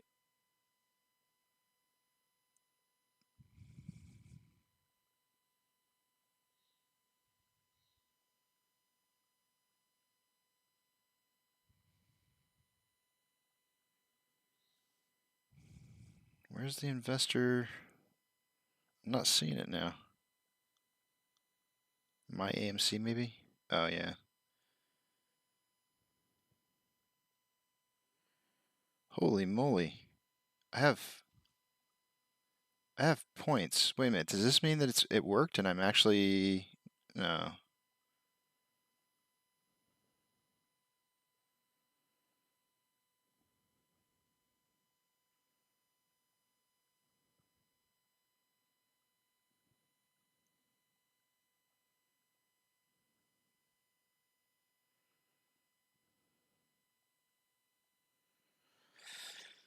Hmm. Help me out, Vavamus. What when I get into the app, um, where do I go to find the investor?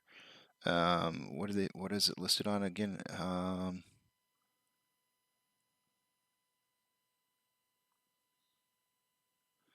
AMC Investor Connect. Where is that at? It's been a while since I've been on here and I don't remember. I feel like if I go to AMC Stubs or something like that, it says that I'm seeing that I have rewards set up on here.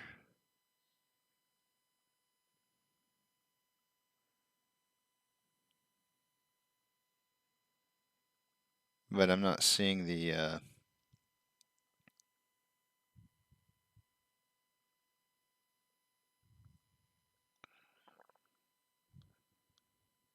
AMC Investor Connect. I see it now. I'm in it. I'm under my profile. So then I click the I am an AMC stockholder. Right. So I'm gonna go ahead and show you guys that I'm doing this here, just so that you can see. I click on that, Yeah, you can't really see it on this camera. The camera doesn't, it fails on close-ups. I hit save change. I'm an AMC stockholder. Did it take?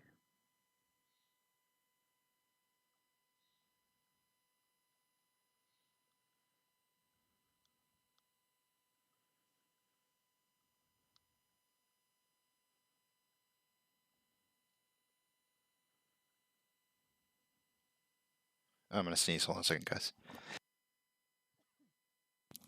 Ooh, violent sneeze. Okay, so I'm putting in my address because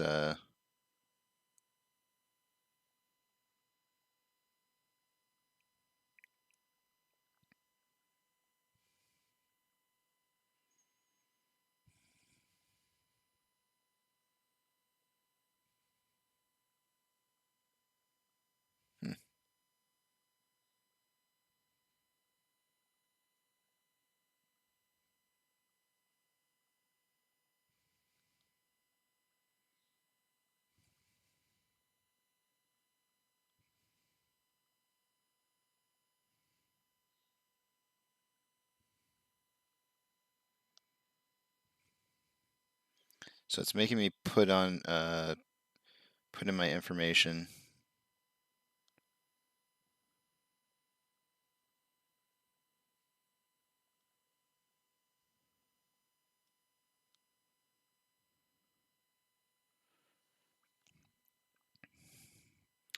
So I put my address in along. It says the changes have been saved.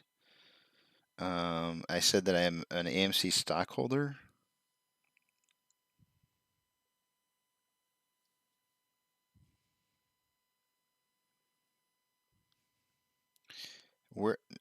It worked this time. Where do I go to see if I guess my next question, Vamos, is where do I go to see if it's actually taken? Like where would I go to see? Because I tried the very first time I tried to do this, it was so I could claim the popcorn when I went to a movie. So I would assume it would be under like rewards available or something like that, but I don't see anything there.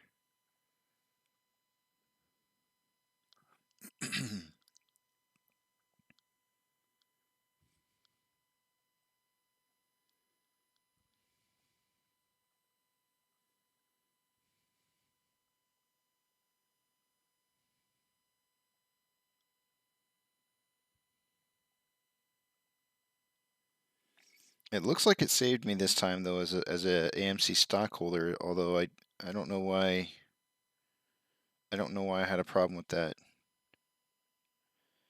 I don't know why I had a problem with that in the past. I remember a specific message popping up that prevented me from proving that I was an AMC stockholder. I don't remember exactly what it was.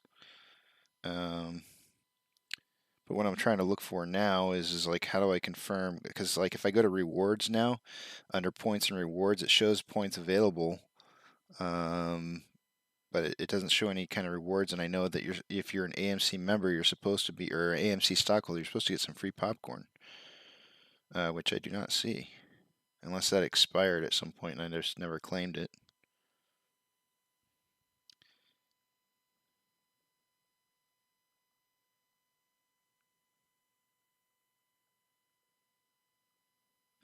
I don't know. I do not know.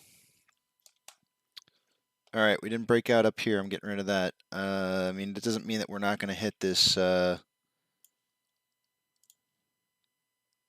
still kind of traveling up it here. It doesn't mean that we have this cup and handle is not a possibility.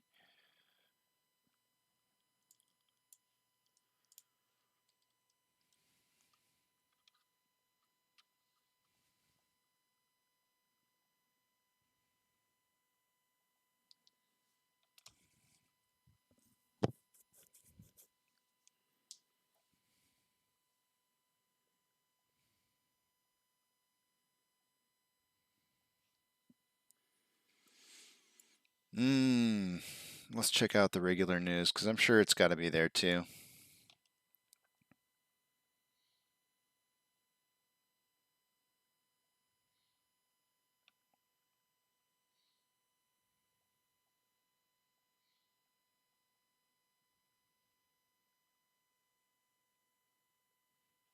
Let's look up AMC ad campaign.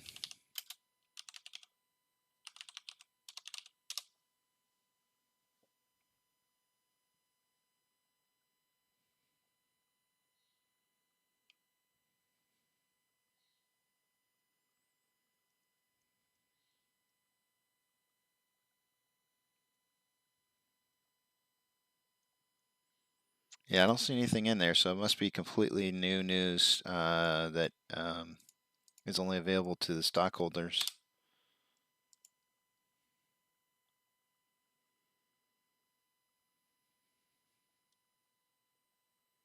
Oh no, here it is. CNBC. They've got it. AMC said it would spend more than $25 million on a multimedia campaign featuring Academy Award winner Nicole Kidman. Traditionally, the movie theater it went away on me. There we go. Traditionally, movie theater owners have relied on studios to promote films and drive moviegoers to their local cinemas. CEO Adam Aron said AMC will no longer rely on what's always worked before, noting that COVID pandemic has pushed the industry into uncharted waters. Good, they're changing. Good. I like seeing that. More than 100 years after its founding, AMC Entertainment is doing something it's never done before: advertise on television. I'd be curious to find out what kind of television they're planning on advertising, because I feel like the general household doesn't have cable like they used to. So I think advertising on YouTube would probably be better. Advertising on, trying to think what other platforms would be really smart to advertise on that would reach to a lot of people.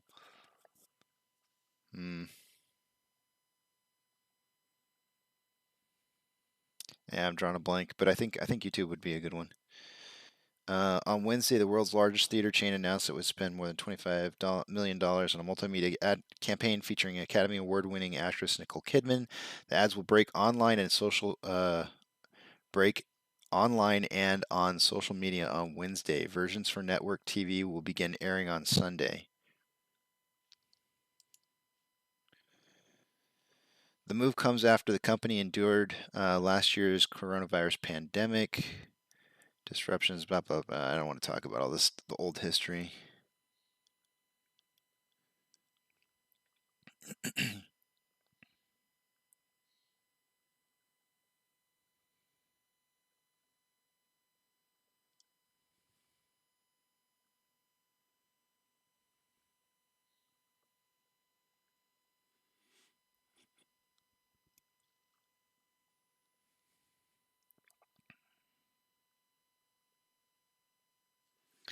This is a quote from Adam Aron. With all the change occurring in these uncharted waters in which we now navigate, we believe it is high time for an industry leader like AMC to go on television to remind today's audiences of the magic that can only be found in a movie theater and at AMC's, with our big seats, our big sound, and our big screens. Other forms of entertainment are also leaning into advertising to bring audiences back. Last month, Broadway producers and theater owners banded together to spend $1.5 million on targeted digital and outdoor advertising. Like movie theater owners, Broadway typically relied on individual shows to market their performances. However, with tourism at nearly a standstill, the Broadway League wants to encourage local residents to turn out to support the industry. Interesting. Thanks, Vivamus. I appreciate that. Apes helping apes, man. I appreciate that. That's cool. Thanks for pointing that out.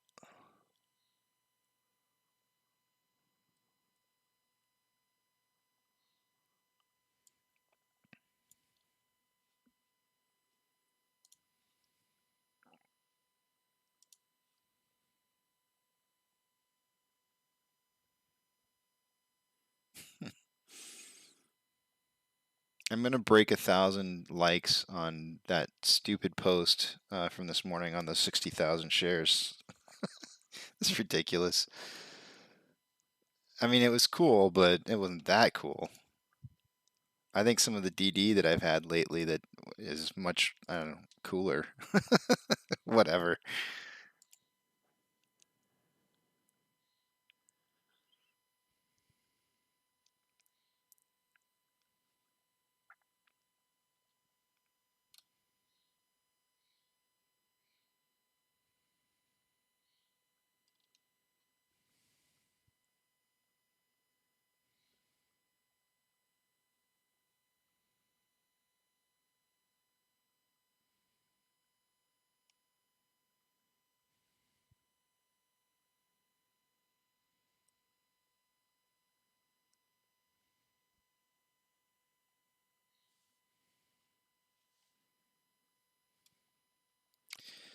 Okay, so this is so in regards to the spoofing that they were saying that some people were saying they thought it was spoofing from this morning, and it obviously wasn't because we watched them tick down.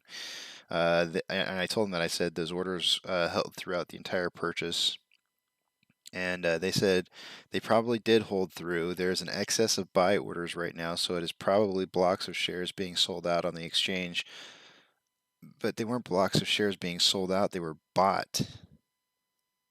I don't think this person understands that they were on the buy side, not on the sell side. Blocks of shares being sold out on the exchange because it's the only place they can send them.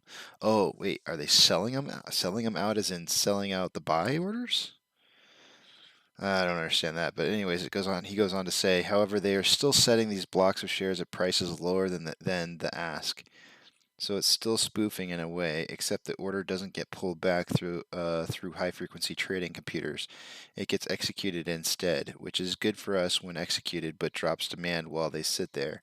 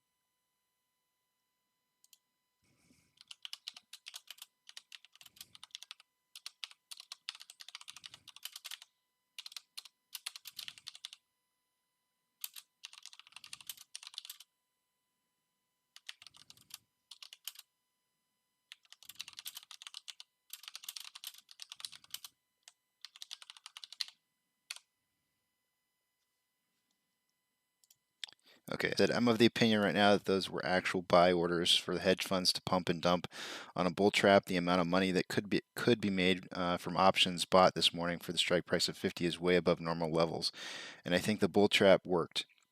On the shares alone, it appears that 136 million was possibly made through the sales as the price of the stock dropped.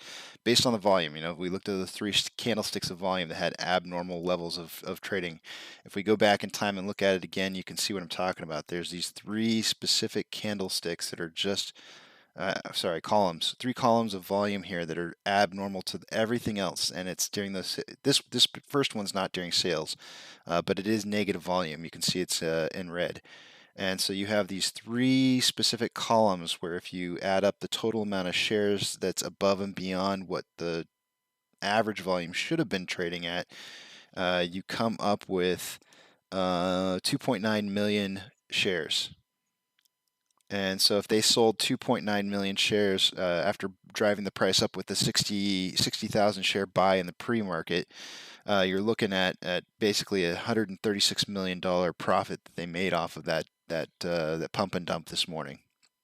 This is the first time that I've seen AMC pump and dump like that. I don't recall having seen such weird data in the morning that would lead me to believe that the price was going to take off, but you can see that I did a price my price estimate was based off of that. I'm way up here at 54 to 57 because I saw something happening weird in the pre-market hours. I could just sense it. I could see it coming. I knew something was going to take off.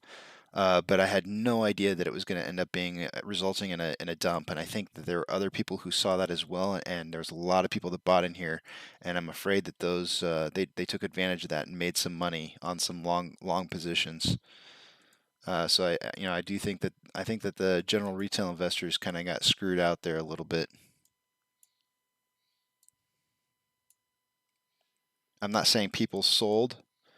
Fidelity's not showing that by any means. In fact, it corrected itself. It had more sells than buys earlier this morning in the pre-market hours, but as soon as this started pumping up like this, people actually started buying more than selling more. So there was more buying going on this morning than there was selling. So don't get me wrong. I'm not trying to say people were selling overall.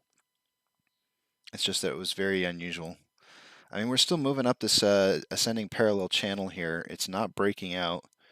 But it is hovering. We've got 3 touch points on 47.19. I mean, we are just slightly higher than it right now, but it's not increasing by a whole lot. We are halfway through the trading day today with 60 million shares traded for the day.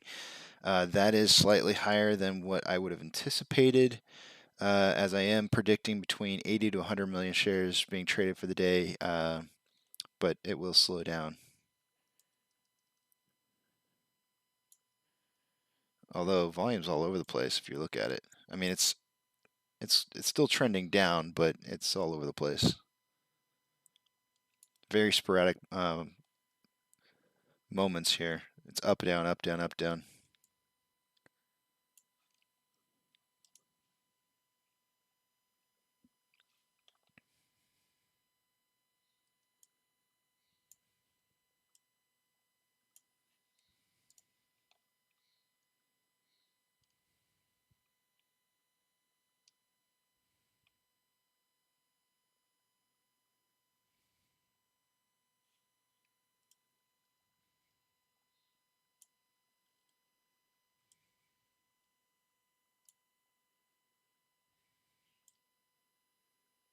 All right, another breakout window maybe.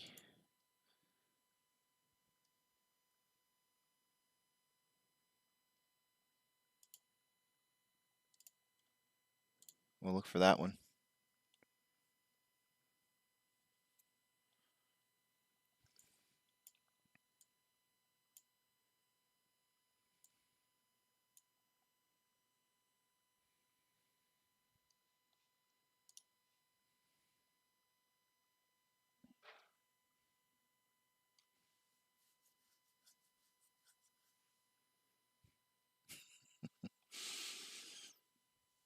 I was watching Astro. When was it? Yesterday, I think. After I got off, I went in and I watched some of Astro's videos, and he was like, I'm not sure if he's just got like a bunch of shill people in there or what, but he was like telling somebody to get the F out of his chat. I was like, I don't think I'd ever do that to you guys. Like, I mean, you guys say whatever you want to say. I hope I don't ever get to that point. Like, I don't think I would have to. Okay, it looks like we're breaking out a little bit earlier than I would have anticipated, but it's going to put us back on track for this this cup and handle formation. So this is going to indeed break out upwards of this bear channel, which means that it's no longer valid, and we're looking like we're going to be trending on this this cup and handle formation.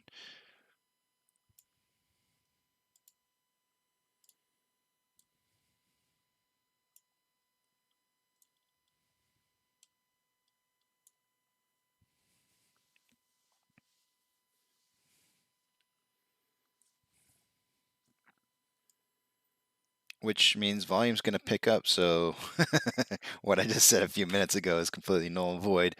If it does start to spike up in price again up to that $49 range, we'll see volume pick up as well. And we're about ready to wipe out all of our losses here for the day today. I'm laughing because I'm imagining myself as somebody who just jumped in on this stock. Can you imagine if you bought in like yesterday? What a wild ride this would be for somebody who's never been on this before. If you are new to this stock, I'm telling you right now, guys, this stuff happens. This is what happens to us. Expect the worst. Expect the worst. Be happy when the best happens. It's just that's how it is. You just hold. All you do is sit here and enjoy the moments, the good moments, and we all kind of sit here and cry during the bad moments. But you got to have your bad with your good. There's no good always. My mom always used to tell me, and she's probably watching right now. She always used to tell me, like I would say, that's not fair, and she would say, whoever told you in life or things in life are fair, and then she'd say, because they lied to you. And so life isn't fair sometimes, and stocks aren't fair either. So we get the bad with the good.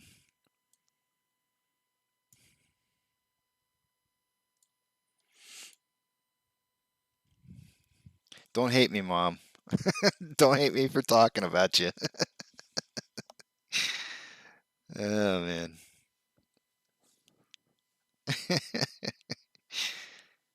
It's a true statement. It really is. I promised myself I would never say that to my kids, because I just didn't ever want to say life isn't fair to my kids because I hated it so much when she would tell me that. So you know what I did? Every time my kids started like saying something about it's not fair, I'd always sing a song to them. Let's listen to a little music. I'll play the song that I always sing to the kids because I feel like a little bit of music right now. We're having an up moment. I'm feeling good right now. Let's do it. It's music time. This is the song that I sing to my kids whenever they say life isn't fair.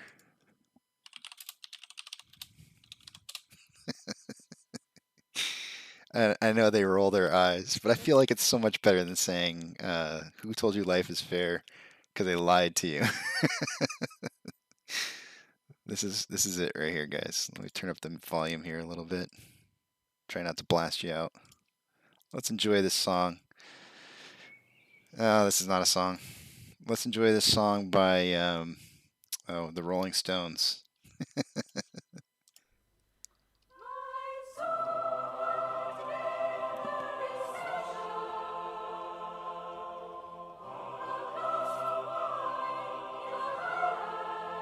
This goes out to the hedge funds.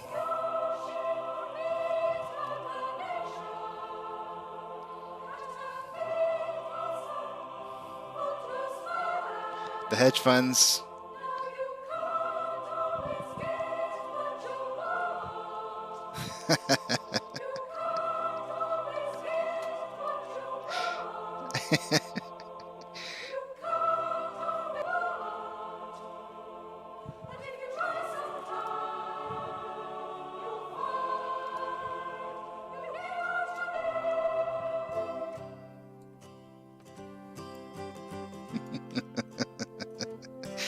I do. I sing that to him.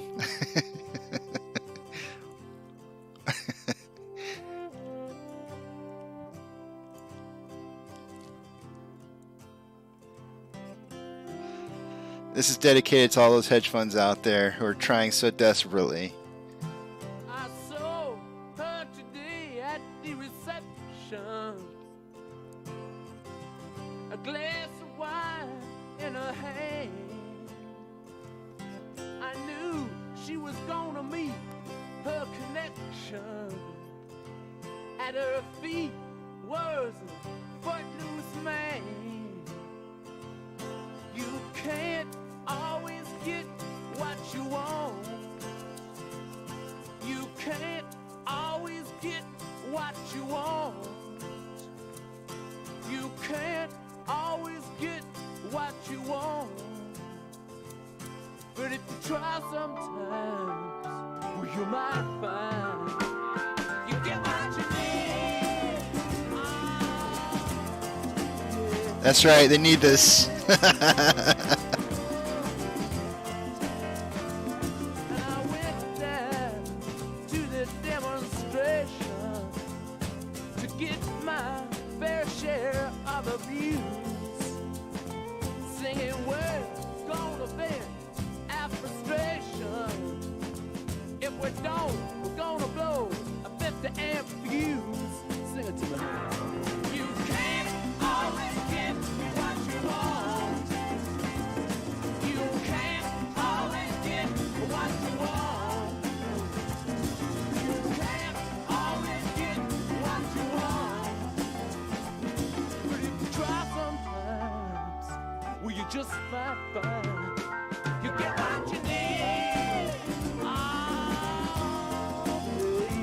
Oh yeah.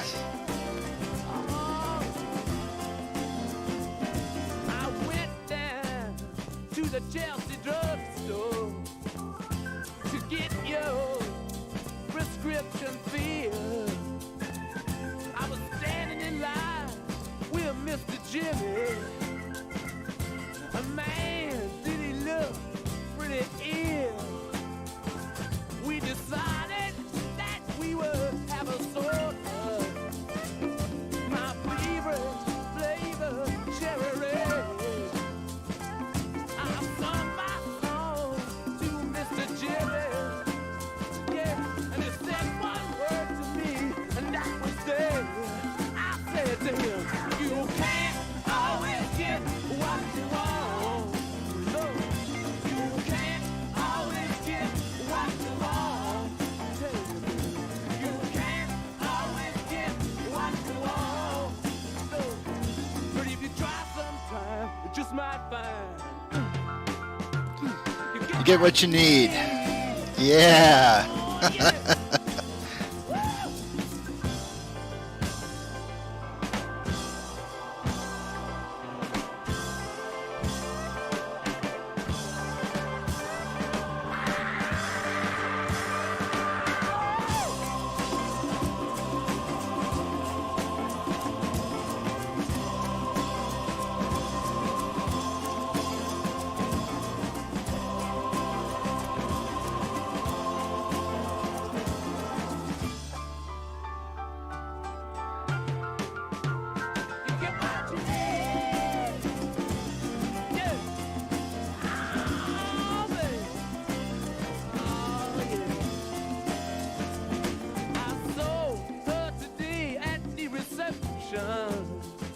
in a glass was a bleeding man. She was practiced at the art of deception. Well, I could tell by her hands. You can't always get what you want. You can't always get what you want. You can't always get what you want. But if you try sometime, you just might find. You just might find. Get what you need. That's right, Hedges, you're getting what you need.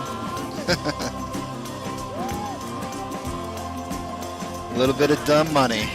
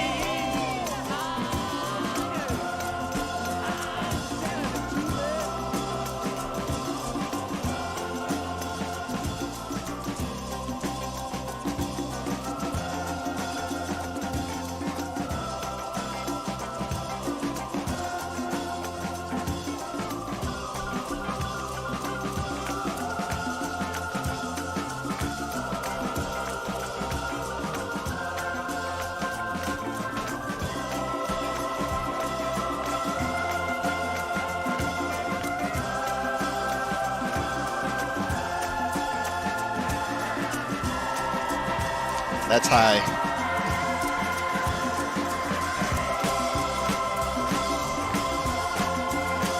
Choir singing us back into the positive.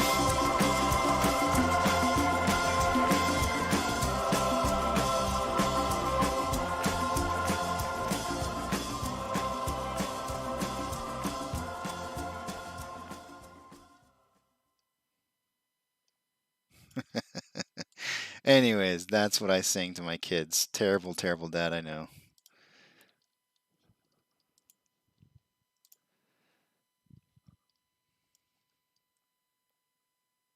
But it's true. You can't always get what you want.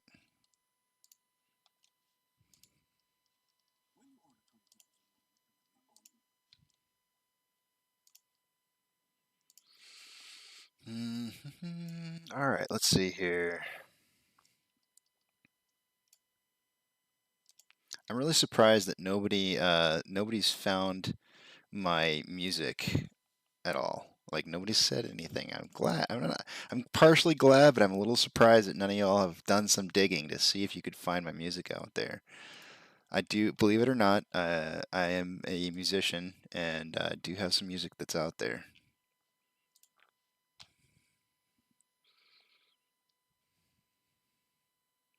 All right, guys, let's look at our technicals. It's time. Take you over to the stats page. I went ahead and refreshed everything while we were sitting there listening to the Rolling Stones, telling us that we can't always get what we want, but we get what we need. And that certainly holds true to the hedge funds as well. Okay, dark pools traded is currently 58.72%. Adding our typical 4 to 5% on top of that for Stonko tracker, it'll probably end up recording somewhere around 63, 64%. Sorry, 62 or 63%. Moving down to borrowed change, they have returned 1.86 million shares. That is an increase. Earlier, they had returned 9.1, or sorry. Whoa. I moved that. Where did it go?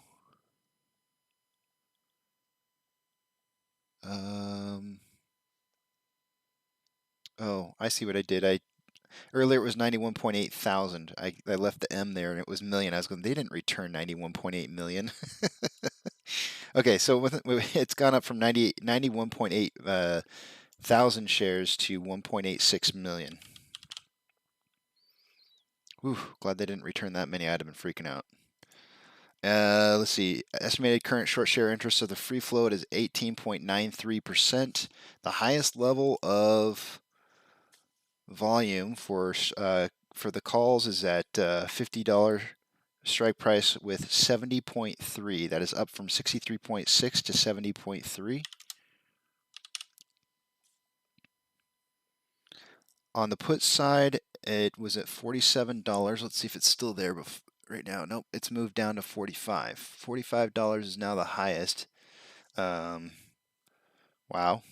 That's all I got to say about that. From 47 down to 45. Somebody's going to lose something on that one, and it is total volume at 9.6.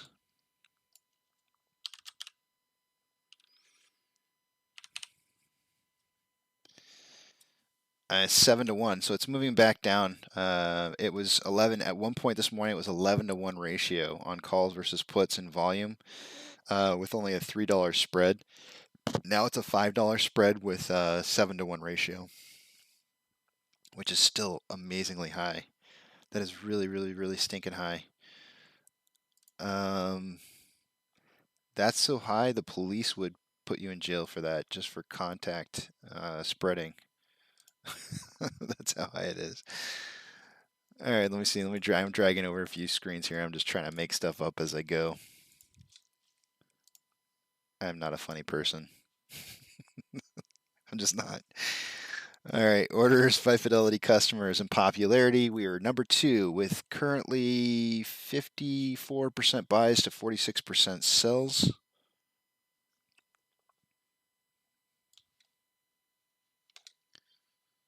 And on Stonko Tracker, it is recording that there is 700,000 shares available to borrow with 4.7 million ETFs.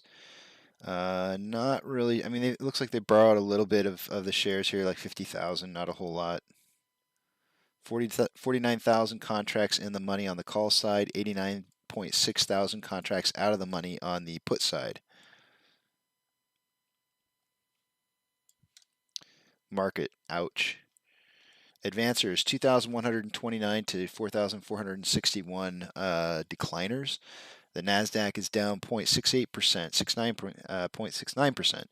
Dow Jones is down 0.3%. The S&P 500 down 0.25%.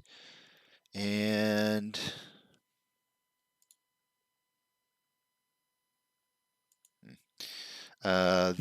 looks like e-commerce, cloud computing, I don't know. Probably everything's kind of hurting right now with these kind of advancers to decliners. A lot of hurting sectors.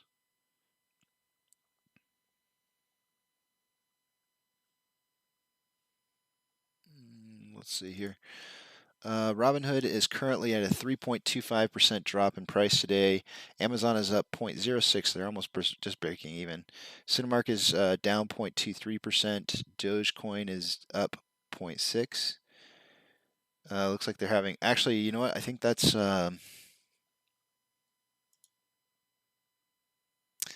Yeah, I wouldn't say that they're up 0.6.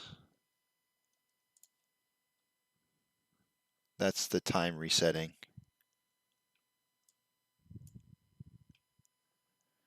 I don't know what time. I don't know what time they reset. Oh no, wait, maybe it is. It looks like they had a big jump up, maybe. Okay, they had a spike up. Let's see, what time was that? So they had a correction. It looks like it had a little bit of a jump between 12 and 12:15 Eastern Standard Time. So just a little bit ago. This is your pennant right here, probably. It's not really looking like a pennant. It's a pretty poor pennant looking. GME is down 1.19%, and we are down 0.2%. With a 675 outflow to 673 inflow, so a 2-point spread on inflow versus outflow. It's tracking pretty close to what I drew, not exactly, but it's definitely heading back up there. We might see another push here pretty soon towards that $49. We're about to break even from yesterday's closing price as of right now. What am I missing? I'm missing something. I feel it. I feel like I'm missing something. There's something here I'm missing.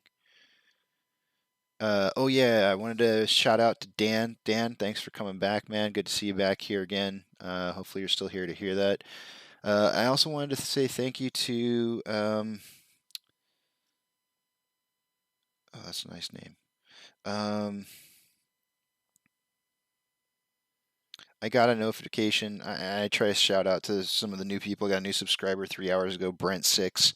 Hopefully Brent's still listening. Probably not after 3 hours, but you know, welcome Brent6 when we see him to the channel.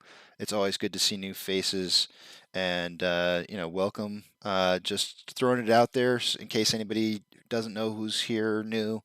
On the hour, every hour, I do technicals, and you know, that's if you wanna come and go as you please, and you just want to hear technicals on the hour every hour. I'm committing to that from here on out. So if you just want to kind of catch like the important stuff, if something's happening, you know, those are the times that I must do technicals at. I'm trying to be real regular. At the end of the day, if you don't feel like listening to the whole day, but you want to go back and you want to touch up on highlights, in the description of the channel, at the end of the day, I put together a little bit of a timestamp, and you can click on the timestamp, and it'll go to it'll take you straight directly to whatever it is I was talking about that's in the description. So, you know, I'll pick like a couple topics throughout the day that I talk about and throw them into the timestamp, and it just makes it quick and easy for you to go back and look. Some people had requested that I do like I cut up and piece together like a highlights reel of the day kind of thing. And I'm telling you guys, after putting in 9 hours, it's really hard for me to put in more hours than that. I used to work a 12-hour shift, which is easy to do when you're only working 3 and 4 days a week, which is what I'm used to doing. But this is an entirely different beast. I get off of here after 9 hours, and I'm beat. I feel like falling asleep like right away. And you know, I'm trying to give you as best as I can, so I feel like the description, giving you the opportunity to be able to just drive to a certain time in the day and seeing what happened during those times is probably really good. And then there was something else I was going to say. I can't remember now. This is what happens when you get old. Volume. Oh yes, volume. What kind of pace are we on volume? Let's see, we have 65.7.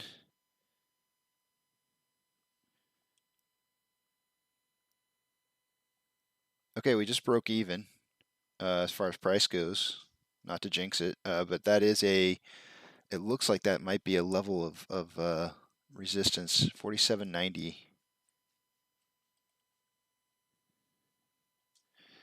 Let me see, volume-wise, where are we at here? Let's see, 8:30, 9:30, 10:30, 11:30, 12. We're shy of 4 hours by 20 minutes.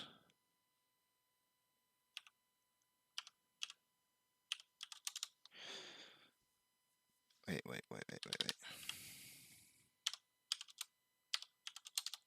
So 220 minutes into the day with, we're just going to call it 66 million shares traded.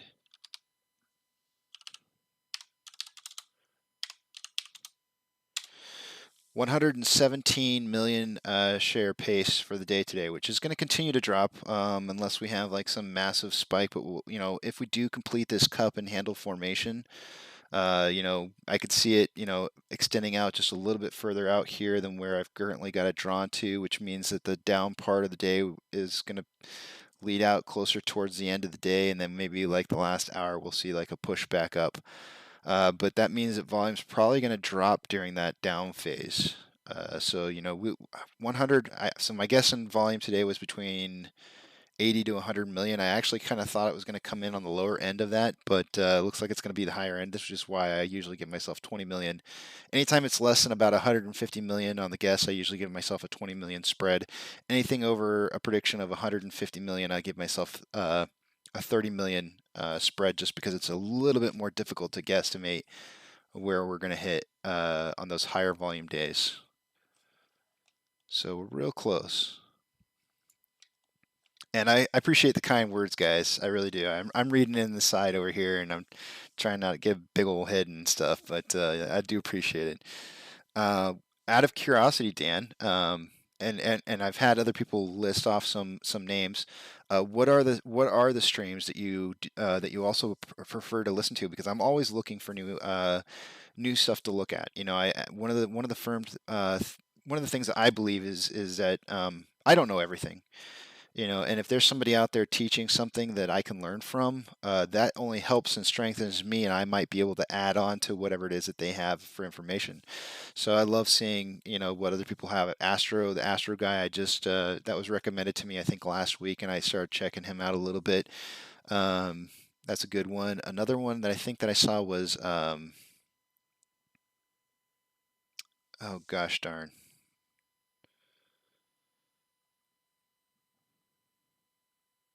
I can't remember what it is now off the top of my head.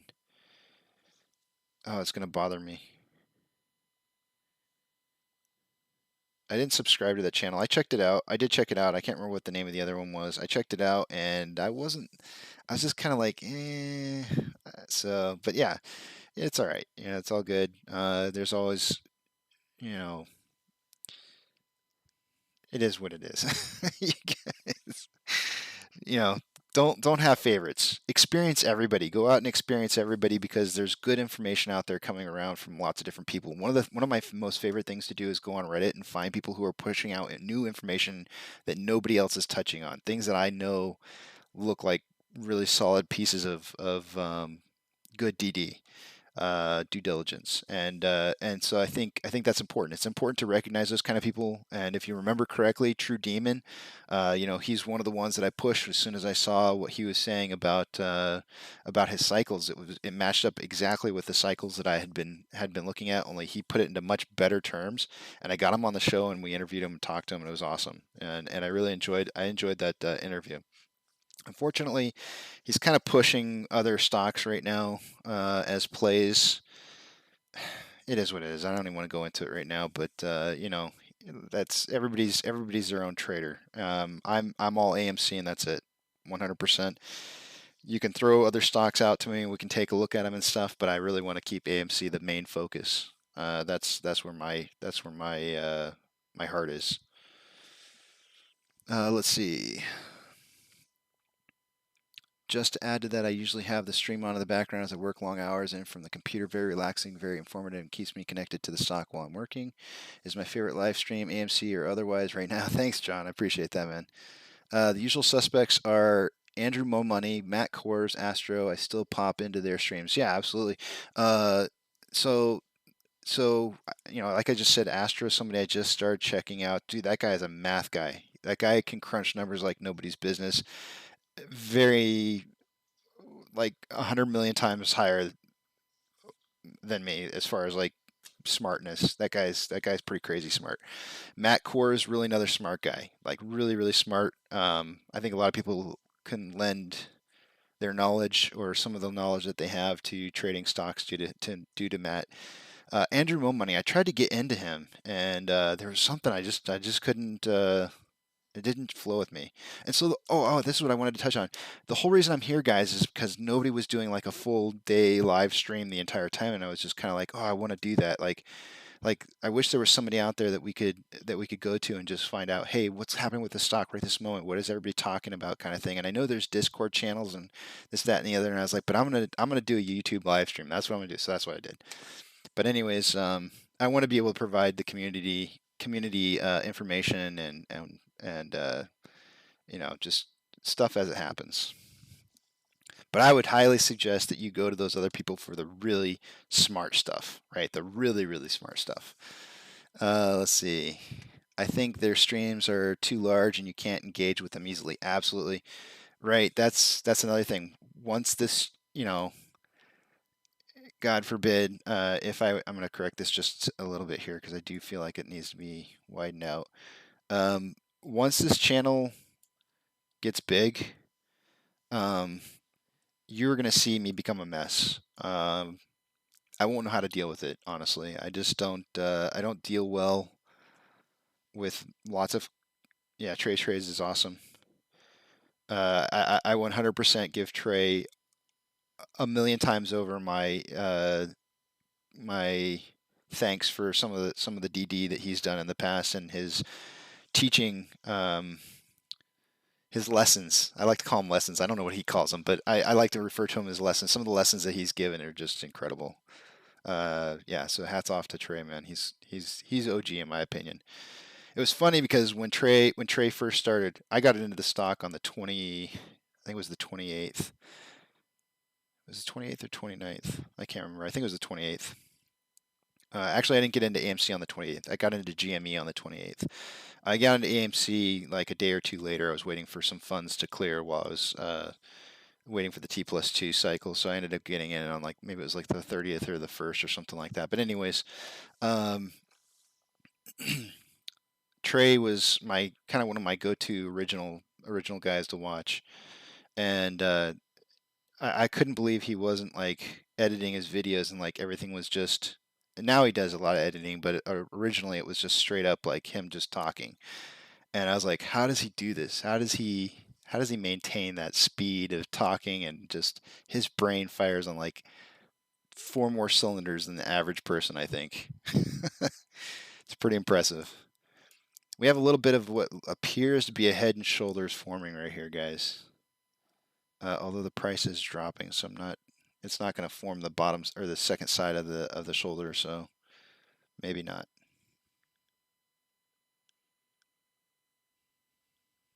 We'll see what happens here. Yeah, but those are all really good channels.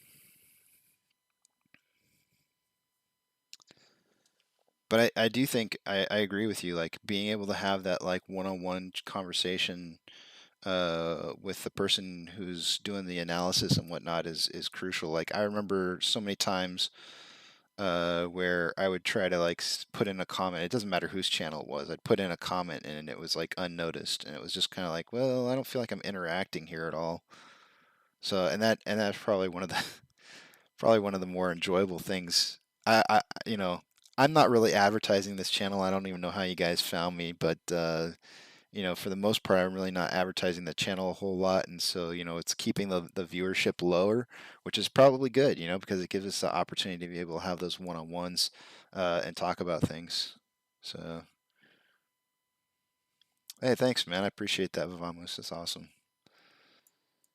And then, of course, like later today, I'm really hoping this happens, right? I hope we strike up in here into this 49 price range again and then come back down, because I know that when it does spike back up, I'm going to play the freaking launch again. I'm going to play the space shuttle launch because I know it's going to be violent, wild, and it's going to be moving up quick. A stroke of luck. Yeah, see, YouTube has this like weird. I don't even understand how YouTube really works. Trust me, guys. Like when oops. when I tell you guys that this is, I had never expected to do anything like this. I swear to you, like, this is not something that I expected to do ever. I'm not, this is not me. This is not the kind of person that I am. I don't, the only reason that it even works for me is that I can't see your all's faces, and that makes it so much better. Because I would probably just clam up and be so nervous. But you know, if you go into YouTube, they have these like analytics and stuff that you can look at, and so I've gone in there, and I don't even understand half the stuff that's in there. It makes like no sense to me whatsoever. I'm trying to pull it up right now as I'm talking to you. What I got? It's for some reason it's not wanting to pop up. Hopefully it doesn't cut my stream off. If I do, I apologize. There's a way to look at it here. Hold on.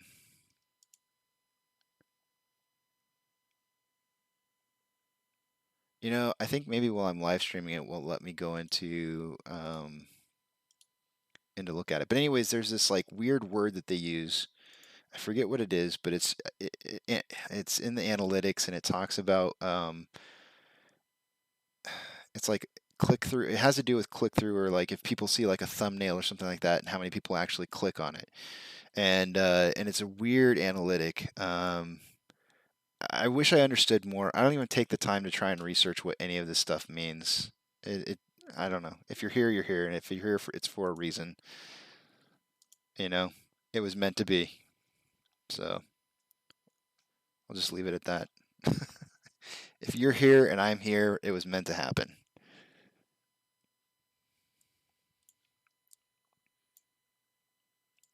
You know, one of the things that I had promised to you guys is, or at least I've promised to some of you, I don't know if all of you have heard it, but one of the things that I promised was that I'm going to try to give you guys a good example of what the backside of a squeeze looks like, and how to identify when a good exit strategy is. I think that's important because, you know, we're going to go into this, and it's going to get ugly. It's going to get real ugly. I mean, it's going to be super exciting. Like, think about how you felt this morning as we started to watch it cross over 49 bucks. My heart was pumping. I was feeling good. I wasn't even thinking about what was coming up ahead. And then the price started falling, and I know we all started probably feeling the same way. It was like, oh man, not again. And it's just kind of one of those things where it's going to be so much worse when we're in the squeeze, because, and when I say we're in the squeeze, I think we're in the squeeze right now, but when we're in the big violent portions of the squeeze, we could see 60% drops twice a day. So in other words, you know, I'll just throw this out there. You know, you guys, you're going to hear it from me over and over and over. I'm just going to keep preaching it because that's how it is. But on 128, let's use a better one. Where's that 260 percenter? This is for GME. I'll use this one. Yeah, 128. So at some point on 128, the price of GME was at $514.5, and it drops down to, actually I think that was 127, but it carried over into 128. The same day on 128, it goes from 514 down to $249. Right, that was a 51.5% drop in price, and then it goes back up to 482.85, which is a 93.3% increase. Then it goes back down to 112.25. Imagine that. Imagine seeing your stock price of AMC going from $482 down to $112. It's a 76.8% loss. Wow. I mean, just wow. Like, how do you not? Wow. How do you not like freak out when you see that? How do you not? And this is what stirred me. The whole point in me doing the modeling of GME was like, how do I know where the backside is? You know, when you see the price drop from 482 down to 112, how do you not sell at some point in there? I have an answer. Anyways, Same day, it goes from $112 to $321.58, which is a 186.5% increase.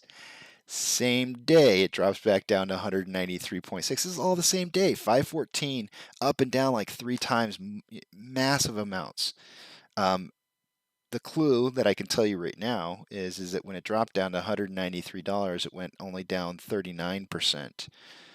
Before that, it had been stair-stepping increasingly. So it was 52%, 61%, 50, which is a step down. But then it goes from 50 to 51, then 76, then a 39% drop. And that's a pretty drastic difference. That would have been the first clue right there. Now, if you start looking at volume levels on the 28th,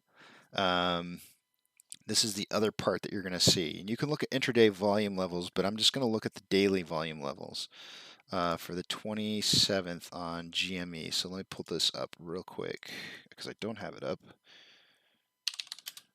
GME volume.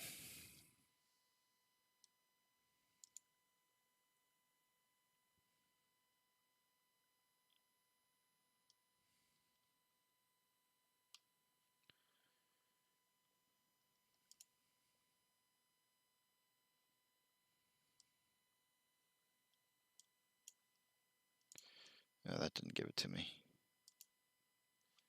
Oh, I was clicked. I didn't have it on the.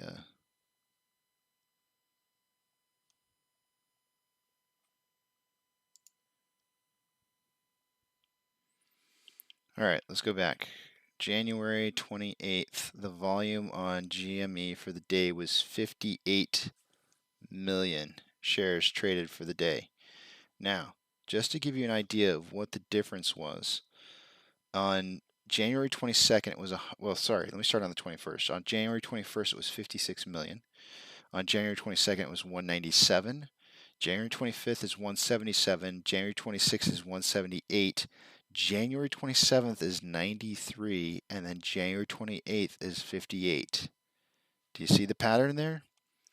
So the whole reason that I tell you guys my volume predictions every single morning is I'm prepping you. I'm prepping you to see patterns. Those patterns are going to be seen in our squeeze later on, and we're going to be able to identify what's coming based on those pre-morning volume numbers. And they're, I'm nailing them pretty close. So I'm going to know. I'm going to know what volume's going to look like going into this. So I'm trying to prepare you guys in advance. This is the whole reason. The whole reason that I do everything on my channel is, when I say have no fear, I expected today to be a down day. That was the title for today. I was expecting 54 bucks. What did we get down to? 40. Sorry, I said 54. I meant 44. $44 is what I expected to get down to. We only got down to 45.73. So it was not as bad as I was anticipating. But have no fear. That was the title. Everything that I do every single day is for a reason. There's certain things that I say, and I say them for reasons because I want you guys to be prepared for the future. So keep that in mind. There's certain numbers that I throw at you guys constantly because I want you to be seeing these signals. I want you to be prepared for the future. So, but yeah, volume speaks really loud. It speaks really loud about what's going to happen with the stock, and if you can figure out where volume's going to move to, even with a huge spike in this morning. So I put in my volume prediction every morning at it's about somewhere between 7 and 7:10 in the morning. Sometimes I even put it out before 7, depending on how regular it's looking, whether or not the stock's had its fiber. But at 7 o'clock in the morning my time, which is 8 o'clock time Eastern, an hour and a half before the stock market even opens, and I'm usually pretty close. The days that are the most difficult for me to predict are the days where we have FOMO kick in. Those are obviously going to be unpredictable days. Other times are when volume completely dries up and out of no rhyme or reason whatsoever. It's just difficult. There are some days I can't get it 100% right all the time, but I do expect that during the big portion of the big squeeze that it will be very predictable. So why is volume another reason why volume is important? Getting historical ideas on where volume's trending over time gives us an idea on what's unnatural movement. And if we can start recording that data, for example, like right now, our 3-month moving day average volume is 114. That was like 126 yesterday. So it's dropping pretty quickly. We're going through a phase right now where some of the higher amounts of volume from 3 months ago, which would have probably been June-ish, is starting to disappear, and that's why our average volume is just dipping more and more and more. And we'll probably continue to see this move down, at least until we start having some really high volume days coming up here, probably this end of this week or next week. So where was I going with this? No, volume. I mean, it's all about volume. If we watch it closely enough, we can see where the stock's going to be moving, and it can give us an idea as to possibly how many shares are being sold off every single day, right? So like if we're averaging 114 million right now, and we know that people aren't selling their shares, and then all of a sudden we squeeze next week. If we see numbers in the trillions, which we will be seeing the numbers in the trillions, I guarantee it. We saw it in January, and we weren't even as heavily volume loaded as we are currently. We're going to see numbers in the trillions, and that's going to give you an idea of how many shares are being sold off. And when it gives you an idea of how many shares are being sold off, it can kind of tell you, like, if I know we don't know how many total outstanding shares there are, but it can give us a good estimate as to what drying up is going to look like. And that's what you want to watch out for on the backside. You don't want to be the last guy to sell. You don't want to be the first guy to sell. Because, if you're the first guy to sell, you're probably not on the backside yet.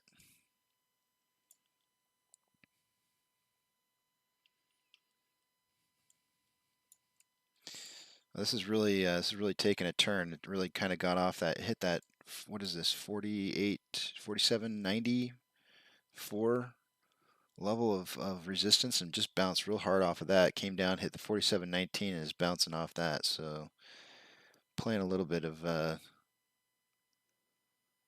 seesaw action here.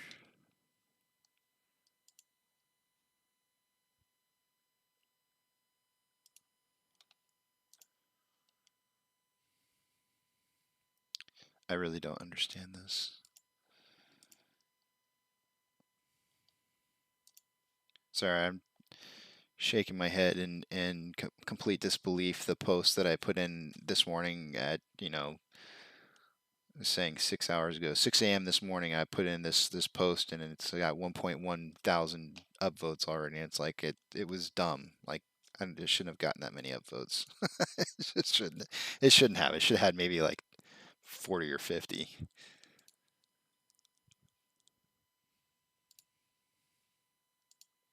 I mean, I shouldn't talk bad about my own stuff, but I feel like I put out so much better work.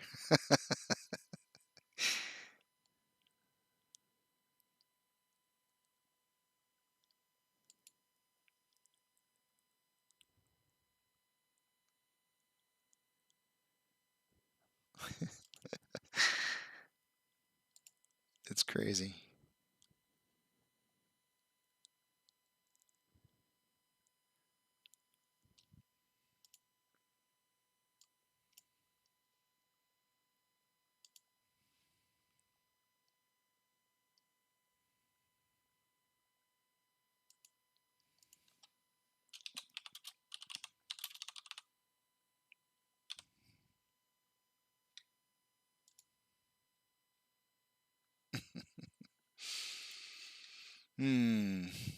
All right, what's going on here? Let's see. What are we doing? I probably could have drawn like a really nice descending parallel path down to what obviously would have been a squeeze out at 47.19, but I don't see the point.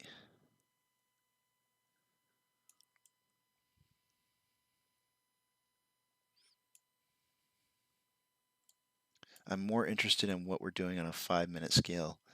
I mean, it's not. This is like this is the crappiest cup and handle shape I've ever seen, if that's what this is. But maybe if I go to a 30-minute, I mean, it still kind of looks semi-decent. Maybe at a 30-minute. It's not up there though. I guess if you considered this the cup portion, right, at the top at 47.63, that could be, because this was such a sharp drive upwards and such a hard drive back down that the cup really, I mean, it kind of was a little early. Let's look at that. Let's 47.63. So like if this were the actual cup starting point right here, right, the cup right here, and then the down portion, like this might be too early, this portion right here. I could see that. Yeah, I'd redraw a portion of this.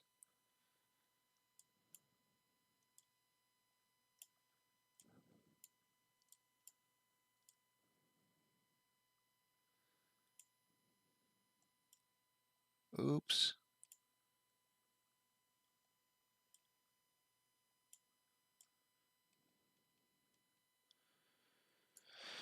Okay, well that means we're going to have a price increase. So it's supposed to be based off of how this works. The top is at $48. The bottom was at $45.73. So let's do a little math. 48 minus 45.73. $2.27. You divide it by 2. It's $1.35. $1.13. $1.13 increase over the 48 bucks. Is what it should equate to. Is it 48? Was it 48? Yeah, we're gonna call it 47.94. So this should shoot up to 49 bucks.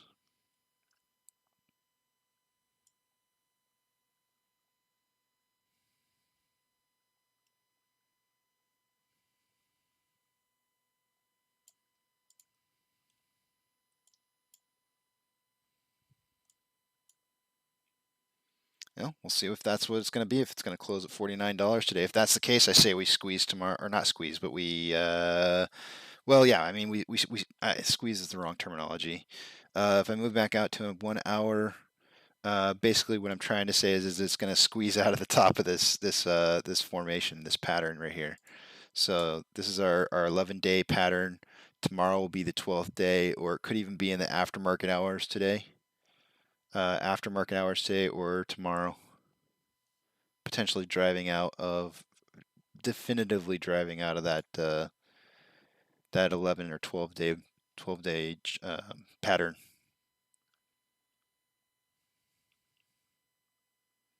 I love my price estimates like way up here, and everybody else is down here.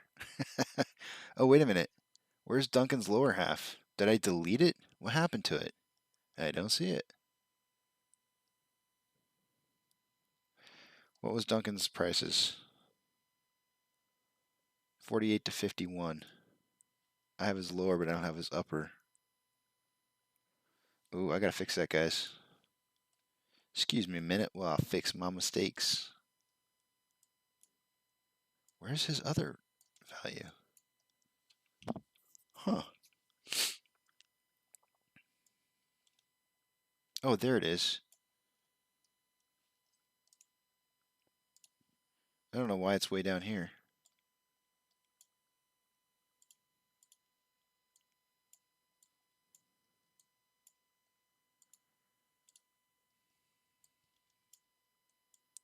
Oh, come on. Are you kidding me? Now I can't even drag this? Oh, it's still locked.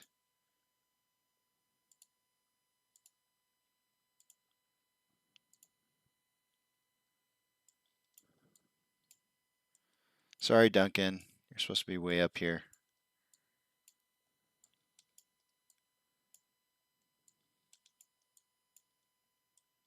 I'm like probably giving you guys cancer, like doing this like probably the slowest way possible.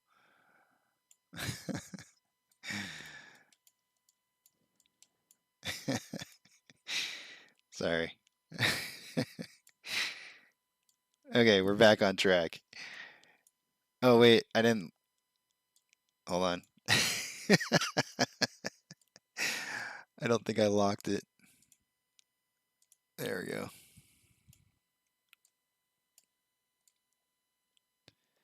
AP hasn't been on here for a while. I wonder if AP's still around. He's Park Airs.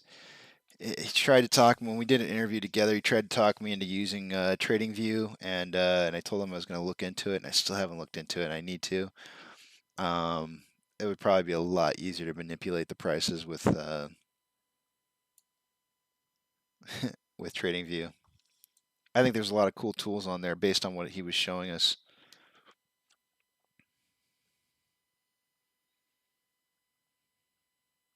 AMC to the moon, Chico.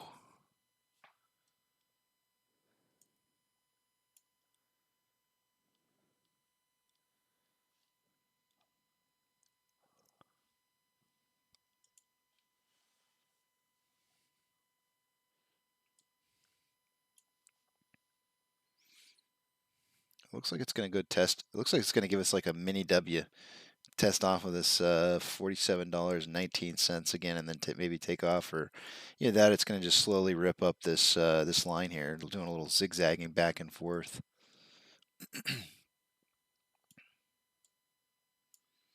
What are they doing share wise? Are they borrowing more?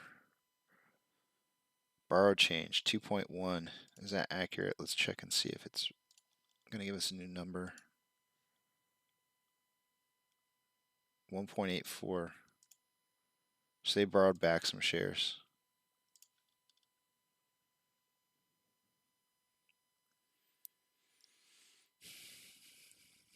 I want to see that short share interest of the free float. I want to see that increase up to like 19.5 again.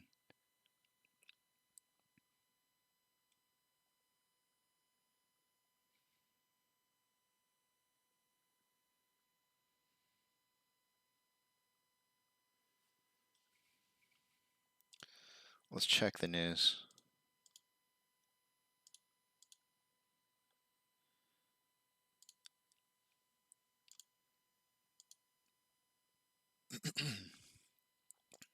Excuse me. I think I got some allergies going on right now. It's not COVID. It's not a tumor.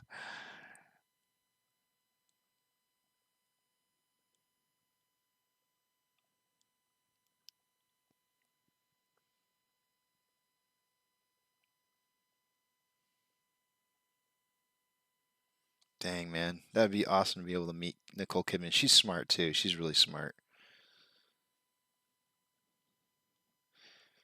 Actually, like they're all smart. Like all the three, my three top actresses are all really smart. Nicole Kidman, Halle Berry, Reese Witherspoon, all really intelligent women. What's funny to me is I found out later that Halle Berry used to visit a lot of way back in the day when we used to have BBS or bulletin boards. Do you guys remember that when, back in the AOL days where there used to be bulletin boards and stuff like that that you could go to and chat on? Apparently, she was really highly into that. She would just show up on like just random boards and talk to people, and they had no idea they were talking to Halle Berry, but she would frequent them. In fact, it was so bad that she thought that she had an addiction to them. Which I can tell you for a fact that I remember at some point or another, I was like that myself. I I've got some funny stories about those chat rooms. Boy, those places were filled with some unique people, that's for sure. I'm trying to remember some of the names of some of the ones that I used. It's funny, my mom got us into computers back in,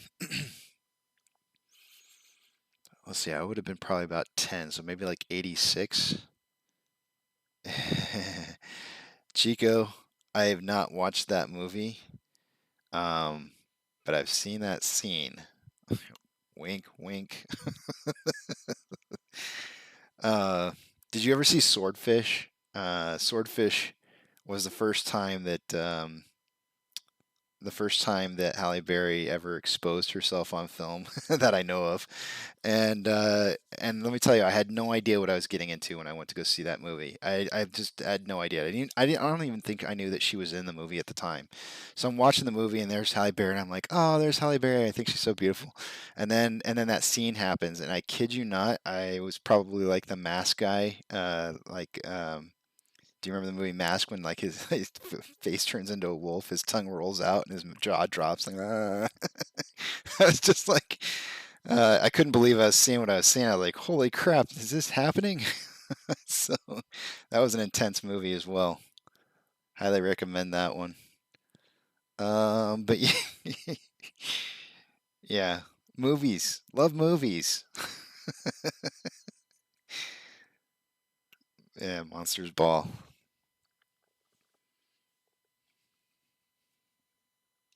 What was that about?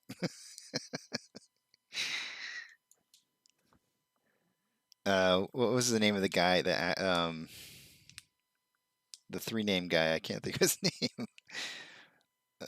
Lee Harvey Oswald? No, it's three names. What is this guy? I know it's not. But Billy Bob Thornton. That's it. Billy Bob Thornton. That dude's so lucky.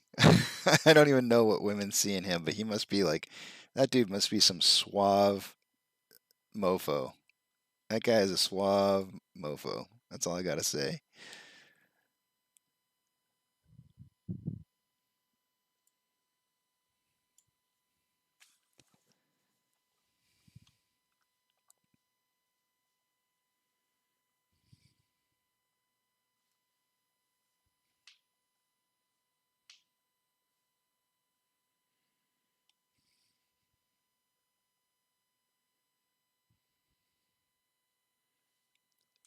Oh no, I know Chico. You ain't gotta tell me. I saw that scene. Trust me.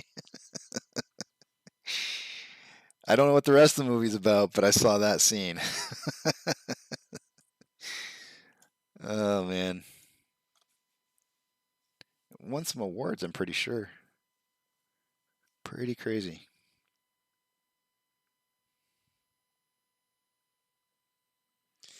Right. I feel the same way. I feel like she's an amazing actress. Forget the whole fact that that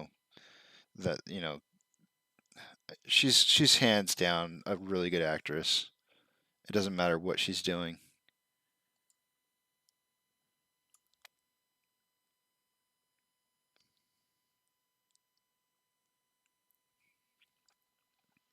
I could probably say some things about like other actresses that would probably like have a lot of guys like really pissed off that I don't feel the same way about them. For example, like that Friends girl, I can't that was married to Brad Pitt, Jennifer Aniston. I feel like that lady's like watching cardboard act.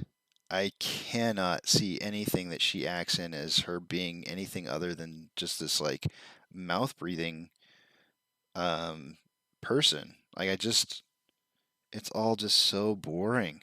Oh, it's terrible.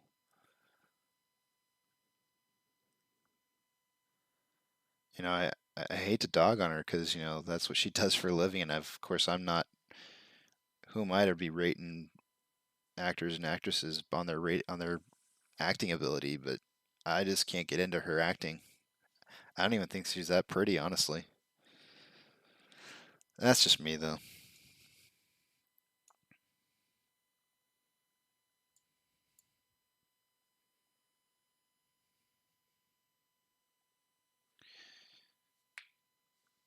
It's funny. I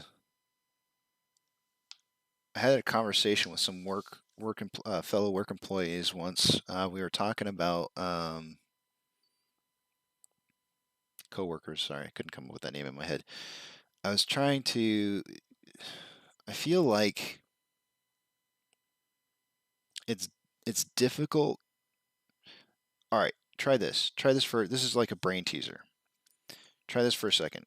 Think about who your most favorite actor is in the whole wide world. Like just out of everybody who's ever acted, you could watch every single movie that they're in and it's just like it's your favorite actor. and then try to come up with an actress that can beat that or match it or even come close. And it's really kind of strange to me how if you talk to people about that, um, even with women, it happens to be that it's usually a male actor is their favorite. Not always, but majority of the time, it's a male actor, and they can't end up coming up with anybody who even comes close to a female actress that was just as good, which is interesting because I feel like I feel like that shows a bias in our culture towards actors and actresses. I pick up on these things. I just pick up on small little things that I view as kind of just interesting things. Another interesting thing to ask people is to make gun sounds. That's really, if you want to get a good laugh, ask your coworkers if you don't, if it's that kind of environment where you can do that to make their best impersonation of a gun sound. It's absolutely hysterical. It's absolutely hysterical. People have really interesting interpretations of what a gun sounds like. And of course, you know, the real question would be from a gun enthusiast is, well, what kind of gun sound do you want? but but inevitably, people will always just give you their gun sound, irregardless. It's actually really interesting to see what other people's interpretations of gun sounds are. I mean, this looks like a little bit of head and shoulders here, guys. Not gonna lie. Got a little bit of a shoulder. Got our head. And got our shoulder. This shoulder's elevated. But this to me would be an indicator of price moving down some more.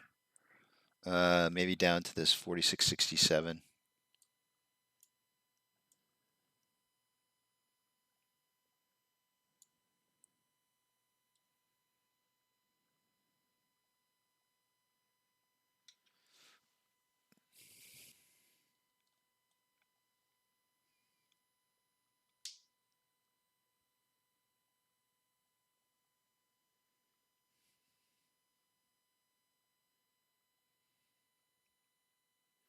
I used to have favorite actors.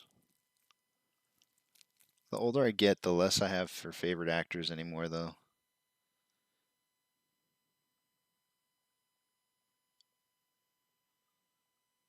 I think in the past it probably would have been somebody like I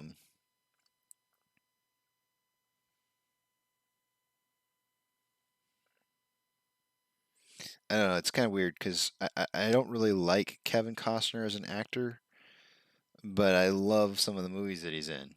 So it's really kind of odd to me because I just don't really care for him. As I think in all honesty, he's a lot like Jennifer Aniston. He's like watching cardboard act. It's the same person, doesn't matter what movie he's in. It's just always just Kevin Costner. But yeah, I think really good actors are people who you can't define who they are between the different acting jobs that they do between different characters. Um, the one I can never remember his name. I don't know why. I'm gonna have to look him up. This guy is amazing.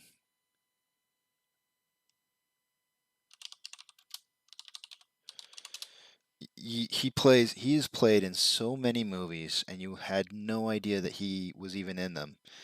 Um, and I hate the fact that I can't. He's probably my number one. Um, Gary Oldman.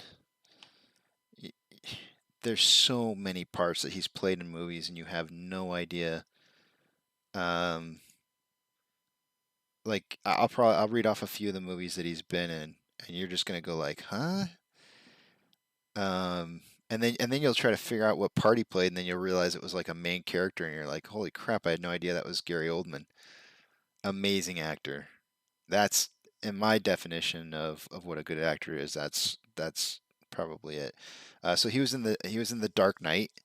He was in the Darkest Hour. Tinker Tailor, Soldier Spy, Dracula. Um, Those are what he's known for, according to IMDb. I think this is, yeah, IMDb.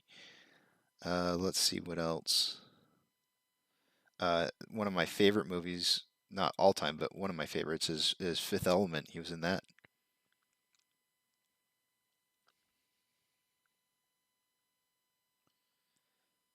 Oh, he's actually in quite a few movies this year. Crisis, The Woman in the Window, Hitman's Wife's Bodyguard, Slow Horses, Star Citizen, Flying Horse, and Squadron 42. Four of those, three of them are announced. One's filming. The other ones have released. Last year he did Mank, A Place Among the Dead, The Courier, The Laundromat, Mary. I don't know. I don't even know how many of these are like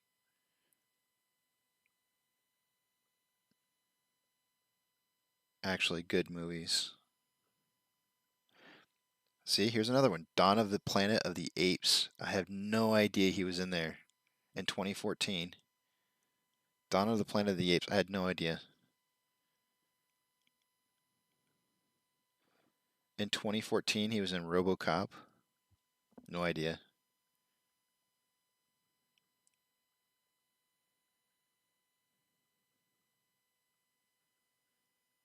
Oh yeah, I always forget this one. He had a voice acting part in 2011 in Kung Fu Panda 2, and he was the voice for Shen.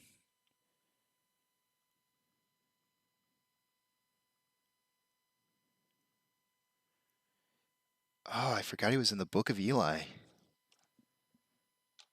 It's so crazy to me. Like he's a standout character, and you just forget him.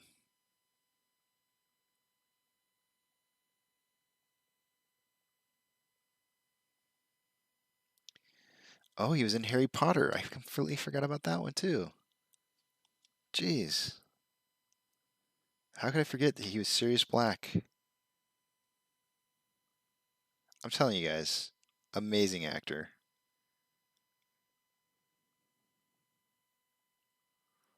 Lost in Space, Air Force One, The Fifth Element, The Scarlet Letter. He's been in so many movies. I personally would give that guy a Lifetime Achievement Award. I don't know what awards he's won, but in my opinion, he's been a stand-up actor.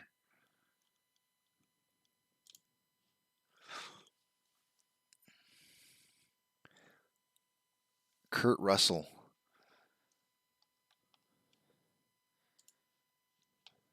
I gotta look up his movies because I'm pretty sure he's the one that was in the one where the lady crosses her legs. I can't think of what it's called. What was the name of that movie?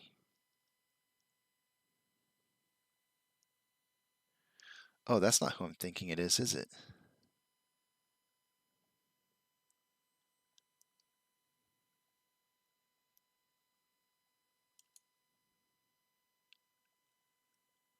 It is, yeah. No, that's not Kurt Russell. Who was in that? That was somebody else. That wasn't Kurt Russell. Kurt Russell was in things like The Hateful Eight, Escape from L.A., Executive Decision, Guardians of the Galaxy. Okay, I remember. I remember who he is now.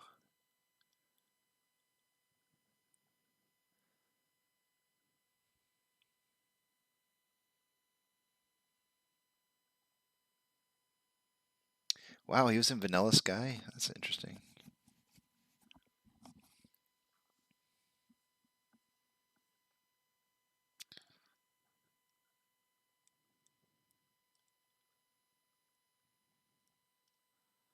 This says he was in Forrest Gump as Elvis Presley.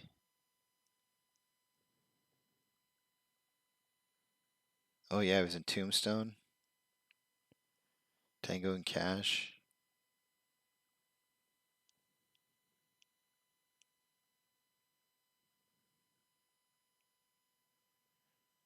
Oh, and he played Elvis in a TV movie. I guess that's why they use him in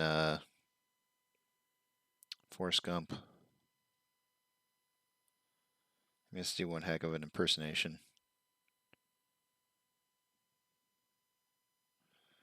What a career.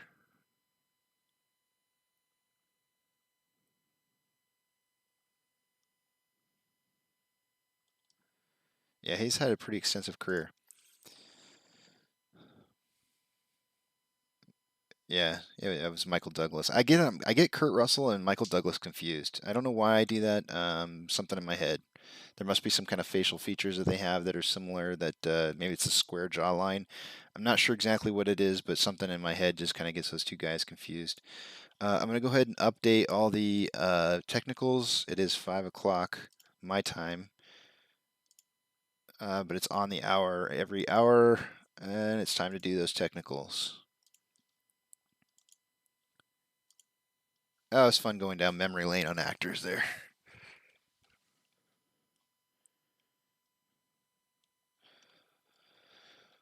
Alrighty, switching you guys over to the other page. And I always kind of warn you guys just a little bit, just because every once in a while I accidentally keep it on light mode and then potentially blind the crap out of you guys. So, and I don't want to do that. So that's why you get the warning.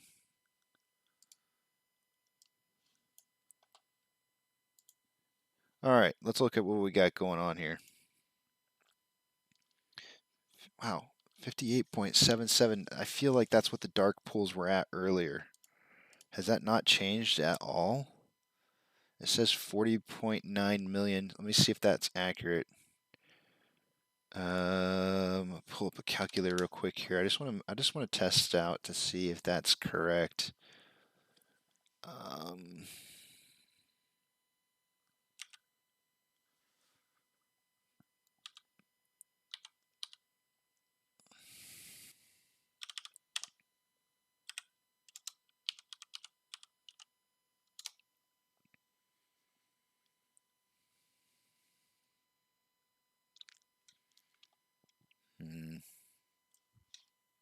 Sorry guys, I'm just checking to see real quick here. I just want to verify that that's actually the correct amount in dark pools. What are we looking at?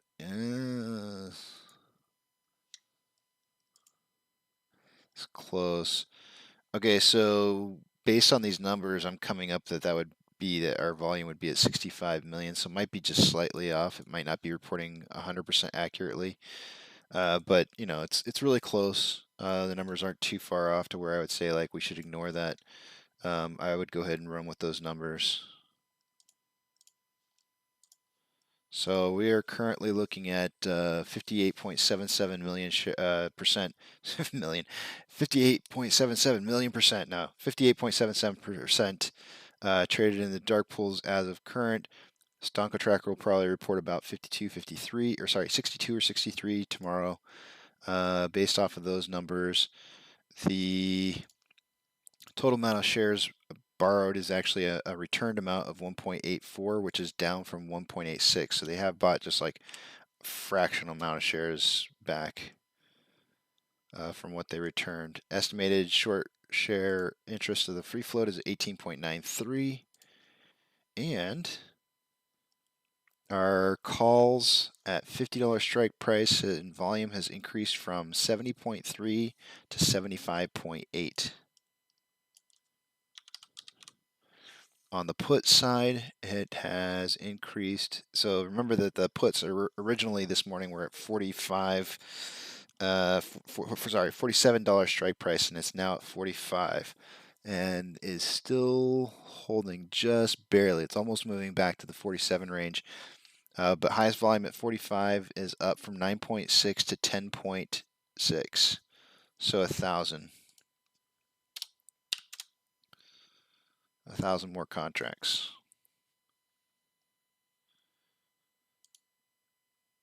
Max pain at 43, loving it. Going back to the main page, we'll update this right here on Fidelity and see that AMC currently has, let me get rid of this stuff out of your face. Fidelity has 53% buys to 47% sells and is number 2 on the top trending stocks on Fidelity.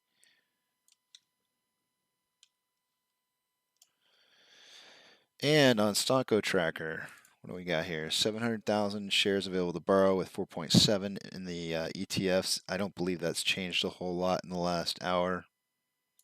Pretty much staying the same. 49,000 contracts in the money on the call side.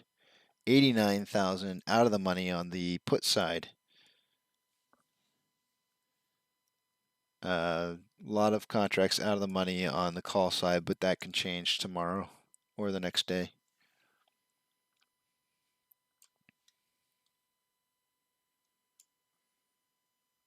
Advancers 2,279 to, 2,262 to 4,391.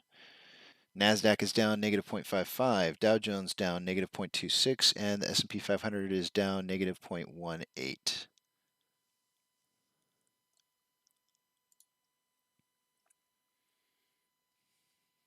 I don't know what's happening here.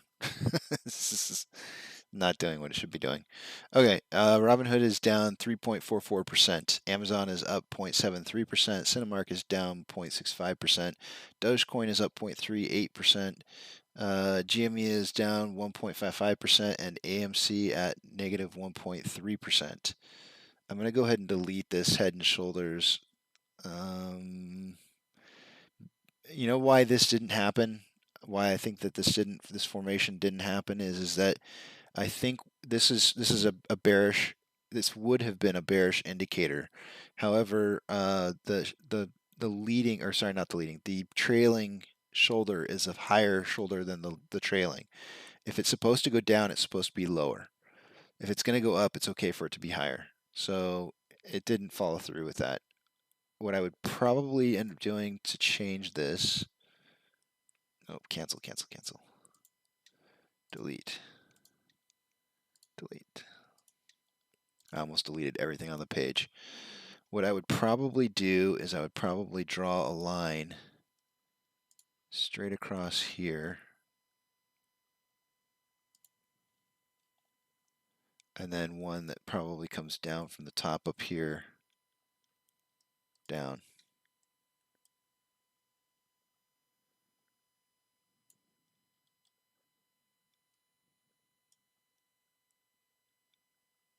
Whoa, how did that get way over there?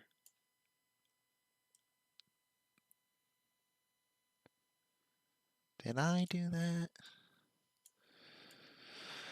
Okay.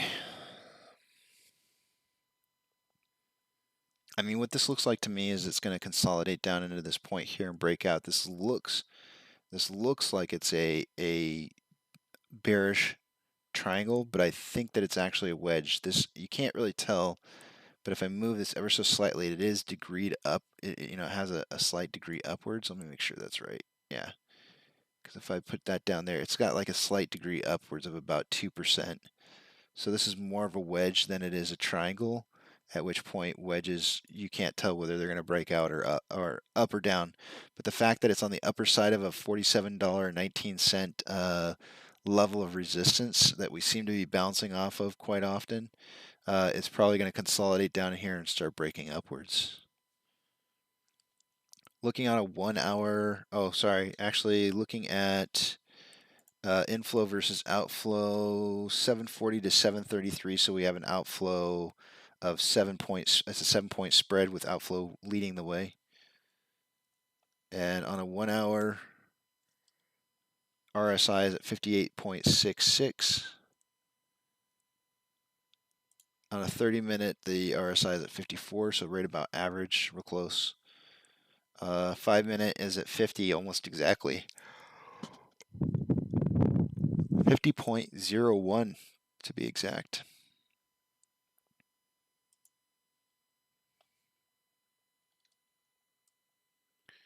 So if I come back out to the 5-minute scale, I'll show you what I'm seeing. So this is originally when I drew this out, I was kind of thinking like the cup started up here, and I drew it out down because of this 5-minute scale. But then when I realized, when I went back to the 1-minute interval, when it started to bounce down here, I was like, why would it be doing it over here? And I realized that on a 1-minute interval, if you come and you look at this, there's a very definite like increase in price and then a drop, and then it kind of settles here, and then it starts to drop down. So I think the top of the cup is right here, that 47.93 range. and then kind of completes the formation here, kind of comes down a little bit. I would have expected it to come down hard like it did and then bounce up, and it's not doing that. So possibly when it squeezes out of this wedge formation, that'll be the upwards trend. And if you go out to the 5-minute interval and look at it, it's definitely a possibility.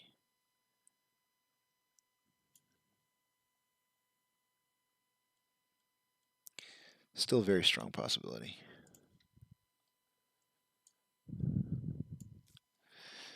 71.3 million shares traded. What is our average? Have we dropped down to 100 yet? Let's see. I'm just going to go with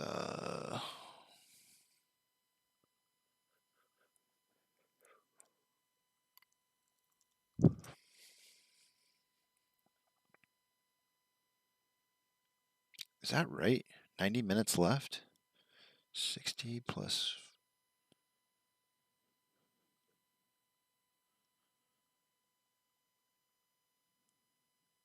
Huh. There's 100 minutes left, so 290. 71.48 divided by 290 times 390. Looks like we're on a pace for 96 million shares traded for the day today. And volume is falling off.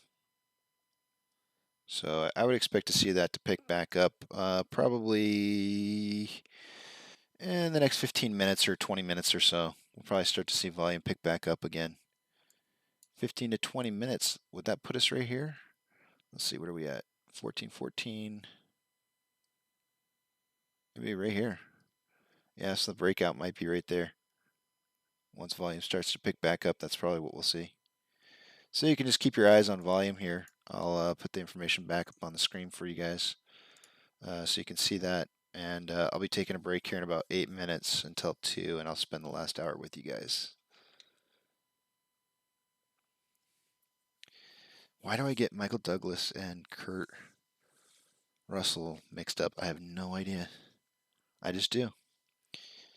Holy smokes, guys. At one point in here, we had 11 people watching all at once. That was pretty cool. Just happened to look at my analytics showing up for concurrent viewers.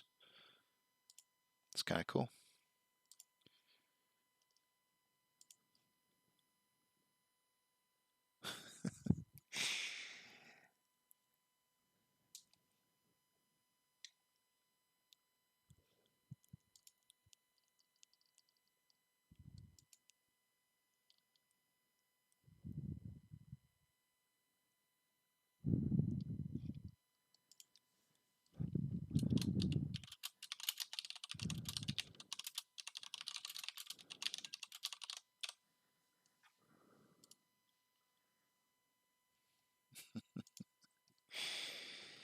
Oh boy, too much.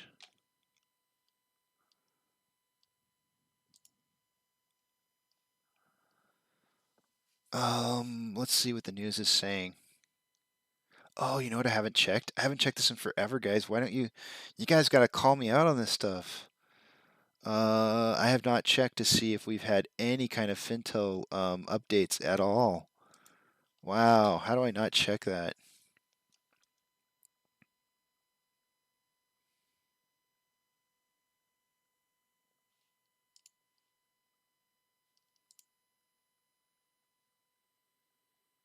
It's so bad that Fintel made me log in.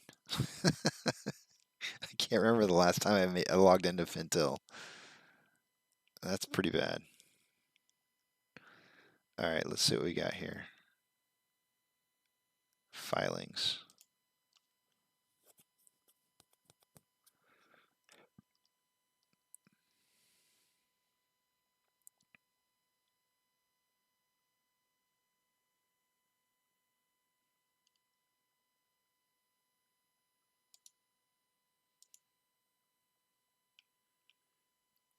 So I'm always looking at institutional ownership. I'll go ahead and drag it onto the other page here. That's one of the things I just kind of like to track. I like to see who's buying and who's not buying. According to this, I'm gonna have to change this real quick here. Ah, I should have warned you. Blinding light. Sorry. It's blinding light for me too. Wow, how far back do I want to go? Actually, most of these are all back from 8:30, and we've already covered most of those, so not a whole lot of new filings. The only new one that I really see that stands out is this 931 that I don't think I've seen before. Parametric Portfolio Associates. They bought 313,000 shares. Do you guys notice this trend here where they're all buying at like 33.44? Like, who decided to pull the trigger, and how did they all decide to pull the trigger at the exact same time? Doesn't that seem coordinated? You know, if I had to testify, like if I had to go up before Congress and testify and say like, you know, um, you want to say that the apes are what's the word, doing coordinated attacks on the market, go pull your data and look at it. Look how many people buy at the exact same average share price, all at the same moment from different companies, and you're sitting here telling me that we're the ones who are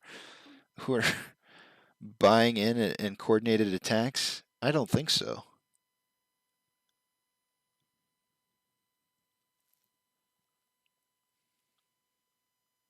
I mean, some of these I can understand because it's the same company, right? You know, Vanguard, Vanguard, Vanguard.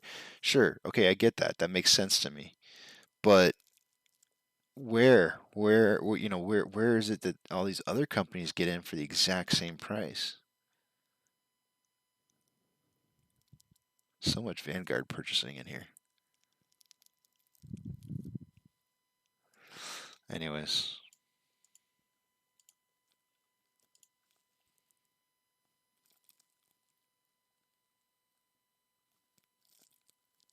You're part of that statistic, glad to help.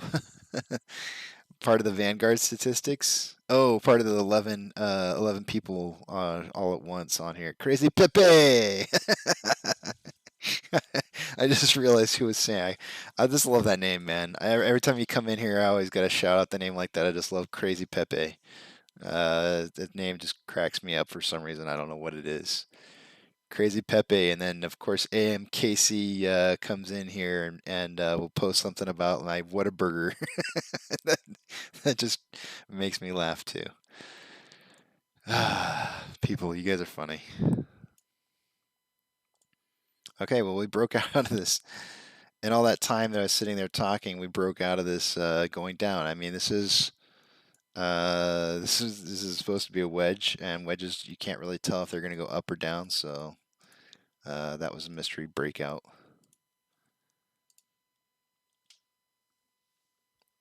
$47. We're basically down 88 cents. How many of you guys were watching this morning when I said today? All right, so check this out, guys. This is pretty cool. So last Friday,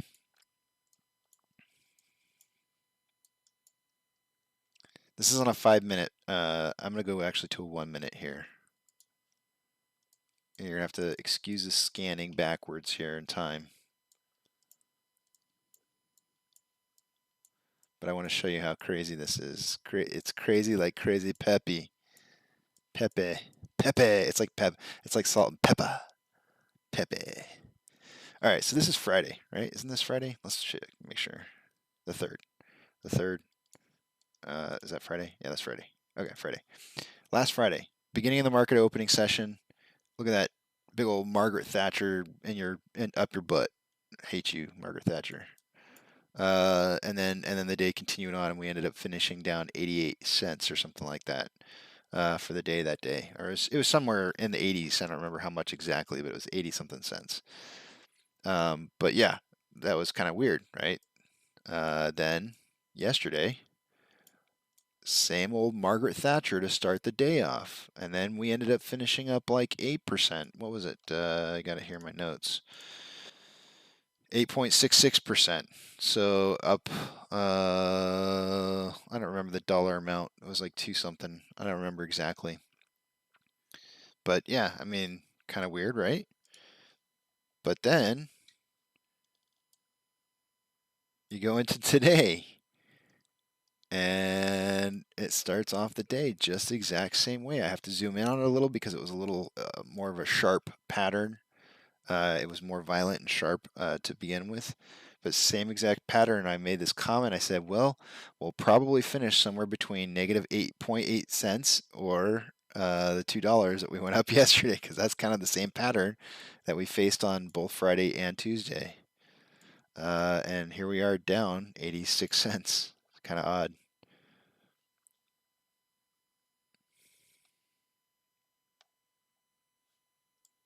So it's not completing that. It's either not completing that cup shape formation, or it's just going to take a little bit longer to punch through. But we're at 120. Break time for me. Don't take that as excitement about me leaving. It's excitement about me leaving and coming back and spending that last hour with you guys, so we can see how we're going to close this day out. Because I am excited. I want to see this. I want to see this thing rip off at the very end of the day today. That's what I want to see. We'll see. You can't always get what you want, and I played that earlier, and I tell that to everybody. Every one of my kids knows it. That's how life is. But anyways, we'll see how things look here in about 40 minutes when I come back. I will see you guys.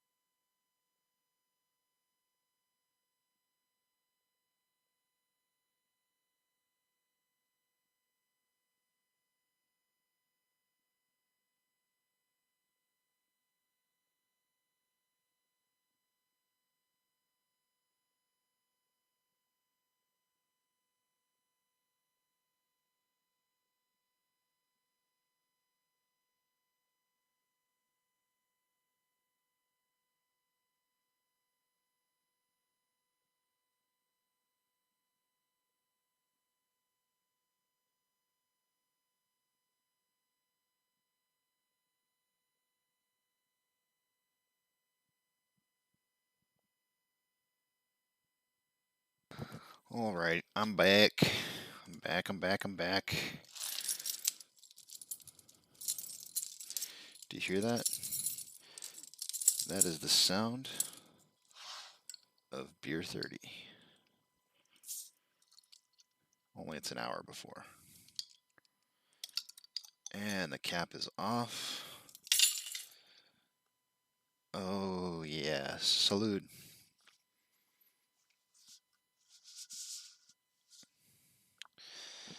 To enduring through every hardship that we have on these days where we have amazing spikes, amazing dips, and closing out days, whether they're tough or they're amazingly awesome.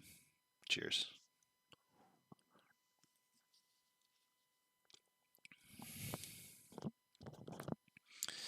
All right, let's see where we're going here.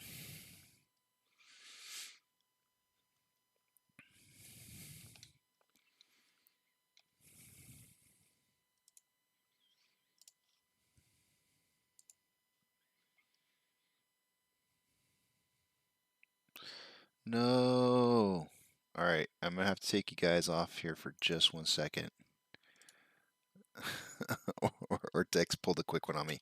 I'll be right back. Give me 2 minutes. I got to update something real quick here. I'll be back.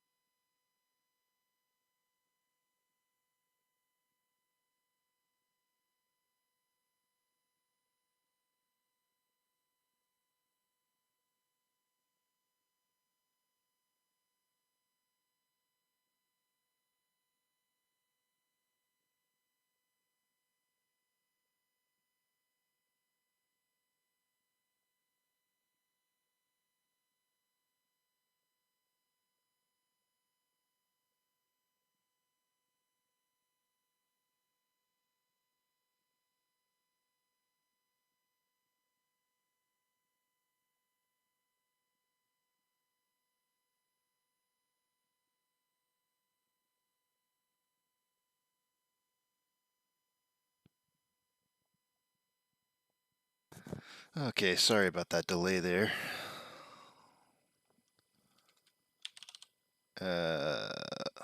So, so long story short, I lost my credit card on my trip, and Ortex just wanted a payment for my credit card, and I canceled my credit card, and they were like, "Hey, you need to put in a new credit card." So I went to update all the information on Ortex, and it was like, I should basically saying I got shut down. So we're back up and running now. Hmm. Let's check it out here.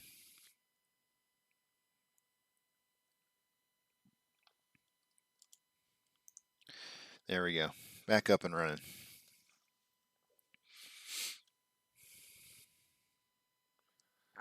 I will update my pages.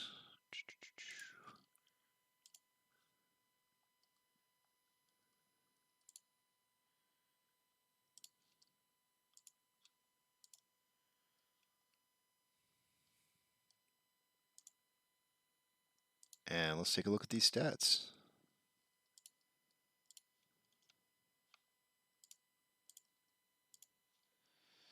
$58.77. I know the dark pools are, that's not changed. That has not changed.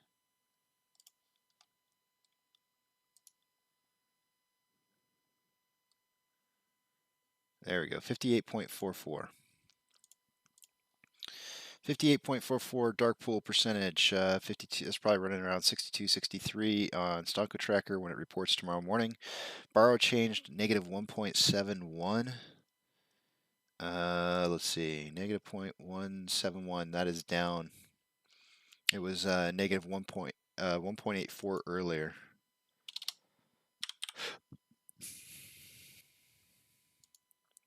Eighteen point nine percent estimated current short share interest on the free float.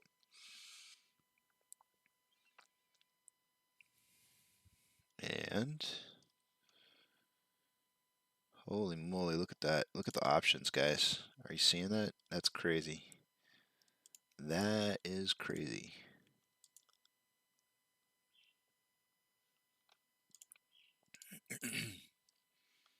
Looks like so earlier we at a $50 strike price on the calls. We were at 75.8. That is now increased to 80.8. So a 5,000 contract increase. On the put side, I'll bet you it moved back to 47. Yep, it sure did. $45 that moved up to 47. So it started out at 47 today, went down to 45. Now it's back at 47. 12,000 contracts. That is up from 10.6. So 10.6 to 12.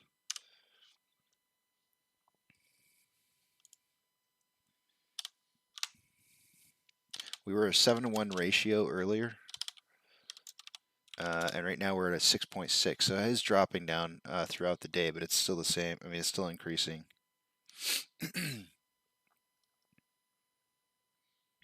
Let's see here.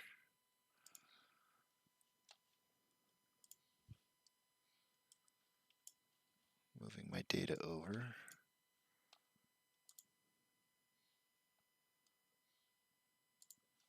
And let's switch you guys back to the other screen. AMC still in second place for trending with 53% buys over 47% sales.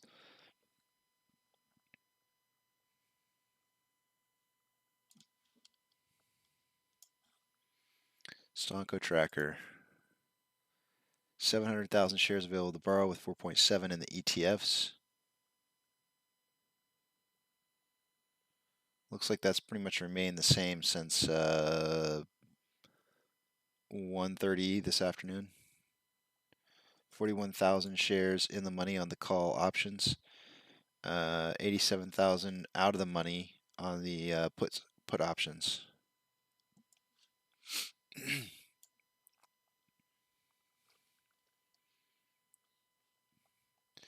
2,216 advancers to 4,485 decliners on the market. The Nasdaq is down 0.62%. The Dow Jones is down 0.17%, and the S&P 500 is down 0.13%. Robinhood is down negative 4.46%. Amazon is up 0.58%. Cinemark is down 0.74%. Dogecoin is up 1.2%. GME is down 0.27%, and AMC is down 2%. We currently have a inflow versus outflow ratio of 791 to 784. So a 7-point spread on that for a 2% loss.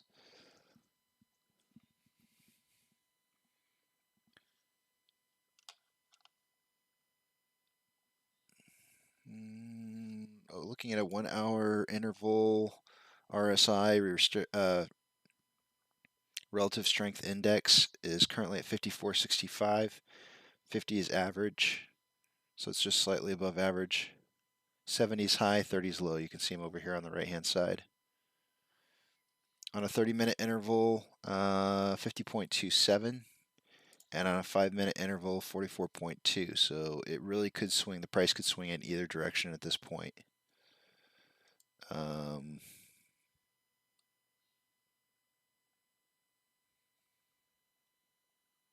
I don't know. I'm just going to take a stab in the dark here.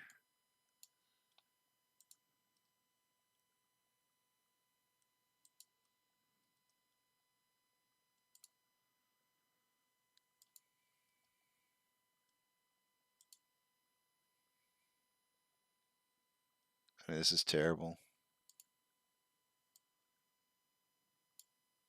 I don't have any pleasure in drawing this out. This is crappy technical analysis on where I think the price is going.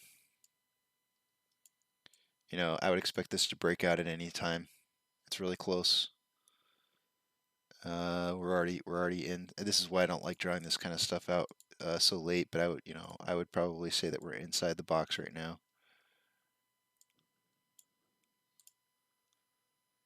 Because that's 43 and we're about 25. Yeah, that's about right.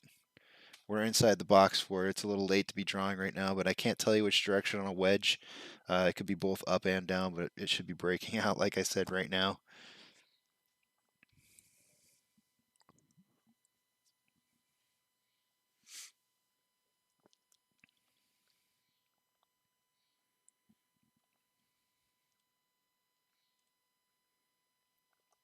$77 million shares traded so far with 45 minutes left to go.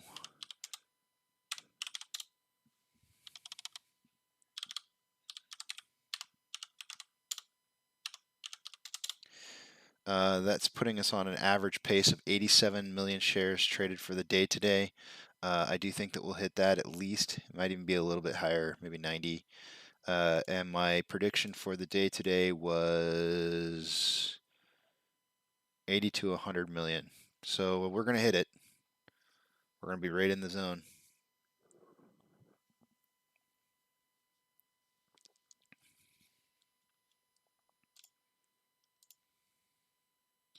Holy moly. Oh my gosh, Duncan and Chris, you guys are chatting up a storm in here. What the heck happened? I have a serious question. How can we be certain the hedge companies are losing money? I mean, beyond speculation. Let's see, you asked this at 12:29 p.m. Wait a minute. Wait a minute. Test. Okay, so it was like a half hour ago you asked that. The reason I wrote test in the comment section is because mind my own business. Fine, I'm not reading it. I'm not reading it.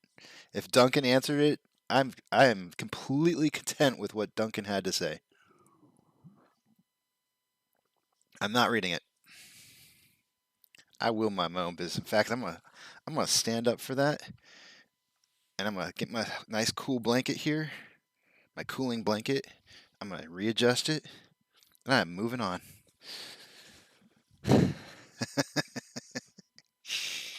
And cheers to you all.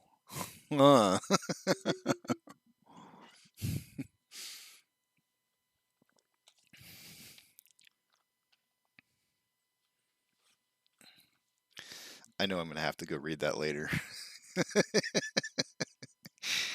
I'm so nosy. Oh, I just made faces and everything. You guys couldn't even see it. I was like, I was sitting here going, huh. You couldn't even see it.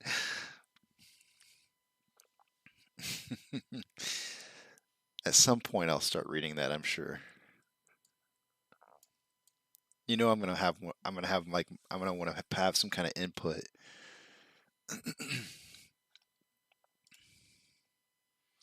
I'm sure Duncan answered it quite well. I mean, I can see here from he got wordy.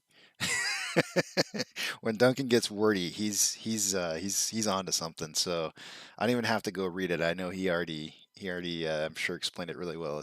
But let's see what he says. How can we be certain the hedge companies are losing money? I mean, beyond speculation.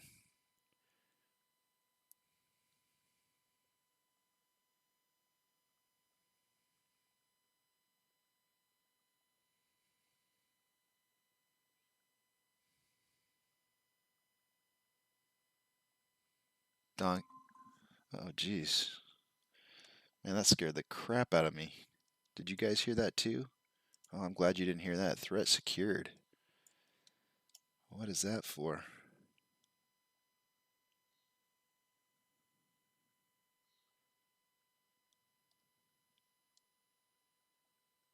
Huh. That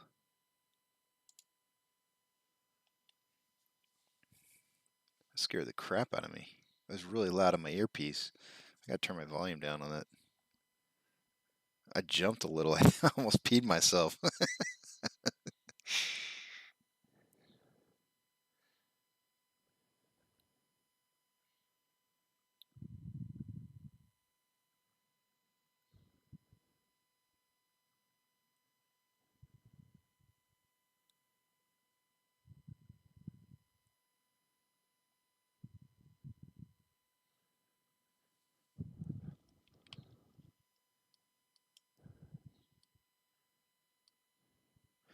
Okay, so I see Chris is saying, are the pension labor unions and others fleeing? So we're not seeing that in any of the reporting, Chris. I'm going to go ahead and pull up Fintel. This is one thing that Duncan couldn't have done for you, and so this is all old information right here. So this is the earliest. If you go to some of these reports right here, let me make sure I'm not covering some of this up. I am. Some of this reporting, if you actually go to these reports, they say filed on, and it says 8:30 over here on the left-hand side, right over here. Right, so some of these, all these 8:30 filing reports were actually created earlier. Like, so if I just click on any kind of random one, we'll pick like this $13,000 one by Vanguard. If you click on these reports, most of these reports will show that they were actually second quarter data from 6:30. So if I scroll down, you can see here file date 8:30, and then 6:30 was the effective date. So on 6:30 they bought, or actually it's a second quarter report, and I actually proved this the other. Somebody had a similar post about this information, and I was telling them, I said, hey, just want to let you know this happened before X and X dates. It's a second quarter reporting. And the way you can prove that is you can see that they bought the shares at $33.44. At $33.44, if you go back in the history, you can see that the only time in the second quarter that the price was at $33.44 was just before the June squeeze, meaning May. I believe the two dates were May 20. Let me go back and look. There's like May 28th and May something else, May 30th or something like that.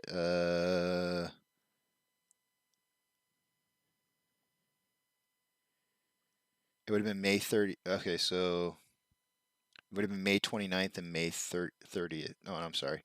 May 28th and May 31st, because May 28th was a Friday in that price range, and May 20 or 31st was also in that price range, just before it moved up to that new high on 6/2 of 70 something dollars.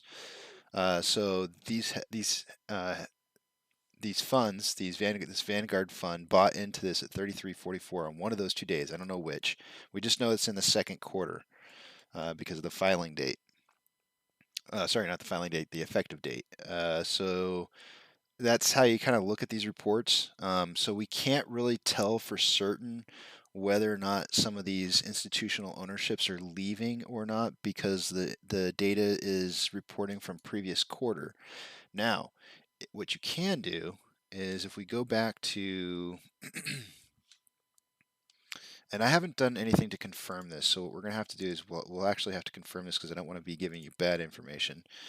But if we go back to the stats page here and I update the top right hand portion of the screen, that should have, there we go, right there, active positions.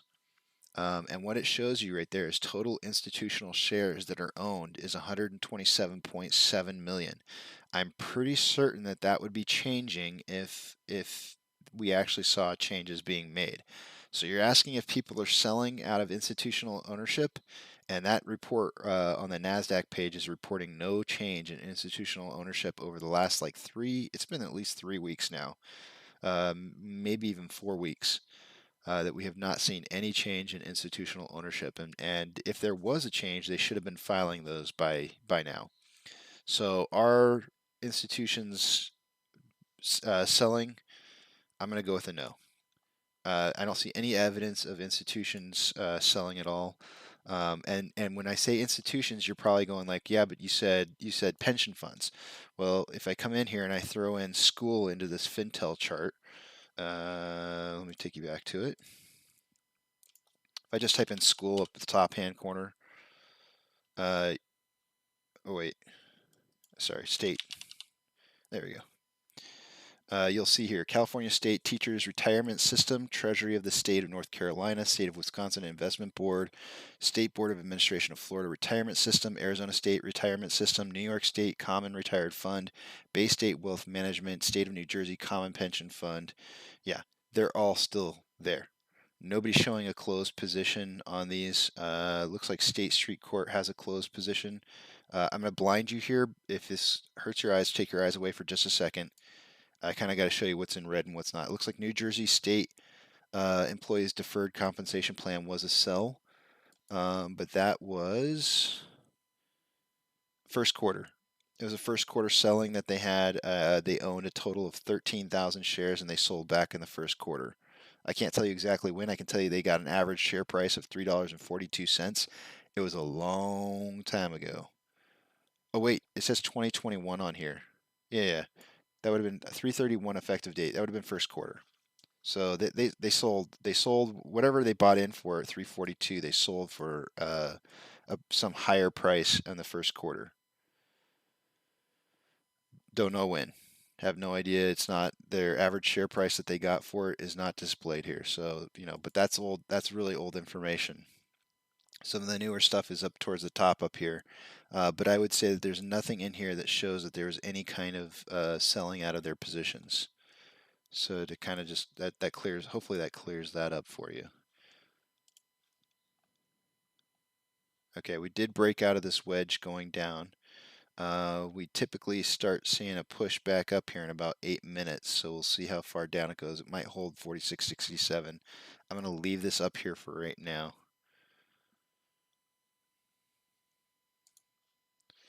Going to go back and see what else he wrote here.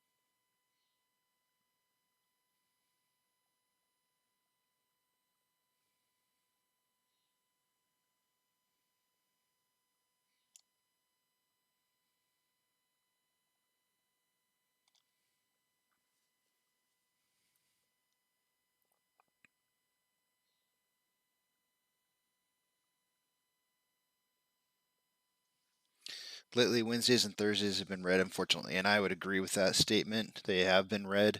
One thing that I also mentioned was some people were excited about GME's upcoming earnings report that's supposed to be at the end of today. In the past history, they've had a red day for at least anywhere between 1 and 3 days of earning report days having been listed.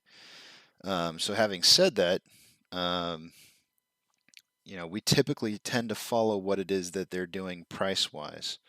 However, I do feel like this earnings report is going to have some information in there that potentially will help the price of the stock go up this time. I don't know if it's going to get released or not for sure, but we'll see. It would make sense to release it. So what I would do here, the reason I left this up here is because I think I'm going to move this down to meet. Yeah, there we go. I was just moving it down to try and extend the out point because I really felt like this is going to push out of this wedge going upwards, and we're hitting that moment in time. I think I read somewhere about like 45 minutes after the market closes or something like that. I'm not exactly 100% sure. Duncan, you're a doctor too. That's why you're on here. I'm formally anointing. What is it called? I don't know what it's called when they make them doctors.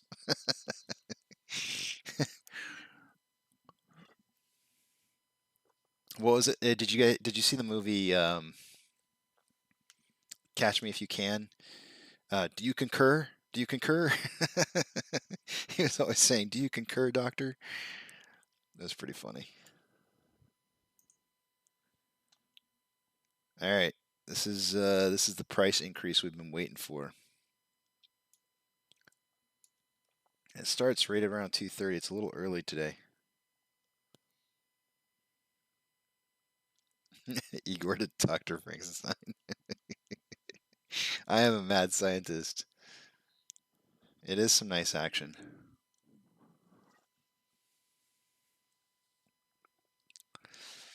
This is I guess the end of that cup and handle. It's a pretty nasty looking handle. I've never seen one quite like it.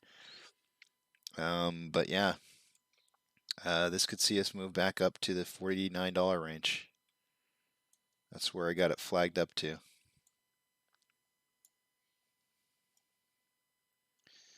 I'm watching the orders over here, guys, really closely. I want to see if some big orders come in. Right now, it just looks like solid buying at mass rates.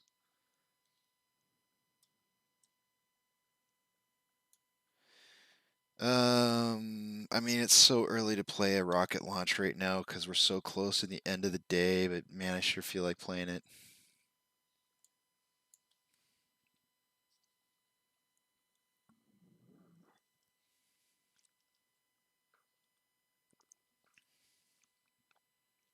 Chris, those are great questions, by the way, and feel free to come on anytime and ask questions.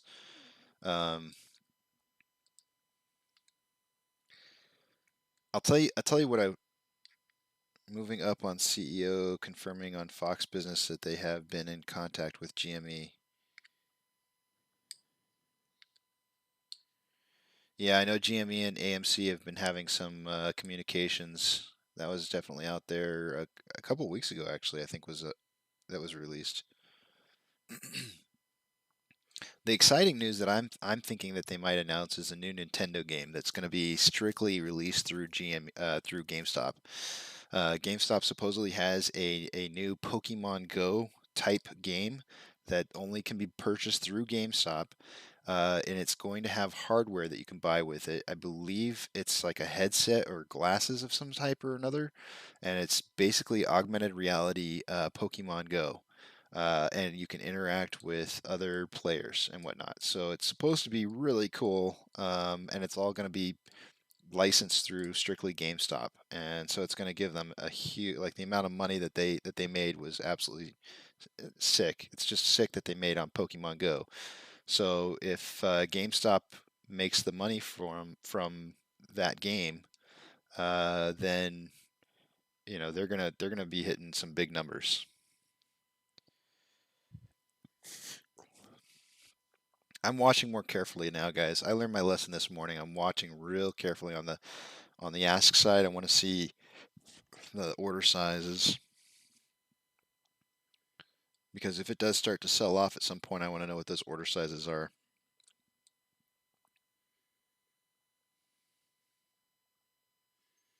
In fact, I'm going to kind of pull up the time and sales just a little bit here. You guys probably it won't affect what you're seeing, but I kind of want to see what's going through. I want to see large orders and what sizes they are.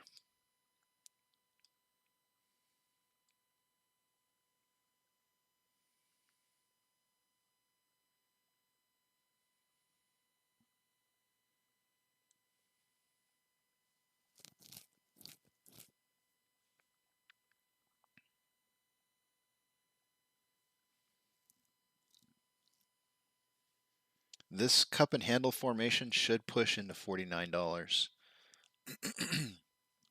The way that a cup and handle works is that the base, from the peak to the base of your cup, divided by half, should be the amount of how much money it spikes up from wherever it starts to spike up at. And I did the math earlier this morning. 46.77 plus, I think it was like $1.13. So 46.77 plus. Okay, sorry, it's $48. Yeah, so we're near the top of it right now. Oh, no, I'm sorry, from the top. It's from the top. 47.96. So 47.96 plus $1.13. Ugh.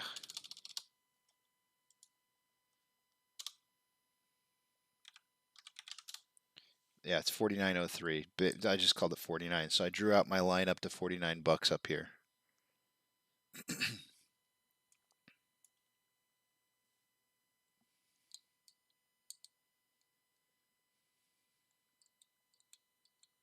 If we can close out today above 48.30,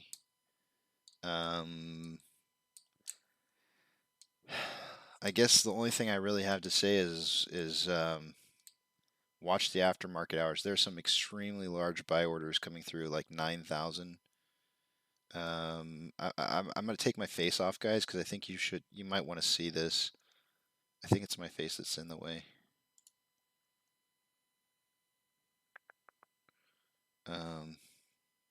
Actually, I'll tell you what, I'm going to do something better. I'll put it right here.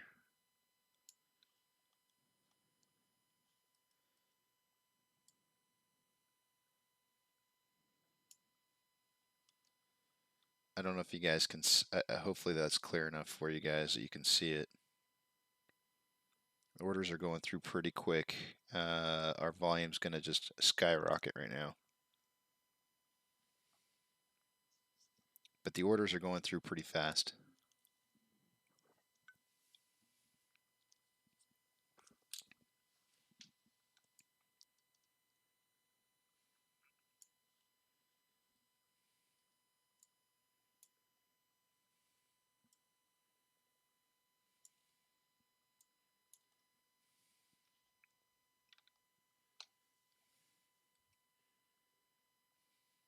So if you guys would rather see the order book level 2 versus the time and sales, let me know and I can just put my face back on and minimize this and go back to the regular screen. So it's up, I'll leave it up to you guys. You guys can decide.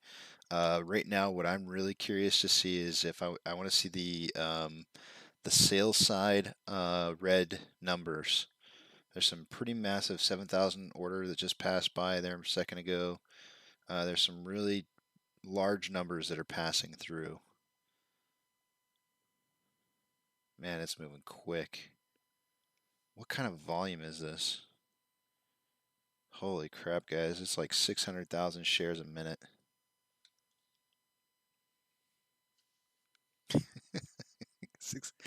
Think about that. 600,000 shares are being traded a minute. We don't even have that many shares. that has to give you some kind of clue as to what kind of crap they've dug themselves into. This is beyond neck deep in a poo hole.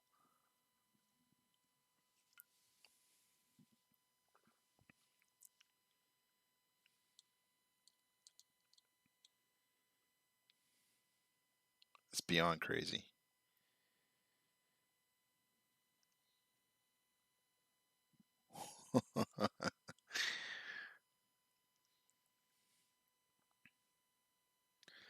Every single minute we're trading more than we have in total shares that are available. Is Adam Aaron on Fox Business Now? I don't know. We can look. I don't know if I'll be able to see.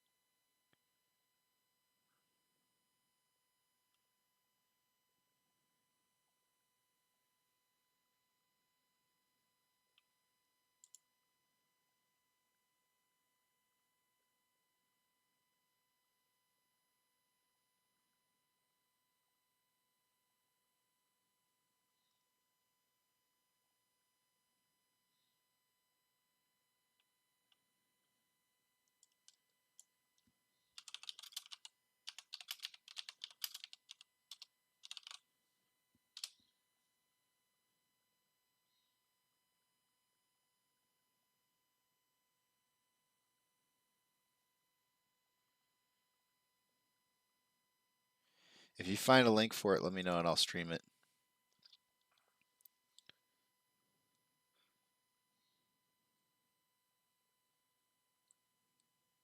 GameStop partnership. This is hilarious. Can you? Oh man, I wish. Okay, I'm gonna look for it on YouTube. The Adam Aaron.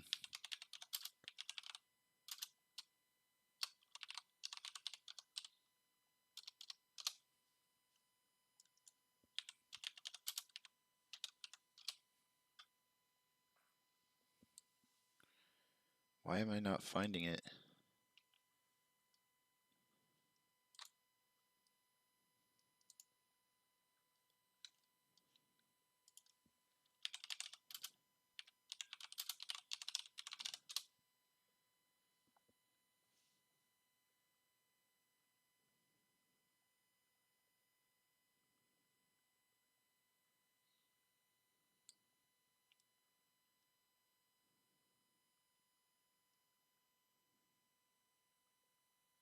If somebody's got a link to it, I'll pull it up and we can watch it all together.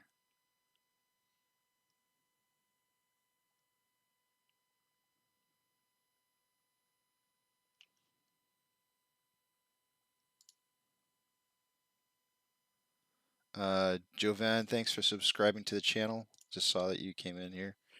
Let's see.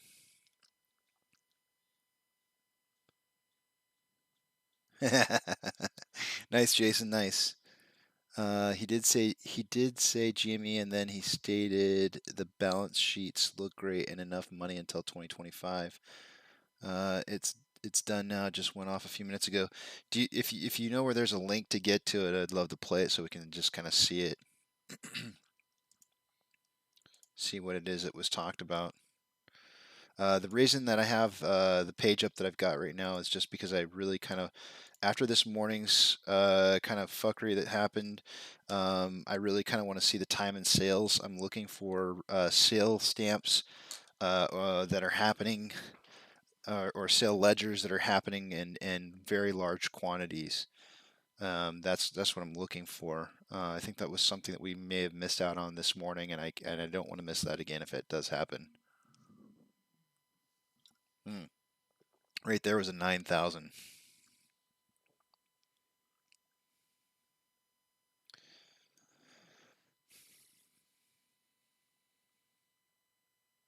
There's another 8,000 right there.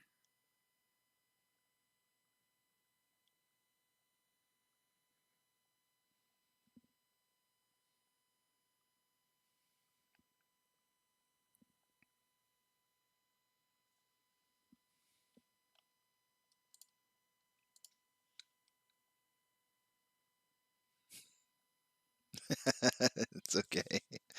That's quite all right. And Jason, just so you know, I'm going to make you a moderator. If you do happen to find a link, you can post it in here now that you're a moderator.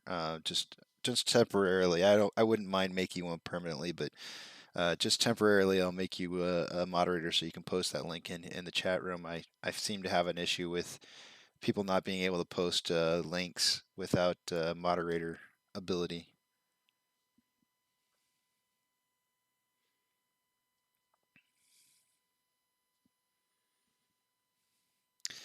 So $49. It hit exactly where I said it was going to, guys. If you'll notice, I'm going to take us back to the main page. I just want to point out that we hit 49 bucks exactly. That's basically where the cup and handle was supposed to take us to. It just happened a little bit later. So we had the big cup, we had the handle portion, but it was just a very extended, long handle portion. The amount that it was supposed to drive up to was $49, which is where I stopped it at. And sure enough, it did indeed stop at 49 bucks. So it got to where it was supposed to. What we want to see hold now is that $48.30 mark. Hopefully it can stay there and above that. I'd love to see it close above 48.30. That would be a beautiful thing.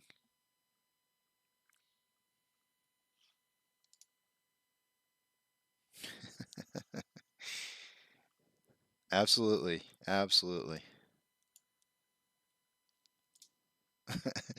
I was just watching a movie just recently where they were talking about with great responsibility comes great power, and then the guy's like, "No, and then he said something else. I don't know what it was, but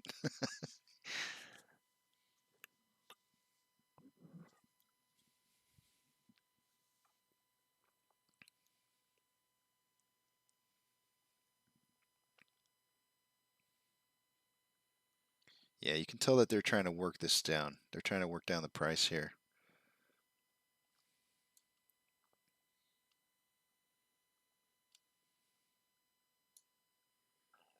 And I'm telling you guys, when this thing really pops off, it's gonna be crazy. I mean, just the sheer fact alone that we were trading 600,000 shares. Uh, oh, I'm sorry, it's 600,000, not 6 million. But 600,000 still, that's like 10% of our total free float traded per minute. Sometimes a million.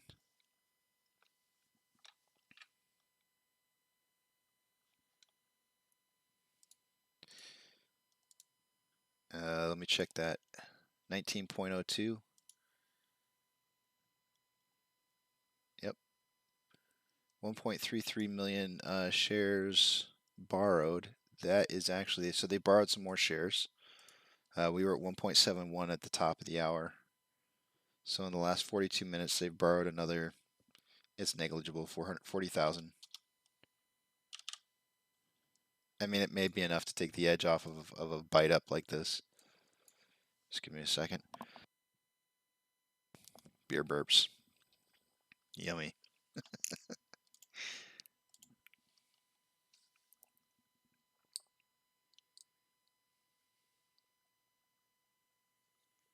Yeah, we'll have to watch that interview tomorrow.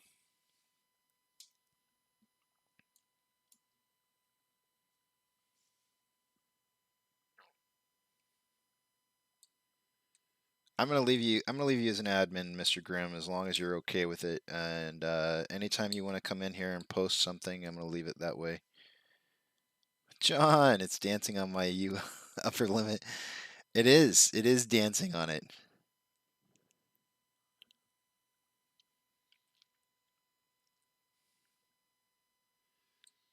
I think that's and it's also son of a gun. It did it again.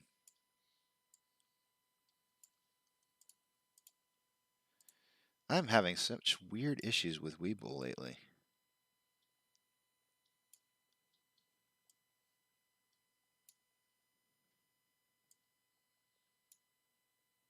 I'm locking it. I don't care. Duncan's upper limit was moved for some reason. It was 51, but his lower's also the same thing as your upper at 48.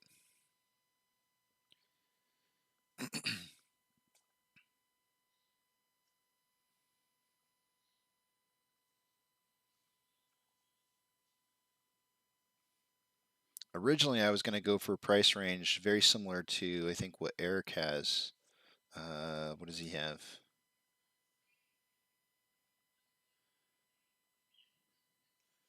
Yeah, I think I was going to do something very similar to what Eric was going to do. Maybe, I think I was going to do like a 40. I can't remember. I want to say I was going to do something like 54 to 57, the same thing I had as yesterday.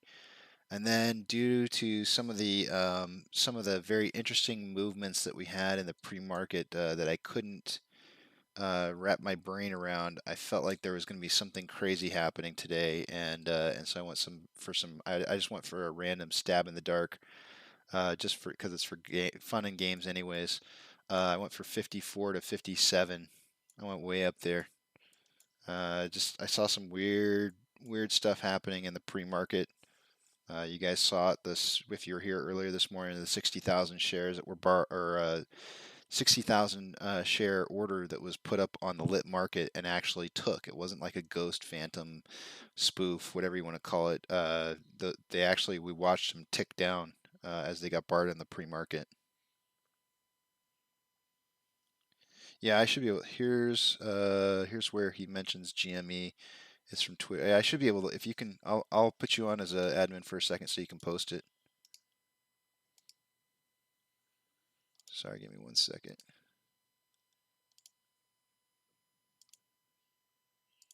All right, Crazy, you can post the link now.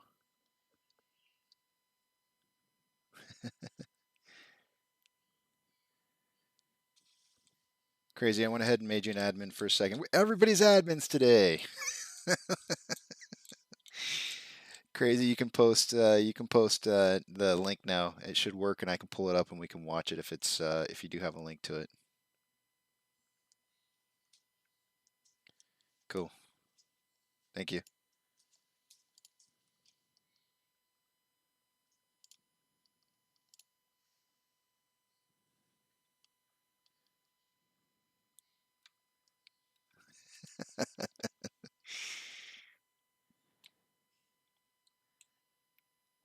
All right, let me play this for you guys here in just a second.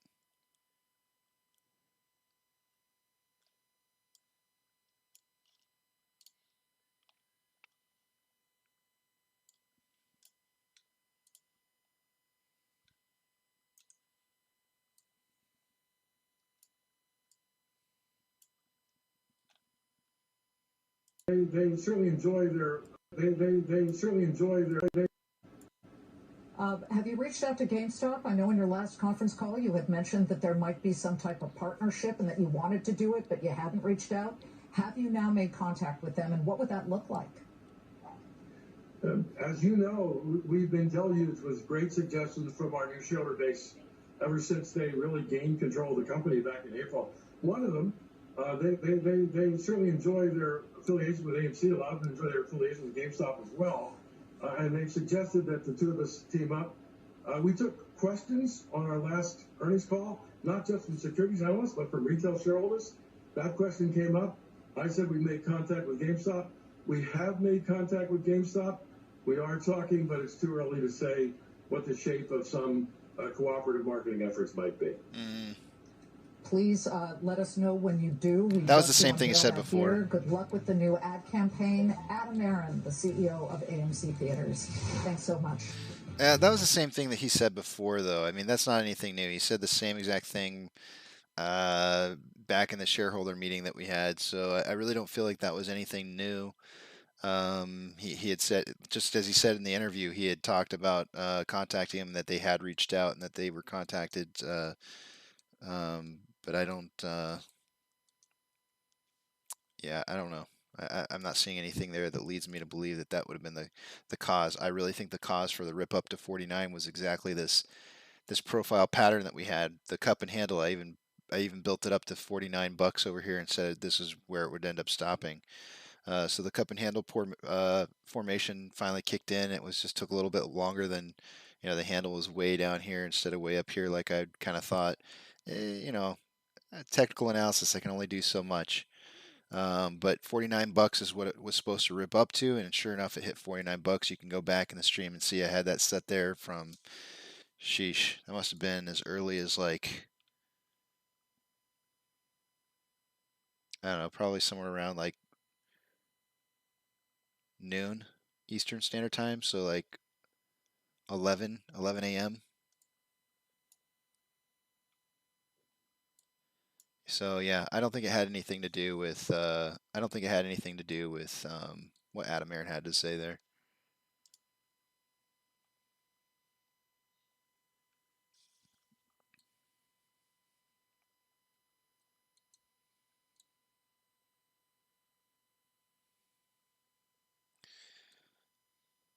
I'm liking where it went. I'm liking where it went to though. That was really cool. It was good to see that the formation, the cup and handle formation worked exactly like it was supposed to, and that's yay for us. $49. Now it's dipping back down. I'm gonna put these orders back down. I really honestly think that this morning was a bear trap. I really do.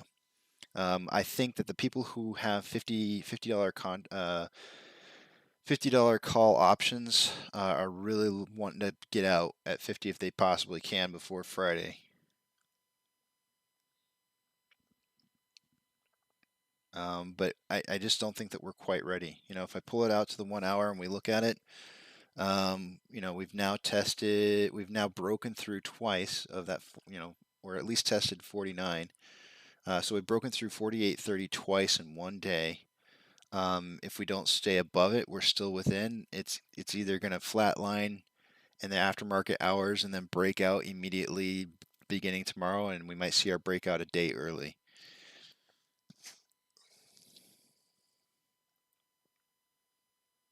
Or we have a down day. A Thursday down day would not be out of the question with the breakout exactly where it's supposed to be. That's definitely in the cards. But the good news is volume is increasing. You know, this nice run on volume here really helped out with getting us almost back to where we're not going to quite close as high as we were in volume yesterday, but it's pretty darn close. And 100 million volume day is not bad. There's nothing shabby about that at all.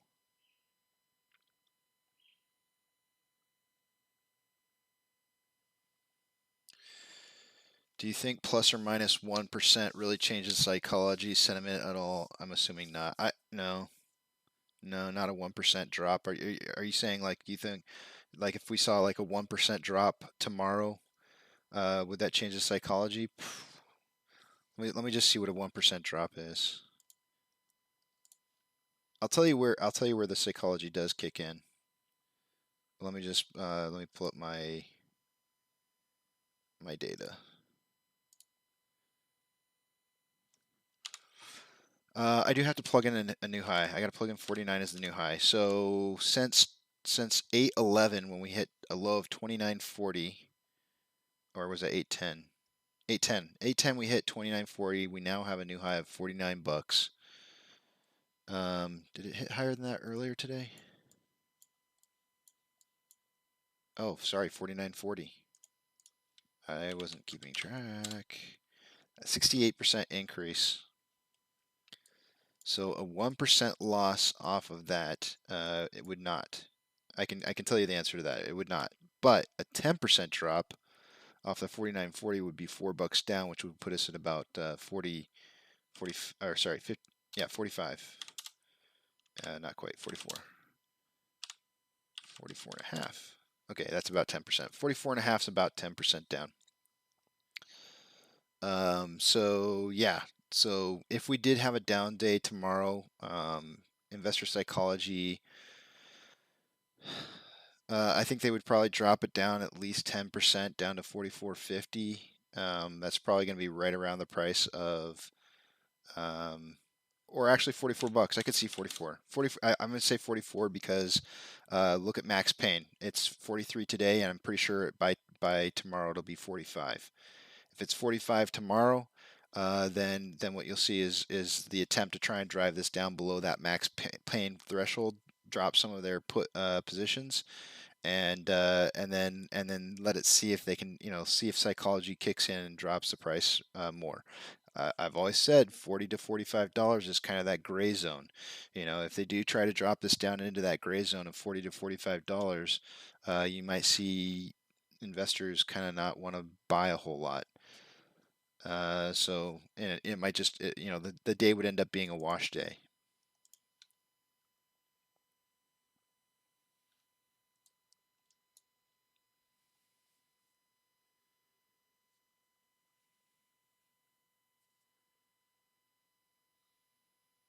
Gosh, I really wanted to see today close above 48.30. I really still hope that happens. Not because I have any kind of game in this at all, but I just want to see us close as close as possible to that 48.30 or above.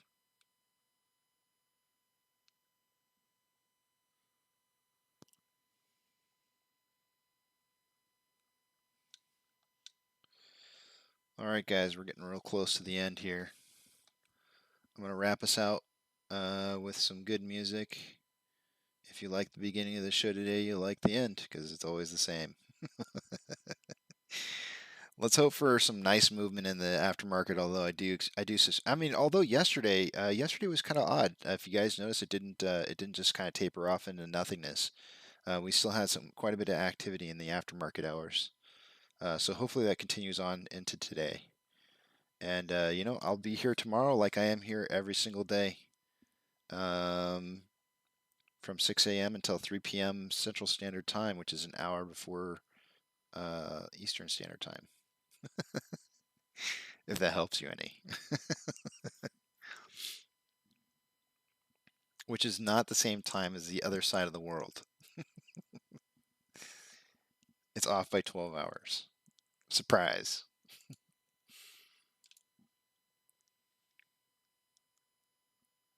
Oh, in terms of closing slightly green or red, that is. Oh, okay. Yeah, no. 1% doesn't make a difference. Psychology-wise, no. And I am talking about percentages as well.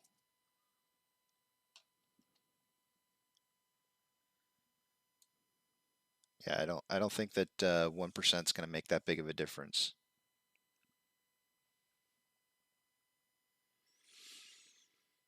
Okay, final minute, guys. Final minute before I start the countdown. I'm trying to get this thing timed so that it's always accurate and right on the dot, but it's really hard to do since my stupid computer clock won't update to the right times. Anyways, that's just more me complaining. You don't want to hear that. You guys have a good day. No, have a great day. That's a lot better. I like that. I'll see you guys in the morning.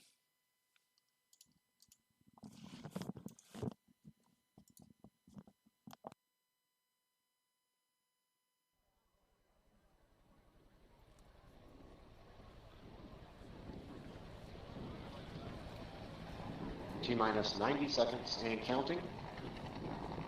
All systems are go. We're about 90 seconds from the launch of Space Shuttle Discovery.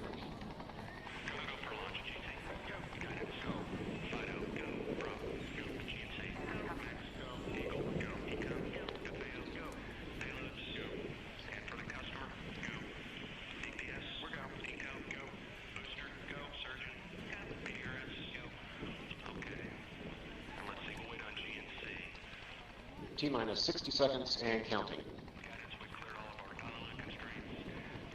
We are transferring to orbiter internal power at this time. Discovery is now running off its 3 onboard fuel cells.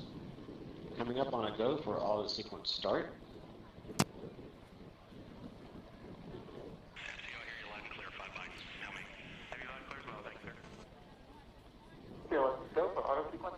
And we have a go for auto sequence start.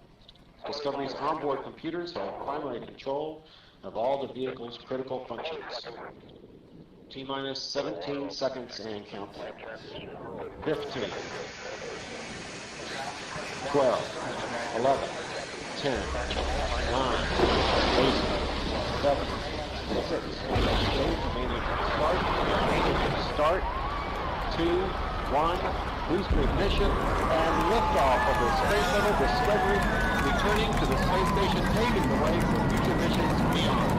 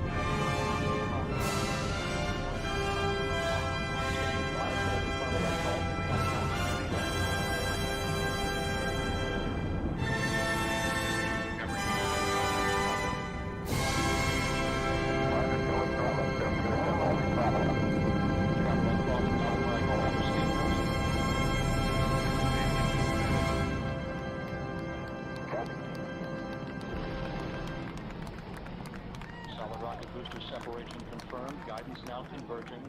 Discovery's onboard computers commanding the main engine nozzles to swivel, aiming the shuttle for its precise target in space for main engine cutoff. Should have a good forward leg now and then. Dan, you sound good.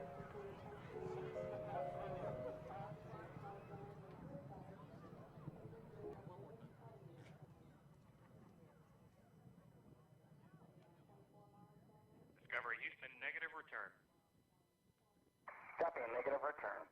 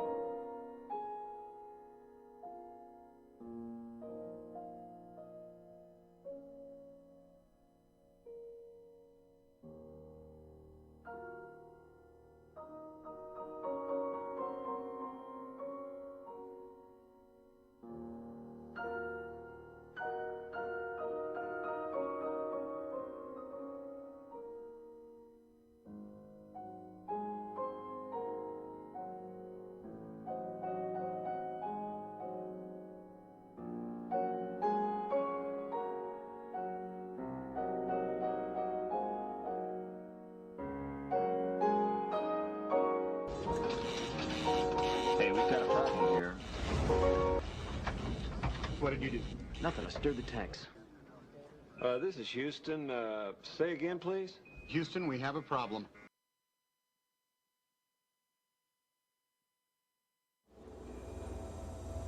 We are a nation with no geographic boundaries, bound together through our beliefs.